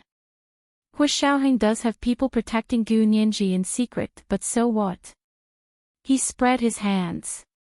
Won't I still watch her die? Ishihara Wakashi seemed to see Gu Nianji die a horrible death in front of him. He couldn't help licking his cracked lips and said regretfully, Unfortunately, I can't see it with my own eyes. I'll take a video. Grandfather can enjoy it when the time comes. Ishihara Taro smiled and snapped his fingers. He looked very satisfied. Ishihara Wakashi laughed loudly. Then remember to finish it quickly. I'll wait for you at the airport. Come meet me at the airport after you're done taking the video.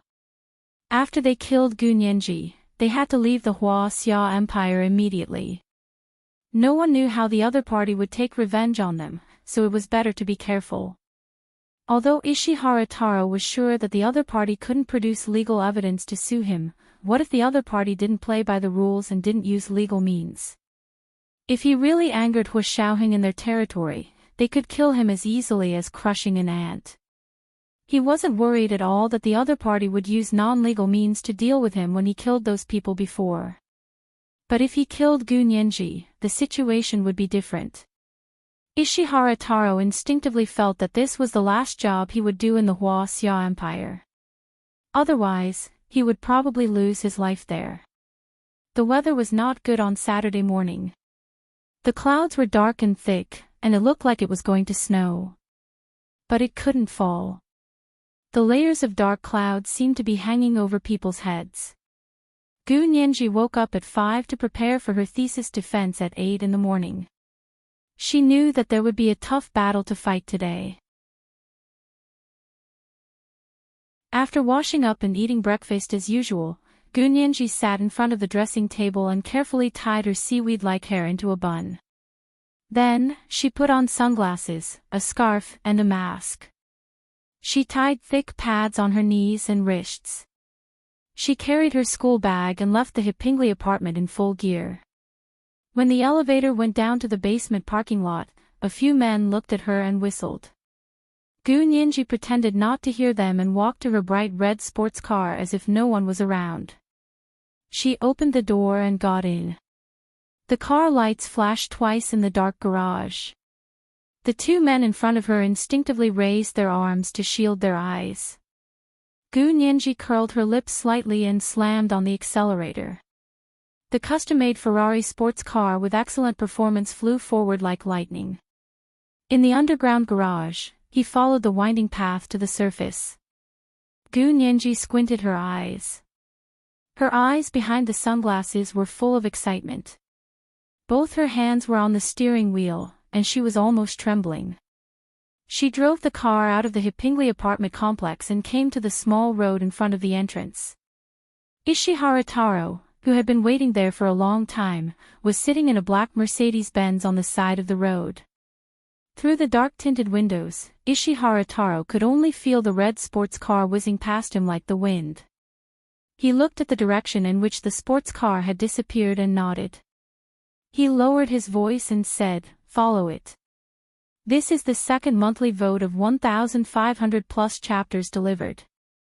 It's a new month. I'm looking for monthly votes and recommendation votes.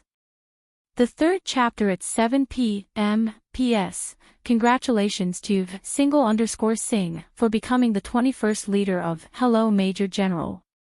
Of course, there will be more chapters to celebrate. Don't worry, leader. I've written it all down in my notebook. The notebook is getting thicker and thicker.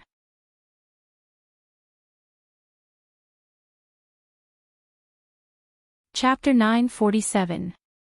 Gu Nianji's custom-made red Ferrari was like a beautiful scenery in the dark winter morning. It was still early, and the capital was still in a deep sleep.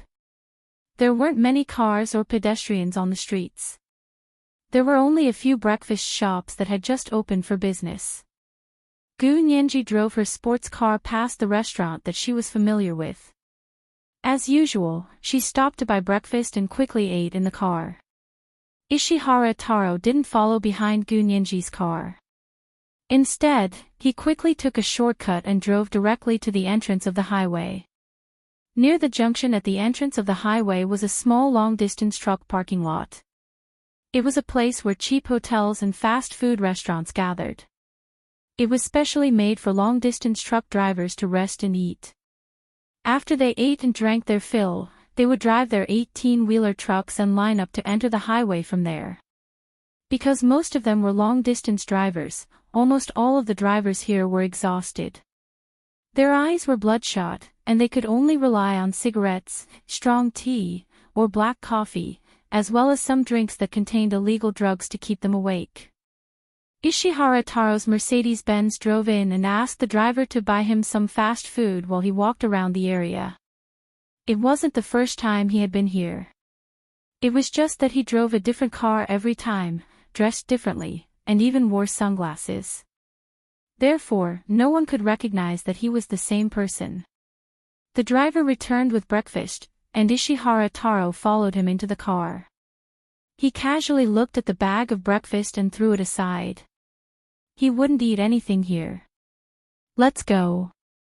Get on the highway, Ishihara Taro instructed quietly. The driver stepped on the accelerator and drove out of the service area. They happened to pass by the area where long-distance trucks were parked for repairs. Not far away, an 18-wheeler truck seemed to have a problem with its wheel, and the driver was using a jack to change the wheel. In such a place where long-distance trucks gathered, changing the wheel was a very common sight. A middle-aged woman working in the parking area hurried over with a bucket of water. Ishihara Taro looked at his watch and silently said, "Time's up." He stretched his pale and slender wrist out of the Mercedes-Benz and flicked out a shiny gold coin. The middle-aged woman carrying the bucket only saw a flash of gold light before her eyes. She instinctively took a step back and swung the bucket in front of her. The water in the bucket suddenly poured down, drenching the driver who was changing a tire not far from her. No one would be magnanimous enough to remain indifferent after being doused with a bucket of cold water in winter. The driver's hand slipped, the wrench came loose, and the tire was not fastened so tightly. But he didn't notice it at all. Instead, he raised his arm to wipe the water off his head, turned around and scolded the auntie fiercely, "F***ck your mother. Hurry up and reincarnate. Why the hell are you spraying water so early in the morning? Your man didn't feed you enough last night. You came here to show off." When a long-distance truck driver started scolding someone, it wasn't something an ordinary person could stand. The driver, on the other hand, seemed to have taken the wrong medicine. He was very excited and his eyes were red like a rabbit's. The auntie was so angry that she jumped up and down. She pointed at the driver and cursed. The workers in the maintenance area saw that something was wrong and quickly ran over to maintain order. They tried their best to persuade the driver and the auntie to leave. The driver threw down the wrench, took the jack back and threw it into the car. He wiped his face with a towel and gave the woman the middle finger. Then, he got out of the car and slammed the door shut while swearing. He took off his soaked jacket and wrapped it in a coat from the glove compartment in the car. Then he took out a can of banned drugs and drank it all in one gulp. He suddenly felt energized. He slammed on the accelerator, and the 18-wheeler let out a low roar as it rushed out of the long-distance truck resting area and drove towards the fork at the entrance of the highway. He didn't expect that the tire he had just been changing wouldn't be tightened because of the interruption. At that moment, a bright red luxurious sports car sped past his eyes. The driver got excited as soon as he saw the bright red car. He involuntarily stepped on the accelerator and followed it. The black Mercedes-Benz behind the 18-wheeler slowly followed and entered the fork at the entrance of the highway. The bright red luxury sports car in front was naturally Gu Nianji's car. As usual, she had eaten breakfast by the roadside before coming over. As soon as she got on the highway, she saw an 18-wheeler driving not far behind her. There was also a black Mercedes-Benz following behind the oil truck. Gu Nianji smiled and looked at her watch. It was already 6:30 in the morning. She opened the navigation map in the car and looked at the traffic situation in the imperial capital. She had put in a lot of effort in the battle with Ishihara Taro. From the moment she saw the 18-wheeler, Gu Nianji knew that Ishihara Taro had already started the countdown. Then, it was also time for her countdown. Gu Nianji didn't have the habit of littering. She put on her Bluetooth headset and made a call. Hello. Is this the main lava volcano cake shop in the Dongqing district? I ordered 11 lava volcano cupcakes with raspberry and vanilla ice cream from you yesterday. Can you send them to Professor Hijichu's place immediately? His number is... Gu Nianji finished quickly and reminded again, it must be delivered at 7:30. It's best if it's not too early or too late. The set meal of 11 lava volcano cakes with raspberry and vanilla ice cream cost a few hundred yuan each. She had indeed spent a lot of money on 11. But although it was expensive, it was worth it. Gu Nianji held the steering wheel and only got on the highway after receiving confirmation from the other party. At 6:30 in the morning, there weren't many cars on the highway. As usual, there were only long-distance trucks at this time. There were a few private cars, but they drove very slowly and didn't compete with the trucks. Gu Nianji had to go for her thesis defense, so she had to hurry. Therefore, she didn't give way. Instead, she drove faster than the trucks and oil trucks. Ishihara Taro saw this scene from afar and couldn't help but smile. Everything was exactly as he had predicted. In the Dongqing district, the lava volcano cake shop sent a tricycle to the highway to deliver 11 cake sets to the university. Normally, no one would order cake delivery so early at this time. Therefore, when the tricycle suddenly rushed out from the corner, the driver of Ishihara Wakashi's white BMW quickly braked and brushed past the tricycle. He even suspected that his car had been damaged by the tricycle. In a panic, he stepped on the accelerator and chased after it. He shouted at the tricycle driver, "Do you have eyes? Can you afford to compensate me if I damage it?" The delivery boy on the tricycle knew that he did not manage to get a ride on the BMW and was scolded for no reason. He was angry, so he got on the tricycle and stood on the main road. He started to ride slowly, forcing Ishihara Wakashi's BMW to slow down. "I think this brat wants to die." Ishihara Wakashi's driver was also Japanese, but he had lived in the Xia Empire for many years. He spoke Mandarin fluently and even had a dialect accent. "Who asked you to be so cocky?" He couldn't wait to step on the accelerator and crush the tricycle under the car. Ishihara Wakashi suppressed his anger and ordered, "Don't be angry with this kind of person. Hurry up and get on the highway to the airport." Originally, they didn't need to go on the highway, but because they were delayed by the tricycle, the driver drove on the nearest highway in a hurry. This ring highway happened to be the highway that Gu Nianji and Ishihara Taro were on. Gu Nianji's timing was perfect. She even took into account the delay caused by the argument between the two parties. Ishihara Wakashi's BMW had just entered the ring highway when Gu Nianji encountered a problem.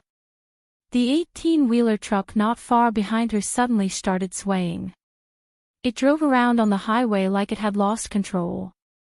One moment it was on the white line, the next moment it was on the fast lane. After a while, it made a 180-degree turn and almost crossed the highway, blocking the entire highway. Gu Nianji saw that the traffic behind her had almost stopped because of the 18-wheeler truck.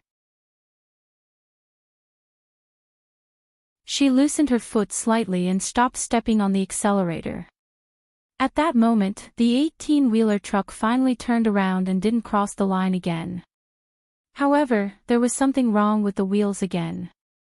As it drove, one of the wheels flew out from under the car and hit the roof of Gu Nianji's bright red sports car. Hu Xiaoheng was in his office, nervously watching the surveillance video with Zhao Liangze and Yin Shixiang.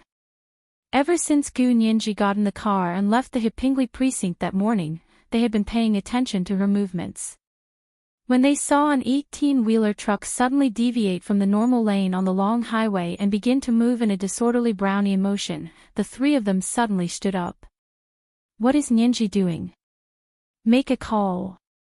Hurry up and make a call. Yin Shixiang was the first to shout. Zhao Liangze looked anxious. He picked up his phone and was about to dial. Stop. Hu Xiaoheng stopped them. What time is this? Why are you calling? Have you thought about the consequences of being distracted by Nianji? But Nianji. Yin Shixiang and Zhao Liangze spoke in unison and pointed at the surveillance video on the big screen. This doesn't look good. Hu Xiaoheng folded his hands behind his back and sighed quietly. He said slowly, wait a little longer. We have people following her. This time, Hu Xiaoheng had mobilized his most elite forces to follow her. They weren't field agents disguised as passers-by. If something went wrong, these people would definitely protect Gu Nianji and allow her to escape unscathed. Judging from the current situation on the highway, he was doing the right thing. Hu Xiaoheng raised his hand. Zhao Liangze and Yin Shixiang sat down reluctantly. They propped their chins on their hands and leaned forward to stare at the big screen nervously. It was as if they were watching a blockbuster, admiring Gu Nianji's speed of life and death. Gu Nianji gripped the steering wheel tightly. Her sweaty palms soaked her gloves. The 18-wheeler truck finally had an accident. It wasn't a normal accident. It had fallen into a death trap. But she wasn't afraid. She didn't flinch. She sat up straight and continued to maneuver through the gap. The excellent performance of the big red Ferrari was on full display at this moment. She slammed on the accelerator, and the sports car let out a low growl. It sped forward and avoided the oil truck that was hot on her tail. Actually, the oil truck wasn't following her on purpose. It was because her sports car was red. The driver knew that there was a problem with the oil truck. He was extremely tired and nervous. He had also drunk a drink that contained illegal drugs. His mind was blank now. He could only subconsciously follow the red target. He was like a bull in a bull ring. He could only recognize the color red. Ishihara Taro had obviously taken this into consideration. He had arranged this death trap based on Gu Nianji's car. Gu Nianji understood this. She sneered and turned the steering wheel to the side. The big red sports car easily changed lanes. The 18-wheeler truck was missing a wheel. It was long and big. It wasn't easy to change lanes. But the terrifying instinct of an animal made the oil truck driver keep staring at Gu Nianji's sports car. He forced himself to change lanes with her. Gu Nianji was driving more and more smoothly. She kept moving forward, braking, going around in circles, and moving forward. It seemed like a long time had passed, but only less than 10 minutes had passed. The oil truck behind seemed to be unable to hold on. The driver frantically wanted to brake, but how could a car without a wheel stop so easily? Moreover, at this time, snowflakes began to fall from the sky. Although the snow on the ground was quickly crushed by the wheels of the carriage, it gradually accumulated into mud and thin ice on the ground. It was even more difficult to break. Gu Nianji continued to drive forward. Her eyes kept glancing to the other side. When she saw the white BMW finally drive over, Gu Nianji quietly let go of the brake and slammed on the accelerator. This highway was two-way. There was a thin strip of land in the middle.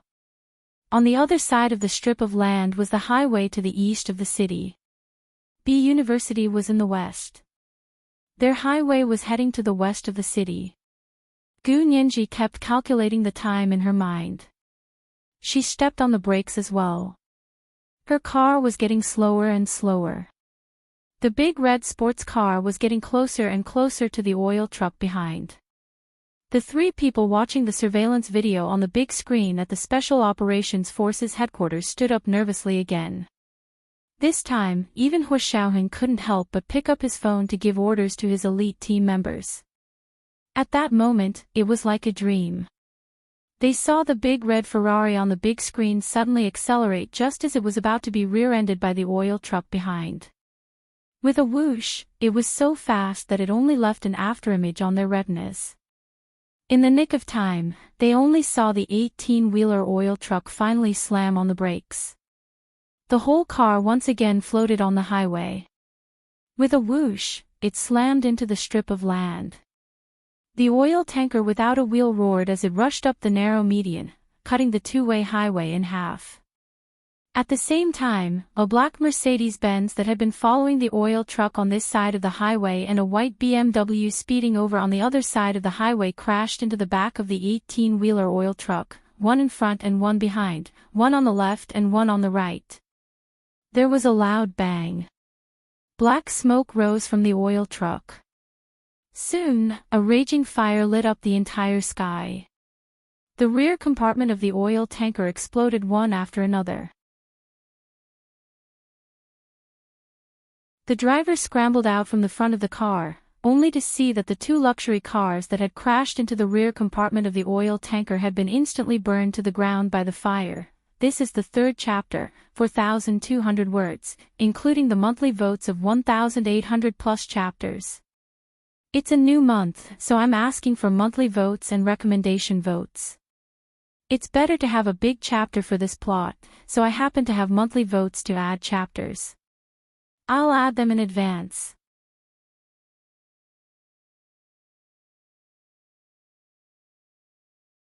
Chapter 948. The huge 18-wheeler truck was filled with crude oil. Once it was ignited, flames shot up into the sky and black smoke filled the air. The entire two-way highway was instantly in chaos.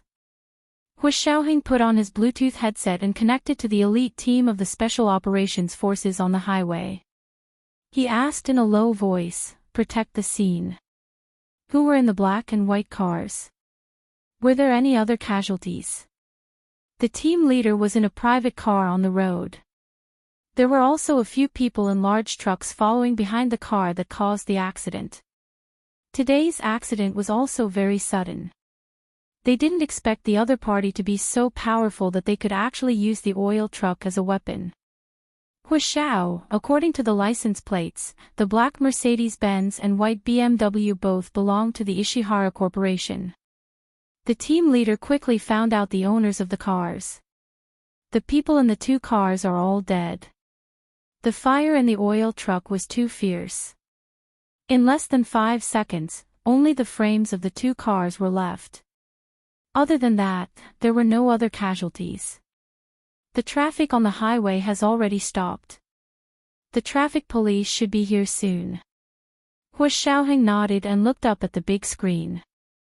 The traffic police, fire trucks, and ambulances were quickly rushing towards the billowing smoke and raging fire. Leave one of you to secretly observe the scene. The rest of you follow Miss Gu. Hu Xiaoheng paused. What about Miss Gu? His original arrangement was to keep an eye on Gu Nianji from all angles. But now, Gu Nianji had already disappeared from his big screen for a minute. The team leader immediately said, "We have people following Miss Gu, but the scene is too chaotic at the moment. The surveillance may not be connected yet." Hua Xiaoheng didn't make a sound. He stared coldly at the big screen. Although he didn't say anything, his imposing aura seemed to be able to be transmitted from the phone to the other end. The elite team leader on the other end of the phone suddenly felt a bit creeped out. He quickly contacted his team members. Soon, the surveillance on the other end was connected. The shadow of a bright red Ferrari gradually appeared on the big screen in Hua Xiaoheng's office. It was especially eye-catching on the foggy and smoke-filled highway. Gu Nianji saw the earth-shattering accident from the rearview mirror. The traffic was already chaotic. There weren't many cars in front of her, and the cars behind were completely blocked by the 18-wheeler oil truck on the two-way highway. Raging flames danced in the air, and snowflakes fell from the sky. Gu Nianji parked the car on the highway's emergency lane and opened the door to get out. The sapphire blue Moncler short-down jacket was very handsome, and the blue straight-leg jeans accentuated a pair of straight legs. The spotless white sneakers on his feet formed a strong contrast with the gloomy atmosphere on the highway. She leaned against the door of the bright red Ferrari sports car. She was so beautiful that it could move one's soul. Gu Nianji wore sunglasses. Her skin was snow white, and her face was expressionless as she looked back at the raging fire. This fire actually looked somewhat familiar. When she was 12 years old, she suddenly appeared in the downtown area of Sea City. Didn't her car also burn like this? That car accident had left a serious psychological shadow on her young mind, and she had even lost her memory to this day. But now, these things no longer had any influence on her. Hua Xiaoheng was right. The way to conquer fear was not to run away, but to face it. Only when you can look directly at the painful past can you truly put the past behind you. At that moment, Gu Nianji only felt that her heart was at ease. It was a kind of self-confidence that had been tested by practice. Relying on herself, she would not lose to anyone. The family background and status that those people valued were nothing in the face of her powerful ability. Hua Xiaoheng's gaze was fixed on Gu Nianji leaning against the door of the bright red Ferrari on the big screen. Yin Shixiang and Zhao Liangzi cheered when they saw Gu Nianji appear on the big screen. After the cheering, Yin Shixiang and Zhao Liangzi became worried. Hua Xiao. Nianji is traumatized by the car accident. Should we? Before they could finish, they felt a sudden gust of wind blow past them. The office door banged loudly, and Hua Xiaoheng's figure had already disappeared. So fast. How dare you say you're not worried? Yin Shixiang laughed strangely and also picked up the car keys. He patted Zhao Liangzi's shoulder. Little Zhe, stay here and wait for orders. I'm going to Nianji's school to check on her. Zhao Liangzi howled. Why do I have to stay here and wait for orders? I'm going to Nianji's school to see her. You stay here. I've been suspended for a month. Yin Shixiang made a serious expression. I can't do any work. Pfft. Who was so happy to dispatch people just now? Zhao Liangzi kicked him. Remember to bring your phone. I want to see how Nianji is doing. Got it. Yin Shixiang rushed out of Hua Xiaoheng's office door with a smile and chased after him.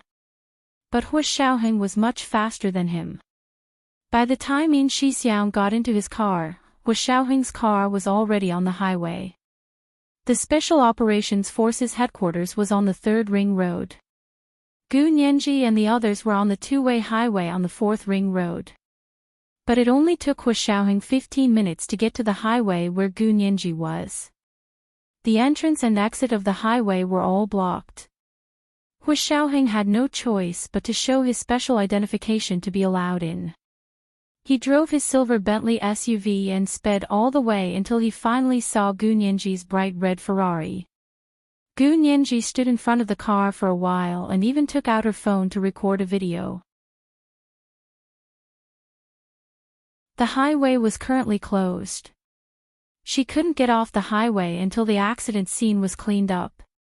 But it was still early, and there weren't many cars on the highway. It wasn't crowded. Gu Nianji stared at her phone screen and suddenly saw a familiar silver-gray Bentley SUV appear in her camera range. Ha!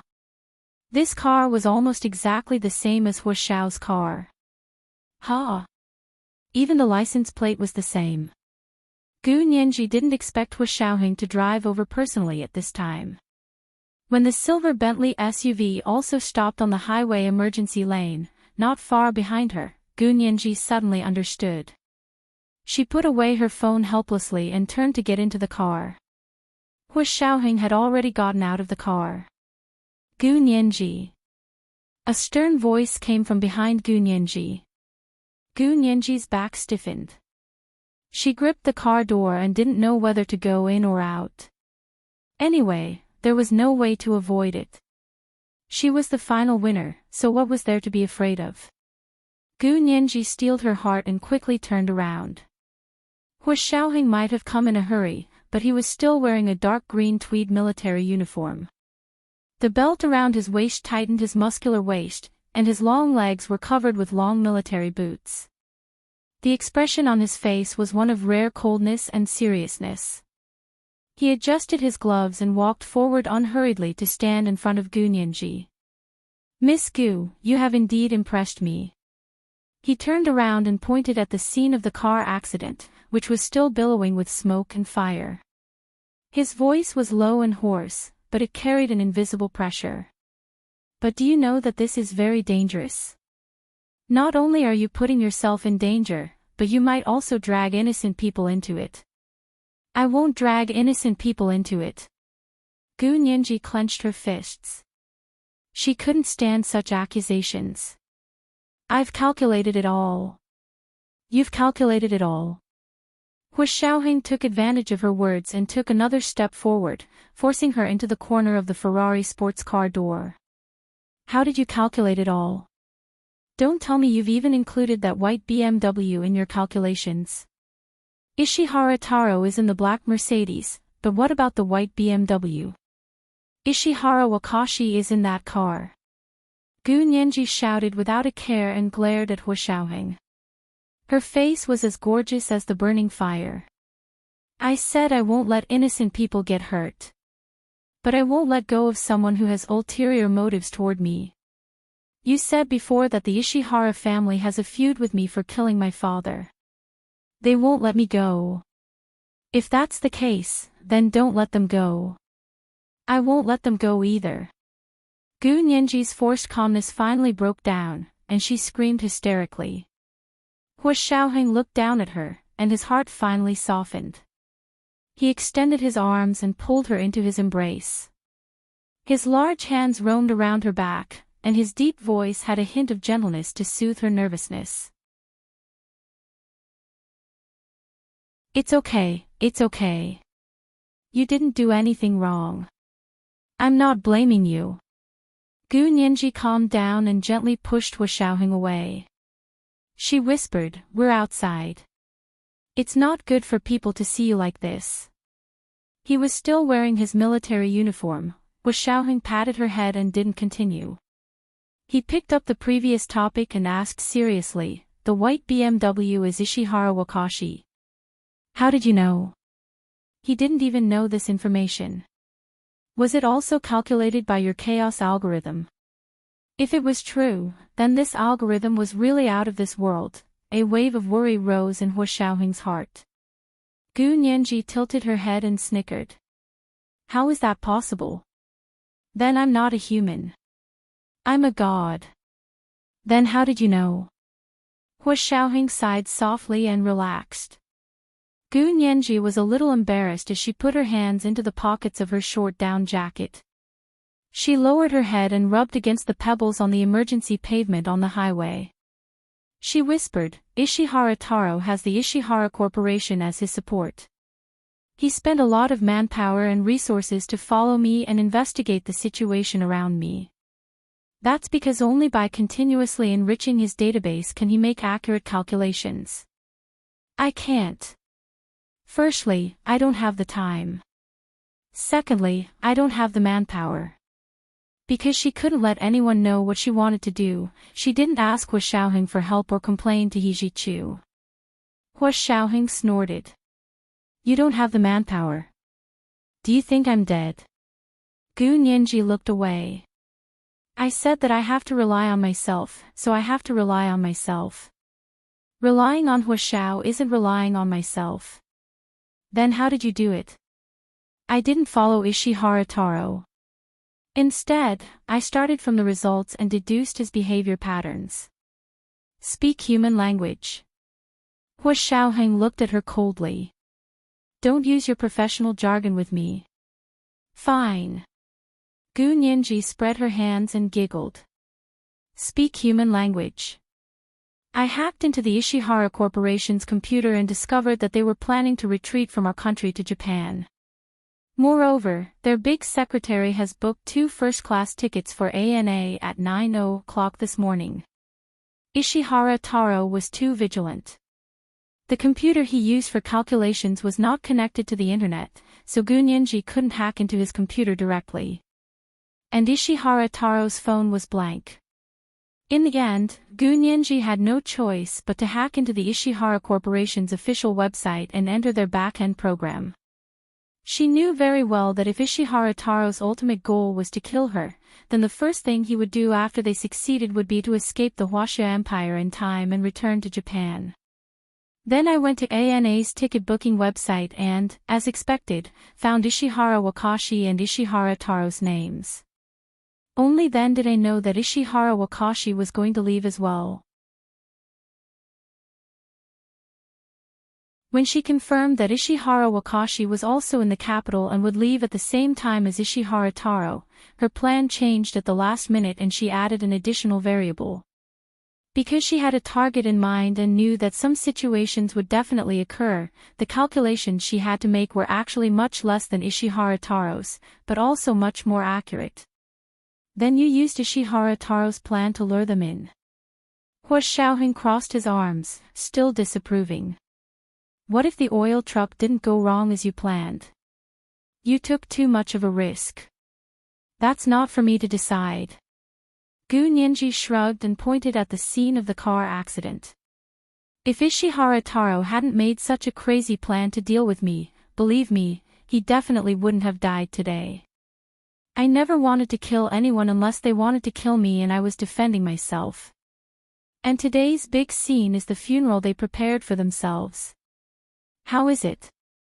It's spectacular, isn't it? This is the first 3,700-word update. It's a new month, so I'm asking for monthly votes and recommendation votes. There are only 2 updates today, and 3 updates tomorrow. The second update will be at 7 p.m. P.S. Thank you to Sing_Sing and at Heaven's Beggar for the 10,000 Chidian coins each yesterday.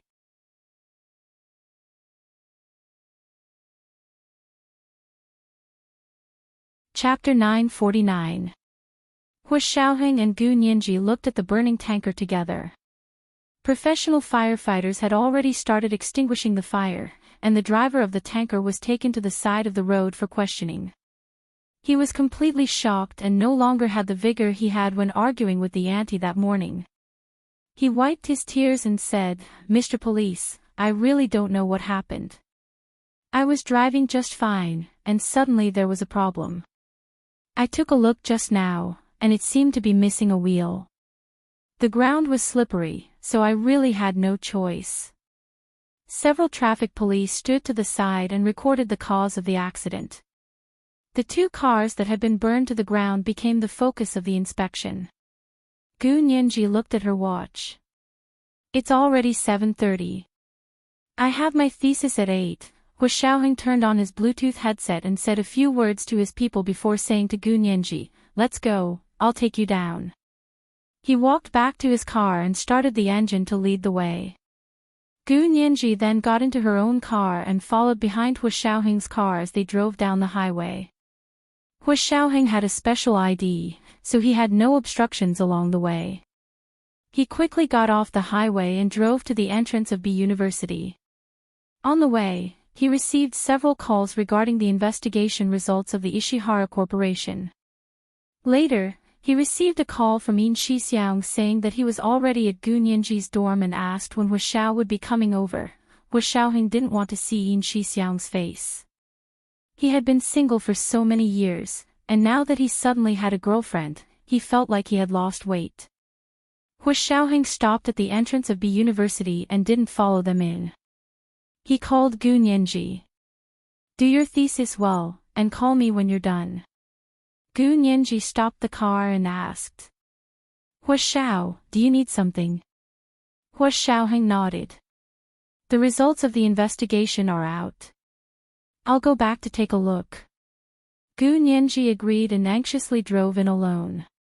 He Jichu had been waiting in the small conference room for the thesis for almost half an hour. The lava volcano cake set that Gu Nianji had ordered was on the table, but she hadn't arrived yet. The thesis would be in half an hour, so He Jichu couldn't help but call Gu Nianji. Gu Nianji's car had just arrived at her dorm. She picked up He Jichu's call and smiled. "Don't worry, I'll be there soon. I just arrived at the dormitory. Wait for me to pack my things." He Jichu was finally relieved. He turned on the wall TV in the small conference room as a backdrop. This was the time of the morning news, and all the channels on the TV were broadcasting the same breaking news. At around 7:00 this morning, there was a car accident on the 4th Ring Expressway. The fuel tanker was hit by two cars on the expressway from the east and west respectively and caught on fire. Apart from the fact that all the people in the vehicle were killed on the spot, there were no other casualties. The cause of the accident is still under investigation. The insurance company and the police have arrived at the scene to deal with the matter. He Jichu sat behind the long conference table in the small conference room and casually glanced at the TV. Black smoke covered half of the sky from the burning oil tanker. In such a scene, a bright red Ferrari sports car stood out. He Jichu was just about to look away when he saw the familiar Ferrari sports car. The corners of his eyes twitched. This wasn't Gu Nianji's car. The camera flickered, and he seemed to see the slim and graceful figure standing in front of the bright red Ferrari sports car. It seemed to be Gu Nianji. Gu Nianji returned to her dorm. As soon as she opened the door, she saw Yin Shixiang pointing his phone at her and shouting, "Little Zay. Did you see that?" Nianji just opened the door and came in. Ma Qiqi also rushed over and grabbed Gu Nianji's hand. "Nianji, are you okay? What Big Xiong said just now scared me. I always said he was exaggerating." "I'm fine. Brother Xiong just likes to exaggerate." Gu Nianji shielded her face with her hand and smiled. "Brother Xiong, what are you doing?" "I'm broadcasting live." Yin Shixiang looked up at her with a smile and said to the phone, "Little Zay, do you want to talk to Nianji?" Gu Nianji walked over and looked in front of him. "Brother Zay." Gu Nianji waved at the phone in surprise. "Long time no see." Zhao Liangse carefully looked at Gu Nianji and saw that she was wearing a short sapphire blue down jacket. It wasn't bloated like a down jacket and looked very handsome. "Nianji, are you okay?" Zhao Liangse greeted her. "We all saw the car accident this morning. The three of us were so scared we almost jumped out." Gu Nianji smiled and shook her head. "I'm fine. Sorry to make you guys worry." Yin Shixiang ran to the door and poked his head out to look. "Oh. Nianji, where's Hu Xiao?" Gu Nianji shook her head. "He left. Do you have any misunderstandings about Hu Xiao being a workaholic?" "Oh. He went back." Yin Shixiang scratched his head and awkwardly tried to save Hu Xiaoheng. It's almost the end of the year. He's really busy. Ma Chichi tugged at Yin Shixiang to stop him from talking. Gu Nianji smiled and went into her room to change out of her jeans and into a light gray wool suit. She came out and said, "I'm going to my thesis defense. It's starting in 10 minutes. What about you guys?" Yin Shixiang immediately said, "You go defend. I don't understand your thesis anyway. I'll wait for you here." He even winked at her as he spoke. Gu Nianji knew he wanted to spend more time with Ma Chichi. She smiled and nodded. She put her hand on Ma Chichi's shoulder. "Chichi, you have to treat Brother Xiong well for me. I'll be going now." Ma Chichi quickly said, "Nianji, I want to go with you. I want to hear your thesis defense." "No need. I'll be so nervous if you go." Gu Nianji smiled as she pushed her back. She grabbed her laptop bag and left the dorm alone to rush to the small conference room where the thesis defense would be held. She received a call from He Zhichu on the way. Gu Nianji smiled. "Professor He, I'm already here. I'm on my way. I'll be there in a minute." He Zhichu suppressed his anger. "Nianji, did you get into a car accident this morning?" Gu Nianji was speechless. "No." "Why do you ask?" Gu Nianji decided to play dumb with He Zhichu. He might not know what Hu Xiaoheng knew anyway. "I watched TV." He Zhichu enunciated each word carefully. "Are you okay? Did you get a fright?" Gu Nianji's lips twitched in amusement. "Professor He, I'm fine. I was driving over, but the driver of the fuel truck was probably tired. One of his wheels flew off and hit my car." He Zhichu frowned nervously. "Are you really okay? If you're not feeling well, we can reschedule the thesis defense." "I'm fine. My driving skills are top-notch. I'm comparable to a Formula F4 driver. Even if I don't say I'm good at it, I'm good at it." Gu Nianji spoke enthusiastically. She didn't show any signs of stress trauma. She didn't seem to be traumatized at all. He Zhichu was relieved to see that she was fine. He didn't want to hear her brag, so he hung up. Gu Nianji breathed a sigh of relief and wiped the sweat off her forehead. She had managed to fool He Zhichu. But how could she have known that the two sedan cars that crashed into the oil tanker on the TV belonged to Japan's Ishihara Corporation? He Zhichu was no stranger to the Ishihara Corporation. Ishihara Taro, who had just transferred from Japan, was the heir to the corporation. He thought about it and temporarily turned off the TV to avoid affecting Gu Nianji's thesis defense. The professors who were preparing for the thesis defense walked in one after another. They were all chatting about the car accident on the highway that day. A professor said, "I just came from the faculty. They just received a call from the police asking if Ishihara Taro was a student from our faculty. Turns out he was one of the victims in the car accident."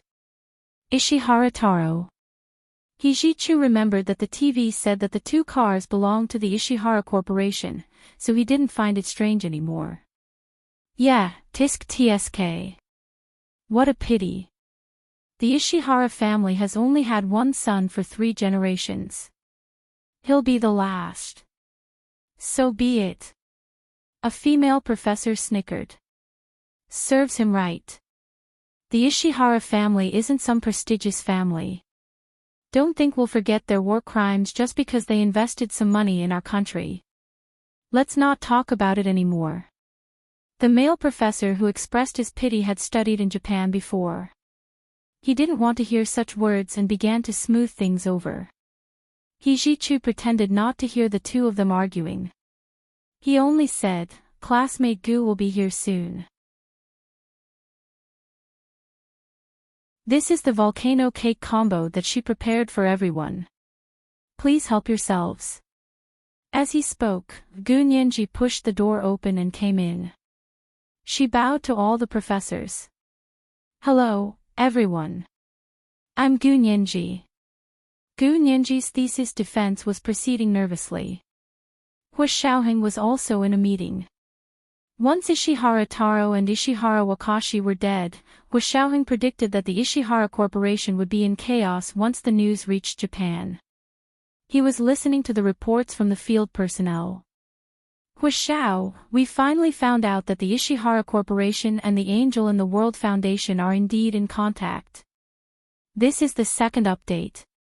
It's a new month. I'm begging for monthly votes and recommendation votes. There are only 2 updates today and 3 updates tomorrow.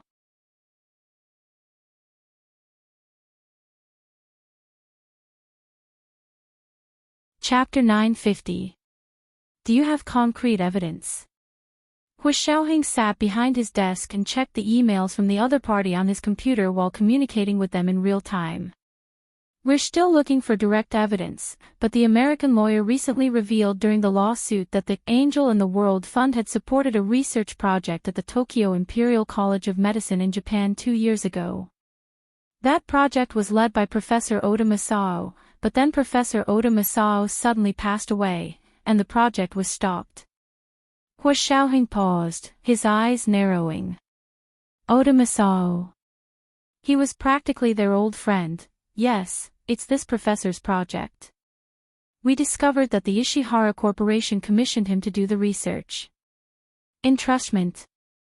It's probably a collaborative research project. Hua Xiaoheng shook his head. The Ishihara Corporation is not a simple business organization.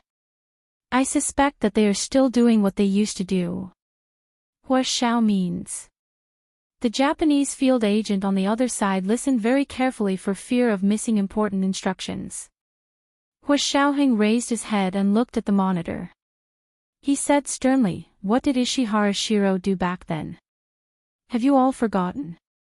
Ishihara Shiro, the highest commander of Japan's infamous numerical unit, was the one who took the initiative to propose to the United States that they use the research results they obtained from human experiments on the Huaxia people to secretly exchange for the right to not be tried after the war. Ishihara Shiro happened to be the founder of the Ishihara Corporation, Ishihara Wakashi's father, and Ishihara Taro's great-grandfather. Yes, Hua Xiao. We will follow up on this lead. Hua Xiaoheng thought about it and instructed them, the Ishihara Corporation will probably be in chaos soon. Remember to make the situation as chaotic as possible. This way, he could find out more secrets. The Japanese field personnel were very surprised. Chaos? Really? This corporation is very secretive, so our progress in finding information is very slow. If I can create chaos, then the heavens are really helping me. Hua Xiaoheng smirked and grunted, yes. You guys get ready. Not only will you set the pace, but we will also set the pace on your home ground. Giving others a taste of their own medicine was the wisdom of the Chinese ancestors. 2 hours passed, and Gu Nianji's defense was nearing its end. The topic of her thesis was about the scope of application of inheritance law. He Ji-Chu had also helped her choose this topic to lighten her learning load. Gu Nianji had already looked up a lot of relevant legal knowledge and case histories because she was competing with Gu Yanran for the Gu inheritance. It was indeed a piece of cake to use the materials and cases that she had used in her lawsuit to write this master's thesis. Therefore, Gu Nianji was very well prepared. She wasn't like the graduation thesis of a typical master's student, who was still an armchair strategist in the academic field. Gu Nianji, on the other hand, had already used this set of theories to guide practice and had competed with others in court. Therefore, her graduation defense went very smoothly. The professor who listened to her defense praised her greatly. He even said that her method was ingenious and her thinking was flexible. He said that she could be used as a model for the graduation thesis of B University's Master of Law students in the future. Gu Nianji was very excited, but she still controlled her emotions and very politely thanked the professors for their high praise. After the defense, the professors stood up and shook hands with her one by one before leaving the small conference room. Only He Jichu and Gu Nianji remained. He Jichu wore a gray suit and walked elegantly to Gu Nianji's side. He bowed. "Nianji, congratulations. You've finally graduated." Gu Nianji sat in her seat with a dreamy expression on her face. She said slowly, "Professor He, I really can't believe that I've graduated." She didn't have such a strong feeling when she graduated. Perhaps it was because she knew at that time that she would continue her graduate studies, so she didn't have the self-awareness to graduate and leave school. But this time was different. She didn't plan to continue her PhD studies. Graduating with a master's meant that her ivory tower career was over. From now on, she would enter society and use her own skills and abilities to pursue her own world like many others. He Jichu couldn't help but pat her head. His cool voice had a hint of gentleness. "Yes, you've graduated. Go work in the United States." Gu Nianji was his assistant and also an official employee of the largest law firm in the United States. He Jichu paused before saying, "I'm going to the United States too. The PhD students here will graduate in 6 months. I'll resign from my position as a professor at the B University Faculty of Law." Gu Nianji's eyes widened in shock. "But Professor He, they all like you very much.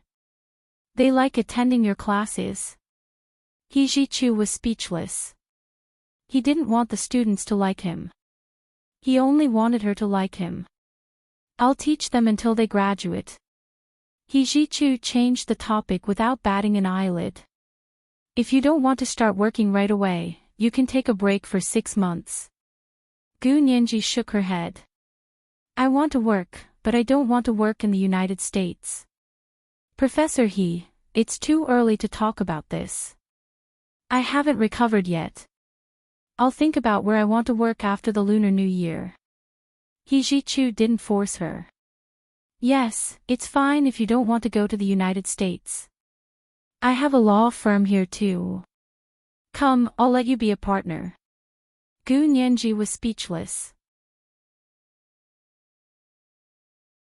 If she became a partner as soon as she graduated, even if she had the ability, people would always stick the He Jichu label on her. Gu Nianji had struggled to break free from Hu Xiaoheng's wings. She didn't want to immediately be labeled as someone else's. "Professor He, I want to make some achievements first before bringing my clients to join your law firm. What do you think?" Gu Nianji replied tactfully as she stood up from her seat. He Jichu understood what she meant immediately. He smiled. "You care about other people's opinions. I don't care about other people's opinions. I just don't want to bury my talents." Gu Nianji confidently put on her backpack and picked up her laptop bag. "Professor He, can you let me try it out on my own first?" "It's not that I'm not letting you try it, but why do you have to take so many detours? You'll eventually become my partner anyway. Since it's a matter of time, it's better to do it sooner than later." He Jichu teased Gu Nianji. Gu Nianji giggled and shook her head. "That's different. Let's look at it from another perspective. Detours are actually experience. If you don't take detours, you won't have experience. In this line of work, the most important thing is to be able to convince people. If people don't trust my abilities, why would they ask me to be their lawyer? Besides, it's not like I'm inferior to others. Why can't you just let me go and try it out on my own?" He Jichu looked at her intently. His expression softened. Gu Nianji also knew that He Jichu was doing this for her own good. However, like Hu Xiaoheng, he always believed that she couldn't handle things on her own. "Professor He, thank you for your suggestion. Your suggestion gives me more courage to go out and work. I won't be afraid of failure because I know that you won't despise me, right?" Gu Nianji now knew how to express her thoughts in a roundabout way. She could also express her thoughts in a way that didn't hurt others. He Jichu's mood improved as expected. He picked up his briefcase and walked out of the small conference room with Gu Nianji. He said dryly, "Oh. You clearly rejected my suggestion. How did that give you more courage?" "Because I know that you'll be my strong support. That's why I have the courage to charge forward." Gu Nianji waved her arm and smiled at He Jichu. He Jichu was greatly pleased by this statement. The corners of his lips involuntarily curved into a happy smile. When he returned to his suite in the professor's building and went to the bathroom to wash his hands, he realized that he still had a faint smile on his face. No wonder his cheeks were a little sore. He Jichu's lips smoothed out. Coming out of the bathroom, he called Gu Nianji. "Nianji, you're on vacation after exams today.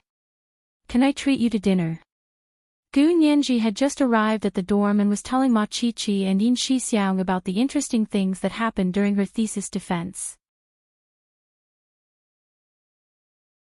Hearing her phone ring, Gu Nianji picked it up and said to He Jichu, "Professor He, I'm about to treat someone to dinner. You're coming too?" "Sure, where?" He Jichu looked at his schedule. Today was purposely free. After celebrating with Gu Nianji, he had to return to the United States.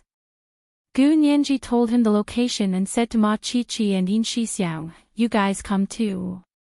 I've booked a private room. You can hang out for the entire afternoon and night." After 2 meals, they could sing karaoke, play mahjong, and play poker. It was all entertainment and dining. Yin Shixiang laughed. "Sure, but it's just the few of us. Why don't you invite a few more?" Gu Nianji blinked and remembered that Hu Xiaoheng had told her to call him after her thesis defense.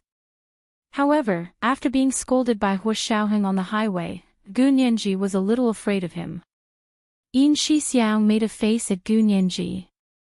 "Nianji, you're not that petty, are you?" Gu Nianji could only laugh. "I also want to invite a few more people, but it's the holidays now. The students are either going home or working. I can't gather that many people in such a short time.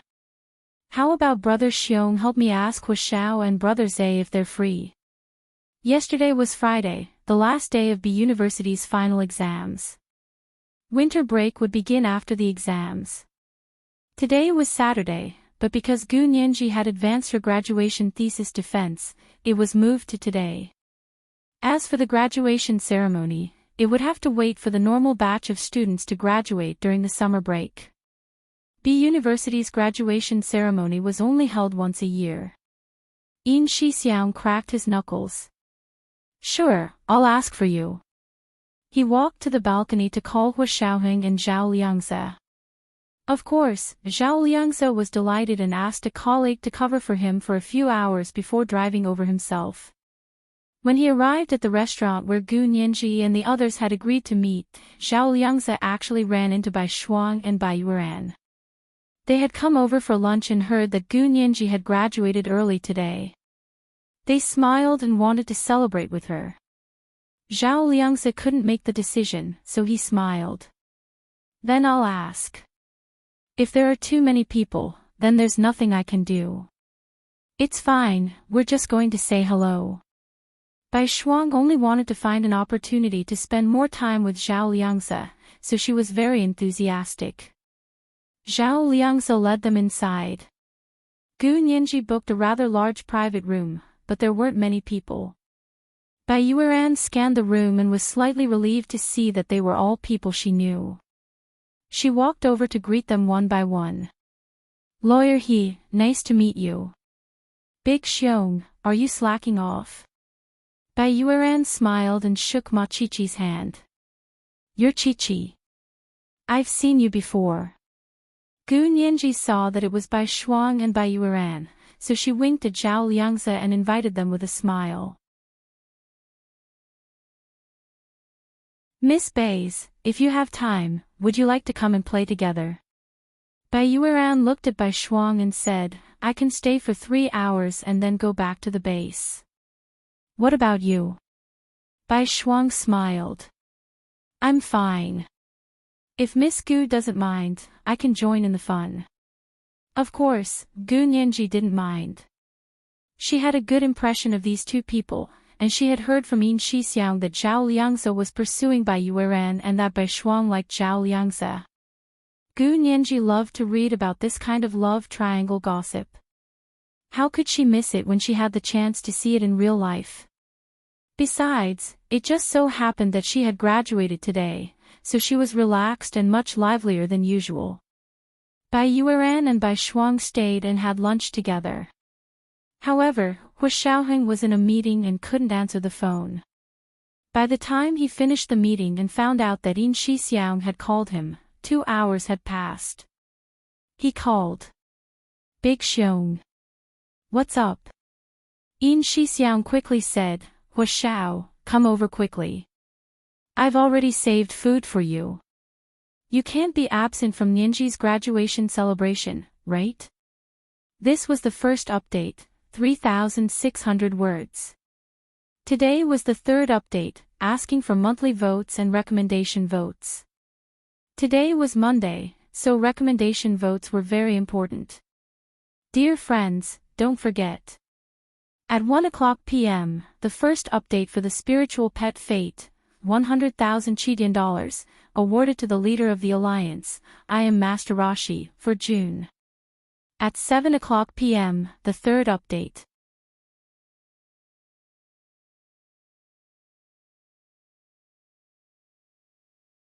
Chapter 951.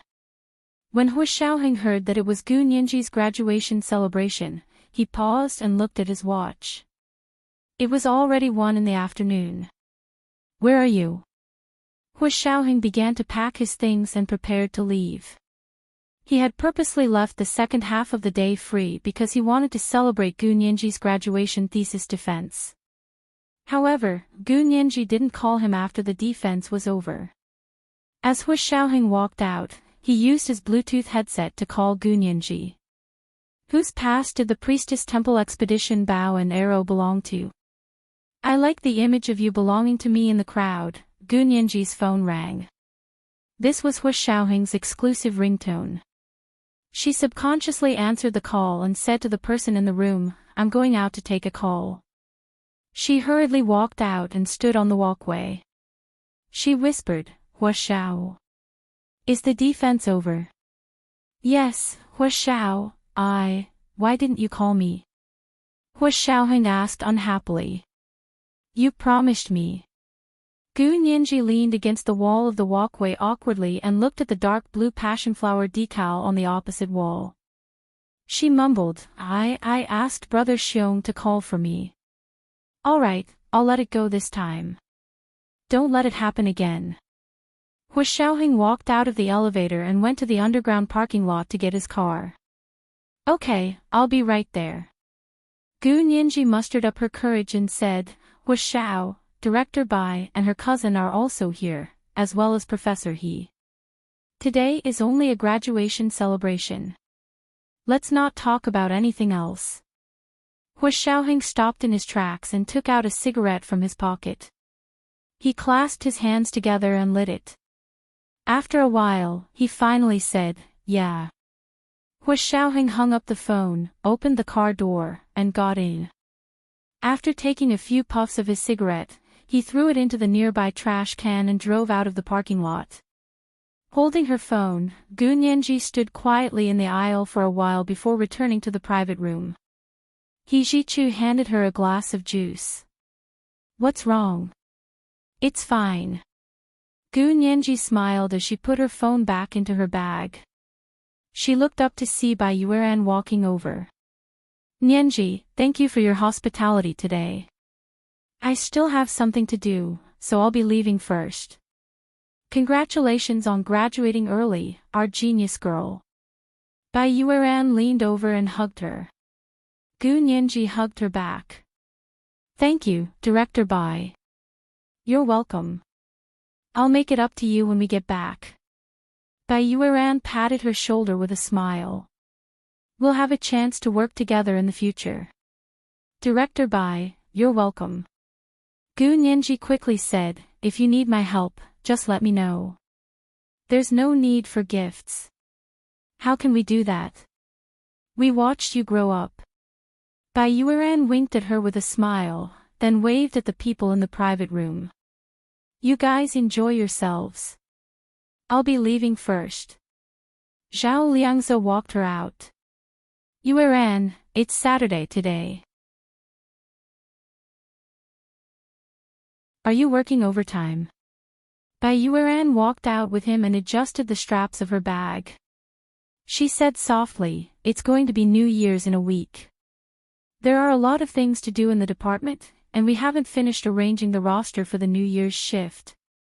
Also, because of the incident in Germany, a lot of people in the department's legal department have been dealt with, so there's a shortage of manpower.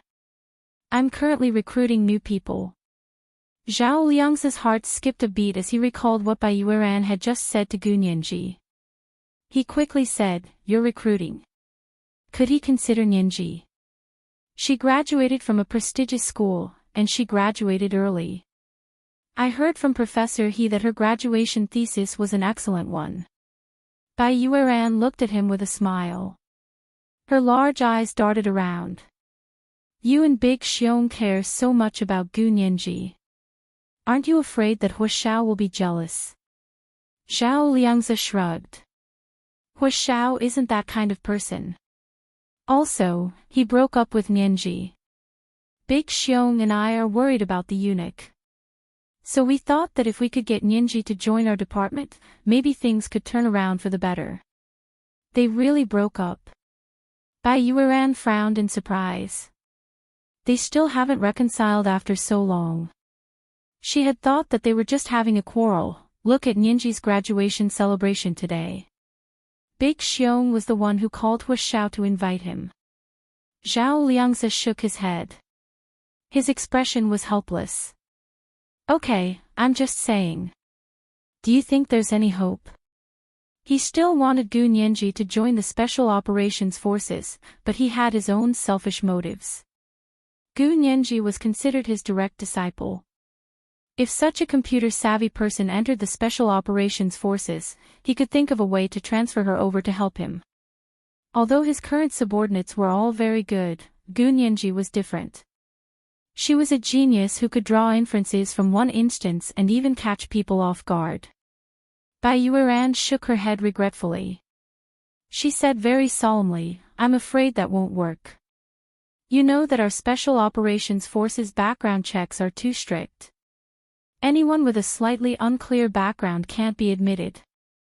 As for Gu Nianji, her background is still unknown. She's like a ticking time bomb. No one knows when she'll explode. So I can't agree to you. Zhao Liangze also knew that it would be difficult. That was why he hoped Bai Yueran could make an exception. Bai Yueran's refusal was reasonable. However, Zhao Liangze was still a little disappointed. He put his hands in his trouser pockets. His handsome face was calm. He nodded at Bai Yueran. I understand. Bai Yueran had never seen such a cold and distant expression on Zhao Liangze's face. Although it was only a little, her heart skipped a beat. She realized that her refusal had hurt Zhao Liangze. Zhao Liangze's passion had never faded from the first time he saw her. His eyes had always been bright when he looked at her. Bai Yueran looked away. She felt very guilty. She opened the car door. Just as she was about to get in, she suddenly turned around and called Zhao Liangze. Little Zhe. Zhao Liangze was about to turn and leave when he heard her call him.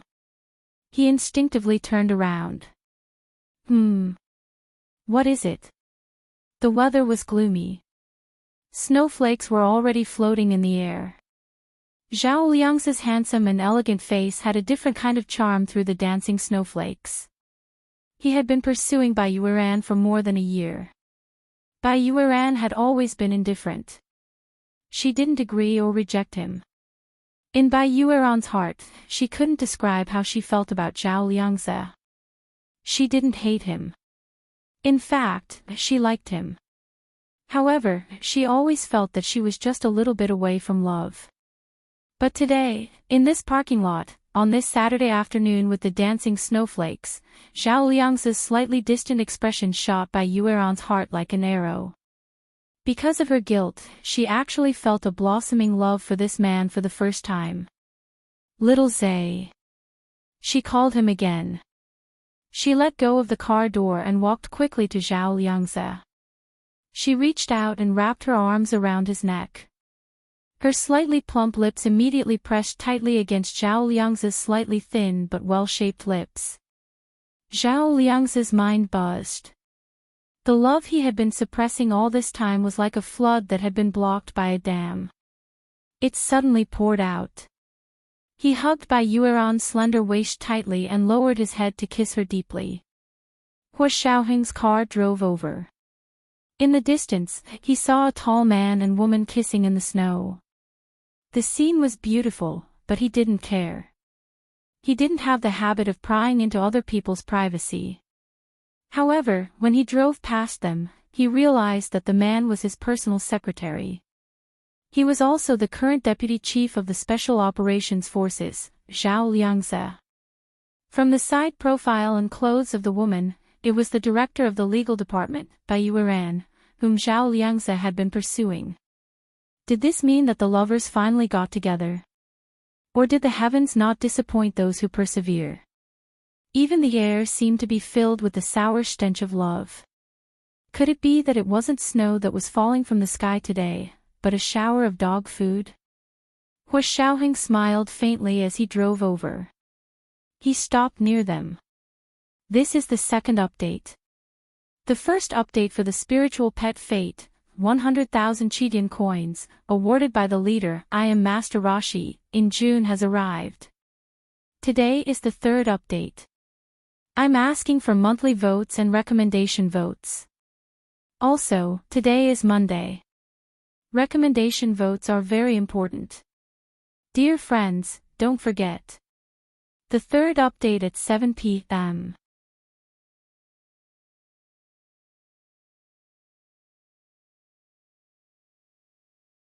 Chapter 952.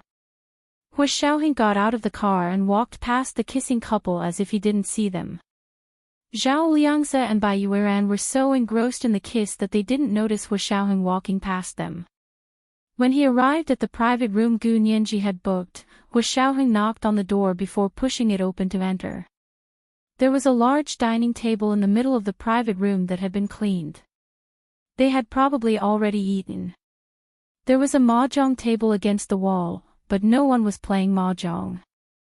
Yin Shixiang and Ma Chichi sat in front of the karaoke table, each with a microphone and their heads lowered as they chose songs.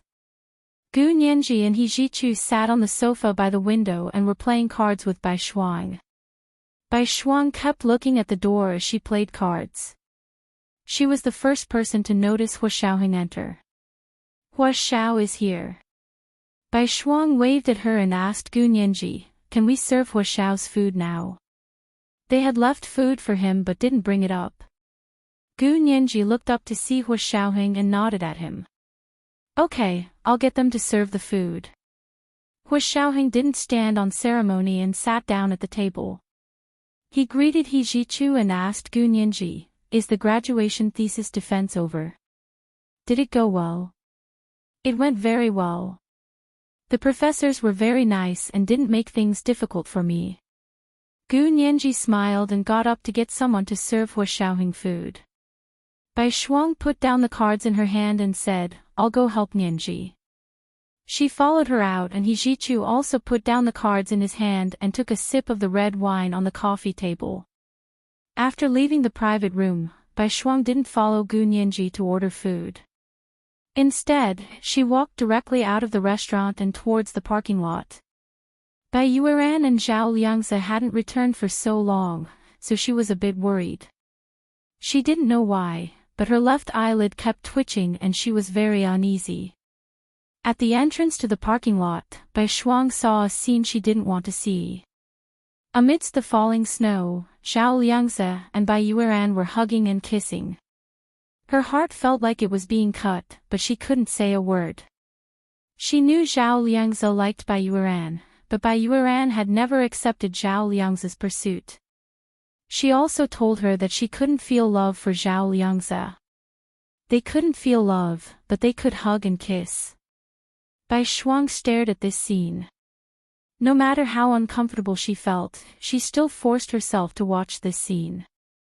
She wanted to engrave this scene in her heart. Whenever she thought of Zhao Liangzi, she would remember this scene and warn herself to let go. Zhao Liangzi didn't like her at all. Closing her eyes, Bai Shuang's tears finally flowed down. Turning around, she quickly wiped her face with the back of her hand and quickly walked to the private room. She didn't want to stay here any longer, not even for a second. Bai Yueran and Zhao Liangzi kissed for a long time before slowly releasing each other's lips. Bai Yueran's lips were full and supple to begin with, even fuller than the average woman's lips. Now that Zhao Liangzi had kissed them until they were slightly swollen, they looked even more alluring. I really want to put you in my pocket. Whenever I want to kiss you, I can take you out and kiss you. Zhao Liangzi chuckled softly. Bai Yueran was already 28 or 29 years old. This wasn't her first time in a relationship, but Zhao Liangzi's words still made her blush. You're being chauvinistic. Bai Yueran raised her head and hugged Zhao Liangzi's neck. She smiled and said, why can't I put you in my pocket and take you out and kiss you whenever I want to kiss you? That's exactly what I want. You can put me in your pocket. You don't have to. Take me away. I'll work overtime with you. Zhao Liangzi's yearning for more than a year had finally been reciprocated. He was extremely excited and only wanted to stay with her a little longer. He didn't want to go back to the private room. Bai Yueran chuckled and tapped Zhao Liangzi's forehead with her finger. Even you have times when you're lazy and shameless, my vice president. That's not good, is it? What principles and demeanor do I need when I'm with the person I like? Zhao Liangzi was also good at sweet-talking. He lowered his head and pressed it against Bai Yueran's forehead. Do you want me to go with you? Bai Yueran was very tempted and almost blurted out, yes. But reason prevailed in the end. She tiptoed and kissed Zhao Liangzi's lips again before saying, no need. What will Nianji think if you leave like this? Nianji won't care. She'll only be happier that I have a girlfriend. Zhao Liangzi knew Gu Nianji very well. He and Yin Shixiang treated Gu Nianji like a biological brother, and Gu Nianji also treated them like a biological sister. Okay, even if Nianji doesn't care, what about Bai Shuang? Bai Yueran gently pushed Zhao Liangzi away. You should go back. Don't tell anyone about this for now, okay? Zhao Liangzi thought that he had finally seen the light and wanted nothing more than to share his joy with the world. However, Bai Yueran asked him not to make it public. What do you mean? Is it shameful to be with me?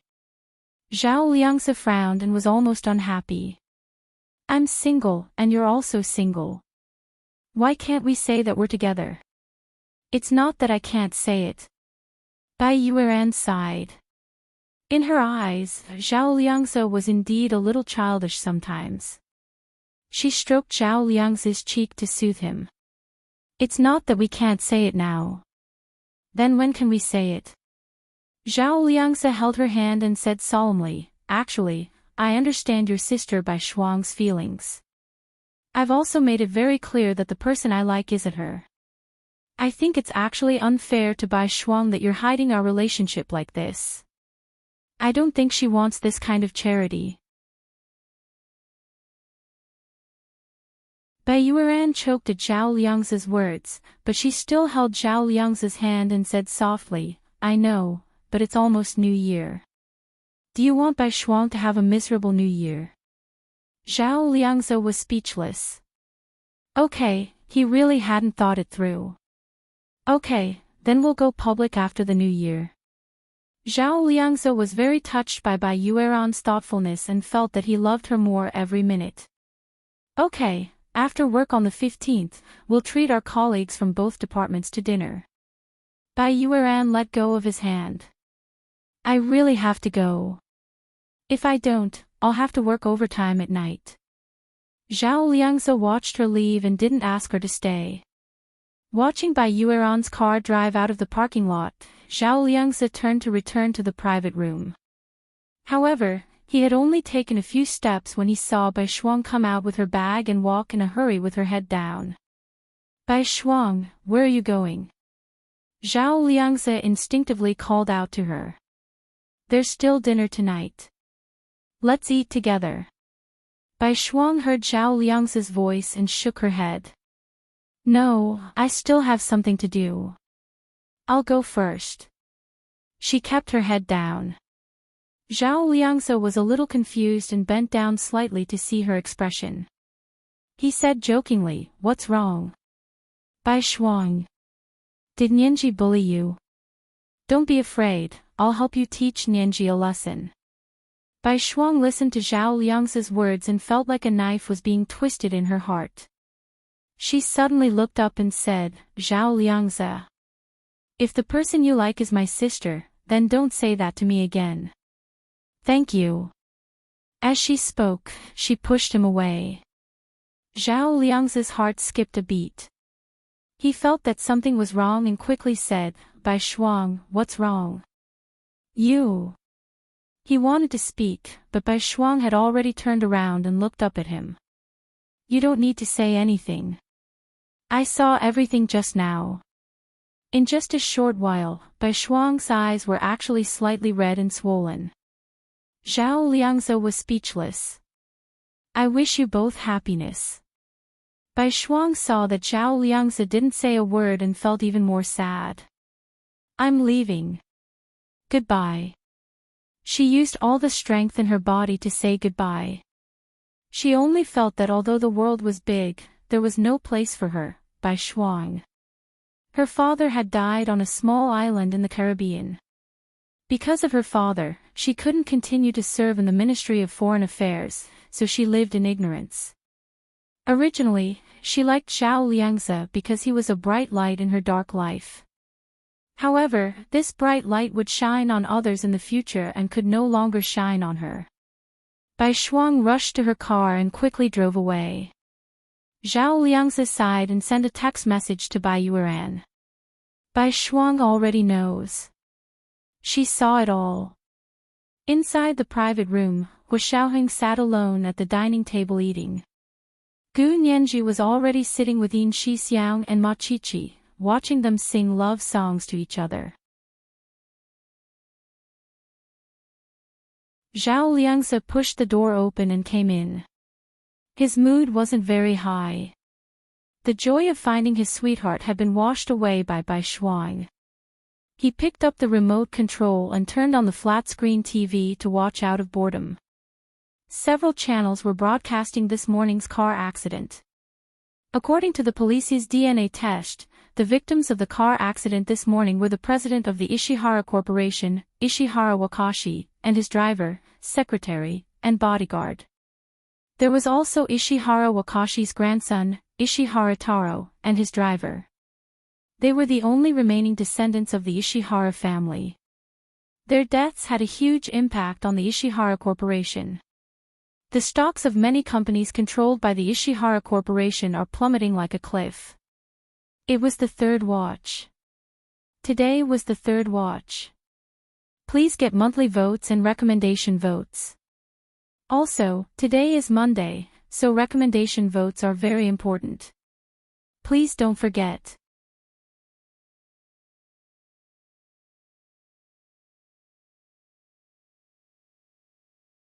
Chapter 953. Gu Nianji sat beside Yin Shixiang and Ma Qiqi, listening to them sing. When Zhao Liangze came in, Gu Nianji looked back. When Zhao Liangze turned on the TV, Gu Nianji also heard the news. It was exactly what she was interested in. She couldn't help but walk to the sofa next to Zhao Liangze. Resting her chin on her hands, she frowned. There was such a big fire. Didn't they all burn? How did they get a DNA test? Zhao Liangzi knocked her head and said angrily, it was just an oil truck fire. Do you think it was a high-temperature furnace in a crematorium? The human body doesn't burn that easily. It was just the outer skin. Gu Nianji's lips twitched. Feeling disgusted, she quickly waved her hands. I know. Brother Zhe, don't say any more. You're so knowledgeable, okay? I'm not as knowledgeable as you. Genius girl, where are you going to get rich after graduation? Zhao Liangzi was not in a good mood. He lazily leaned against the sofa and stretched out his long legs. Picking up a pistachio from the coffee table, he peeled it and threw it in his mouth. He spat it into the trash after 2 bites. What's this? It's all bitter. Gu Nianji looked at Zhao Liangzi in confusion. Brother Zhe, are you in a bad mood? Why would he be in a bad mood?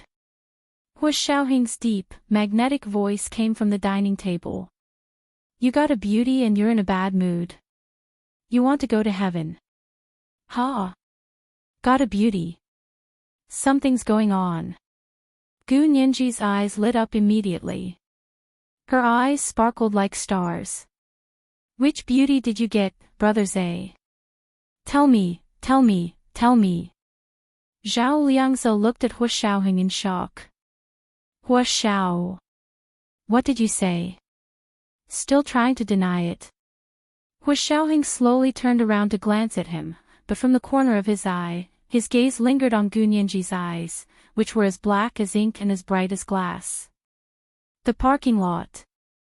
Hu Xiaohing only said 3 words. Zhao Liangzi immediately pursed his lips and smiled sheepishly. Hu Xiao is so observant. Nothing escapes your eyes. Gu Nianji looked at Hu Xiaohing, then at Zhao Liangzi. Her sparkling eyes blinked. Hu Xiao, did you see anything inappropriate in the parking lot? Yeah, you're just a kid, so don't ask so many questions. Zhao Liangzi curled his knuckles and knocked Gu Nianji's head again. All you know is gossip. What's wrong with gossip? Gu Nianji laughed as she dodged to the side. A life without melodramatic gossip is as lonely as snow. Brother Zhe, tell me, which beauty is it? Zhao Liangzi finally snapped back to reality and stared at Gu Nianji in a daze. He lowered his voice and said. Even you know. Know what? Which beauty? What do you mean? Zhao Liangzi felt even more uneasy. It wasn't strange for others to know that he liked Bai Yueran because he had never hidden it. However, he thought that he was the only one who could see that Bai Shuang liked him, so everyone saw through it. Then, wouldn't Bai Shuang lose face? Zhao Liangzi had a headache.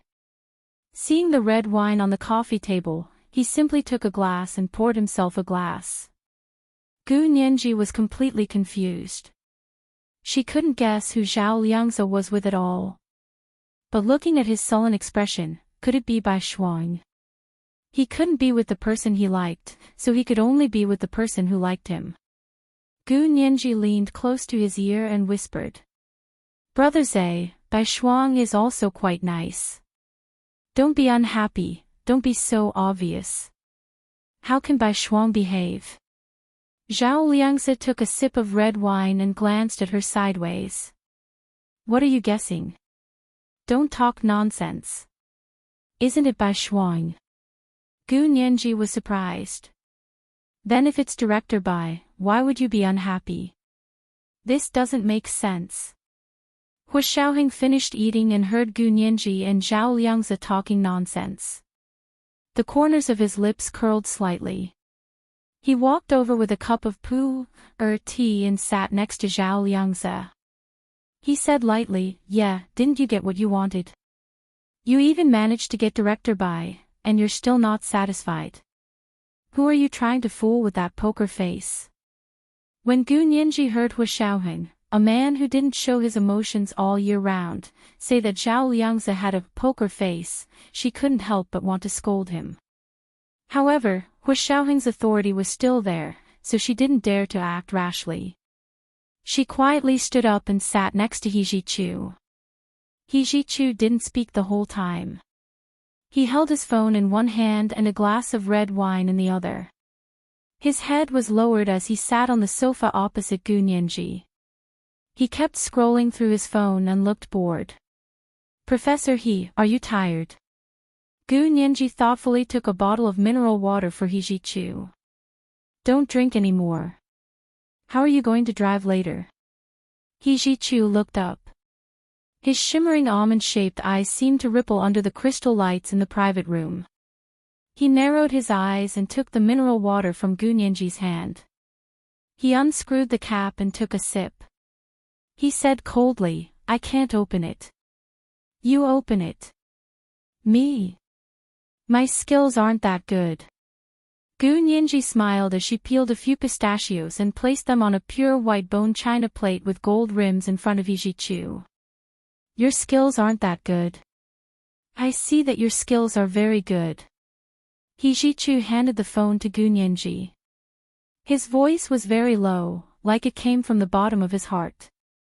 It dissipated before it reached his throat. "Look at this car. It's like a roller coaster." There was a hint of anger in his voice. He suppressed it and didn't explode. However, Gu Nianji was very sensitive and immediately picked up on it. "Professor He. What are you talking about?" Gu Nianji looked at him in confusion. "I really don't know how to drive. I only got my driver's license last year. I don't have many opportunities to drive." He Jichu felt the veins on his forehead about to pop. He swiped his finger on the phone and immediately began to play a video recording. In the dark winter morning, a bright red sports car was especially eye-catching on the highway. Gu Nianji's eyes widened and looked at He Jichu's phone in disbelief. This. Was this the surveillance video of her on the highway this morning? Where did He Jichu get this? Gu Nianji looked at He Jichu in shock. She was completely speechless. If Hu Xiaoheng had taken out this surveillance video, Gu Nianji wouldn't be surprised at all. But He Jichu. Where did he get it? Although Hu Xiaoheng was talking to Zhao Liangzi, most of his attention was on Gu Nianji. When he looked up, he saw her flabbergasted expression.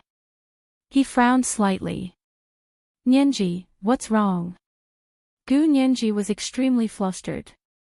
She didn't dare to turn around to look at Hu Xiaoheng, afraid that he would see the change in her expression. But she couldn't not answer. With Hu Xiaoheng's intuition, he would immediately sense that something was wrong if she didn't speak.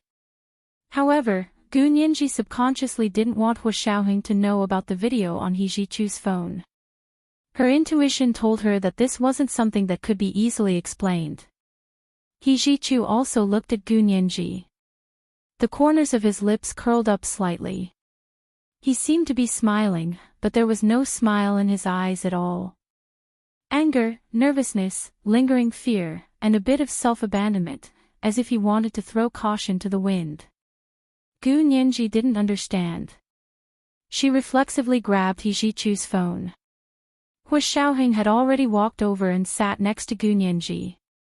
He reached out and flicked Gu Nianji's wrist. Gu Nianji didn't catch it, so He Jichu instinctively grabbed her hand.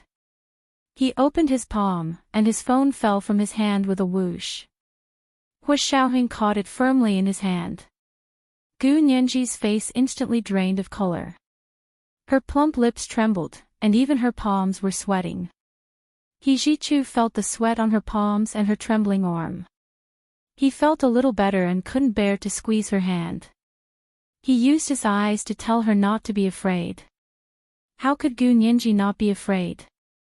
Her mind raced as she thought about how to help He Jichu cover up this matter. She almost said that she was the one who did it and sent it to He Jichu's phone. That was because the video He Jichu had just shown her was obviously from the camera on the highway. And the cameras on the Imperial Capital Highway were all owned by the government. If He Jichu had these videos on his phone, Didn't that mean that he had hacked into the Imperial Capital Traffic Police's surveillance system? Gu Nianji's mind was in a whirl. She didn't even have time to think about when He Zhichu had such superb computer skills. She quickly glanced at Hu Xiaoheng, but found that he was still indifferent. He leaned against the sofa leisurely and swiped his finger on He Zhichu's phone.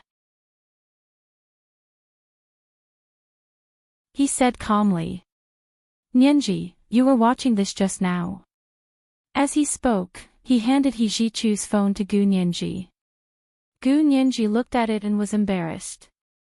The page that Hu Xiaoheng was looking at was actually a website that sold luxury cars. The pages of luxury cars flashed before her eyes.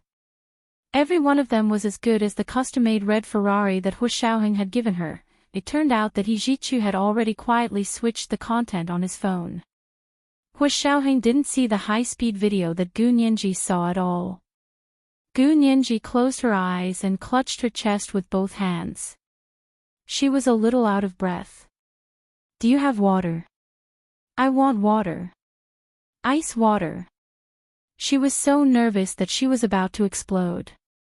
He Zhichu gave her an unopened bottle of mineral water and sneered. "That's all you got? Forget it. I don't need you to drive for me." Hu Xiaoheng threw the phone back to He Zhichu. "Professor, he wants to give Nianji a graduation present." He Zhichu took the phone and nodded with a half-smile. "Yes. I asked her to choose, but she refused. Actually, why are you treating me like an outsider? She's already graduated. I'm no longer her professor, and she's no longer my student." His words were too provocative. Even Zhao Liangzi, who had something on his mind, could sense it. He looked at He Zhichu, then at Hu Xiaoheng, and then at Gu Nianji, who was sitting between them like an ant on a hot pan. He smiled happily. Crossing his arms over his chest, Zhao Liangzi said leisurely, "Sure, I love watching melodramatic gossip. A life without melodramatic gossip is as lonely as snow."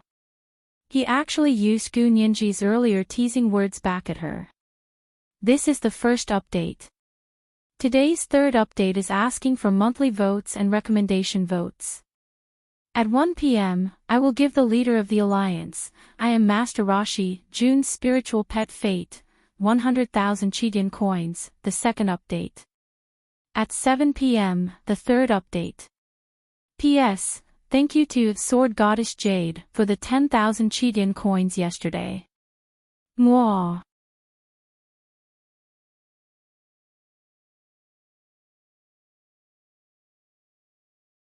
Chapter 954. Ma Qiqi and Yin Shixiang had just finished singing and were about to call Gu Nianji and Zhao Liangzi over to sing too when they saw the situation. They were stunned. Yin Shixiang walked over to drag Zhao Liangzi over to sing and kept giving him looks. "Little Zay, you must have had too much to drink. What kind of stupid gossip are you looking at? Where's the stupid gossip?" Although Zhao Liangzi wasn't as perceptive as Yin Shixiang, he was usually a smart person. But today, he seemed to have opened 8 of his 9 orifices. He stiffened his neck and said to Yin Shixiang, "How did I drink too much?" "I only drank a little." "What did I say wrong? Wasn't it?" He stretched out his arm and waved it across the room. Hu Xiaoheng, Gu Nianji, and He Zhichu, who were sitting on the sofa, all looked at him silently. Yin Shixiang was frightened by Hu Xiaoheng's gaze and pulled Zhao Liangzi even harder. Let's go. You're not drunk, not drunk. Let's go sing. Didn't you say that when you got a girlfriend, you would sing love songs to her for a night? Our little prince of love songs. Gu Nianji, pfft. Finally, he spat out a mouthful of tea as expected. Something can happen while drinking tea, He Zhichu muttered as he picked up a tissue to wipe Gu Nianji's face. His movements were so smooth and natural, as if he had done it 1,000 times. Gu Nianji obediently raised her head and let He Zhichu wipe her face as if it was a habit. Hu Xiaoheng had been looking at Zhao Liangzi thoughtfully and worried about his condition, so he unconsciously slowed down. When he turned around, he saw that He Zhichu was already wiping Gu Nianji's face. He couldn't start a fight with He Zhichu in front of so many people. After all, there were still a few people in the private room who were waiting to see the melodramatic gossip, with their eyes wide open, as if they wanted to see the world in chaos. Hu Xiaoheng took out a tissue and wiped the coffee table in front of him without batting an eyelid. The tea that Gu Nianji had spat out was everywhere. He pursed his lips slightly, and his slender and powerful fingers slid across the coffee table. Soon, the coffee table was cleaned up. He Zhichu threw the tissue away and glanced at the three people across from him. Go sing. His voice was clear, but it had an invisible pressure. Yin Shixiang quickly grabbed Ma Qiqi with one hand and Zhao Liangzi with the other to go sing. Zhao Liangzi drank all the red wine in his glass and suddenly became excited. He became a microphone hog, singing song after song. I tasted it gently. You said you loved me, and I was still savoring the gentleness you gave me. I gently tasted it, this fragrant temptation, you have everything I like. Jay Chow's, sweet, passing by your world, I've lived even when I was at my peak. Please go forward, there's no need to look back. The person waiting for you at the finish line will be me. How I wish you were the last person. Who in the world listens to you? In the vast sea of stars, I persist in a kind of dream. I really want to touch the warmth in your hands. In the vast sea of people, who will I meet? The gentleness in your eyes, is it all for me? For meeting you, he sang non-stop, drinking as he sang. In the end, he was almost hoarse from singing, and his voice was hoarse. Yin Shixiang and Ma Qiqi could only act as his background and keep pouring wine for him. Gu Nianji was speechless. She had just graduated her master's degree in advance today and had also gotten rid of 2 old enemies. She was in a great mood. If someone else had spoiled the mood like this, she would have left immediately without another word. But now it was Zhao Liangzi. He was Brother Zhe who had watched her grow up, so she could only support her head with her hand and look at Zhao Liangzi's back in confusion. What's wrong with Brother Zhe? Gu Nianji asked Hu Xiaoheng quietly. Who did you see him with in the parking lot? Hu Xiaoheng glanced at her. He didn't want to gossip about his subordinates, but Gu Nianji's eyes were too concerned. He thought about it and said. Bai Yueran. Isn't that the person he's been thinking about? He finally won the beauty, so why is he still singing these songs? Gu Nianji was very confused. He Zhichu leaned against the sofa with his eyes half closed and said dryly. Bai Shuang also left. It was a statement, not a question. Gu Nianji nodded. When I went to order for Hu Xiao, Bai Shuang said she would go with me, but when I went to order, she went. Gu Nianji suddenly understood. Bai Shuang also went to the parking lot. She covered her mouth in surprise and glanced at Hu Xiaoheng. Did Bai Shuang just happen to see it? Hu Xiaoheng thought about it and nodded slightly. Most likely. Then it makes sense. Gu Nianji tilted her head and sighed. Brother Zhe and Director Bai were probably making out in the parking lot, and Bai Shuang saw it. Then Brother Zhe found out that Bai Shuang saw them making out. No wonder Bai Shuang came back crying, took her bag, and left early. I was just saying that we were having fun playing poker, why did you suddenly stop playing? When Gu Nianji said this, Zhao Liangzi had just finished singing a song. In the suddenly silent room, only her crisp and soft voice could be heard echoing. It was actually quite awkward. Gu Nianji only realized that everyone was looking at her after she finished speaking. Although they weren't outsiders, she still blushed and brushed her hair in embarrassment. She looked at Zhao Liangzi, who was staring at her, fawningly. Brother Zhe, right? Zhao Liangzi snickered. He was already a bit drunk. He stood up and walked over shakily. As expected of a genius girl. Although I didn't see it with my own eyes, it's exactly what you said. Come, Brother Zay will drink with you. She can't drink.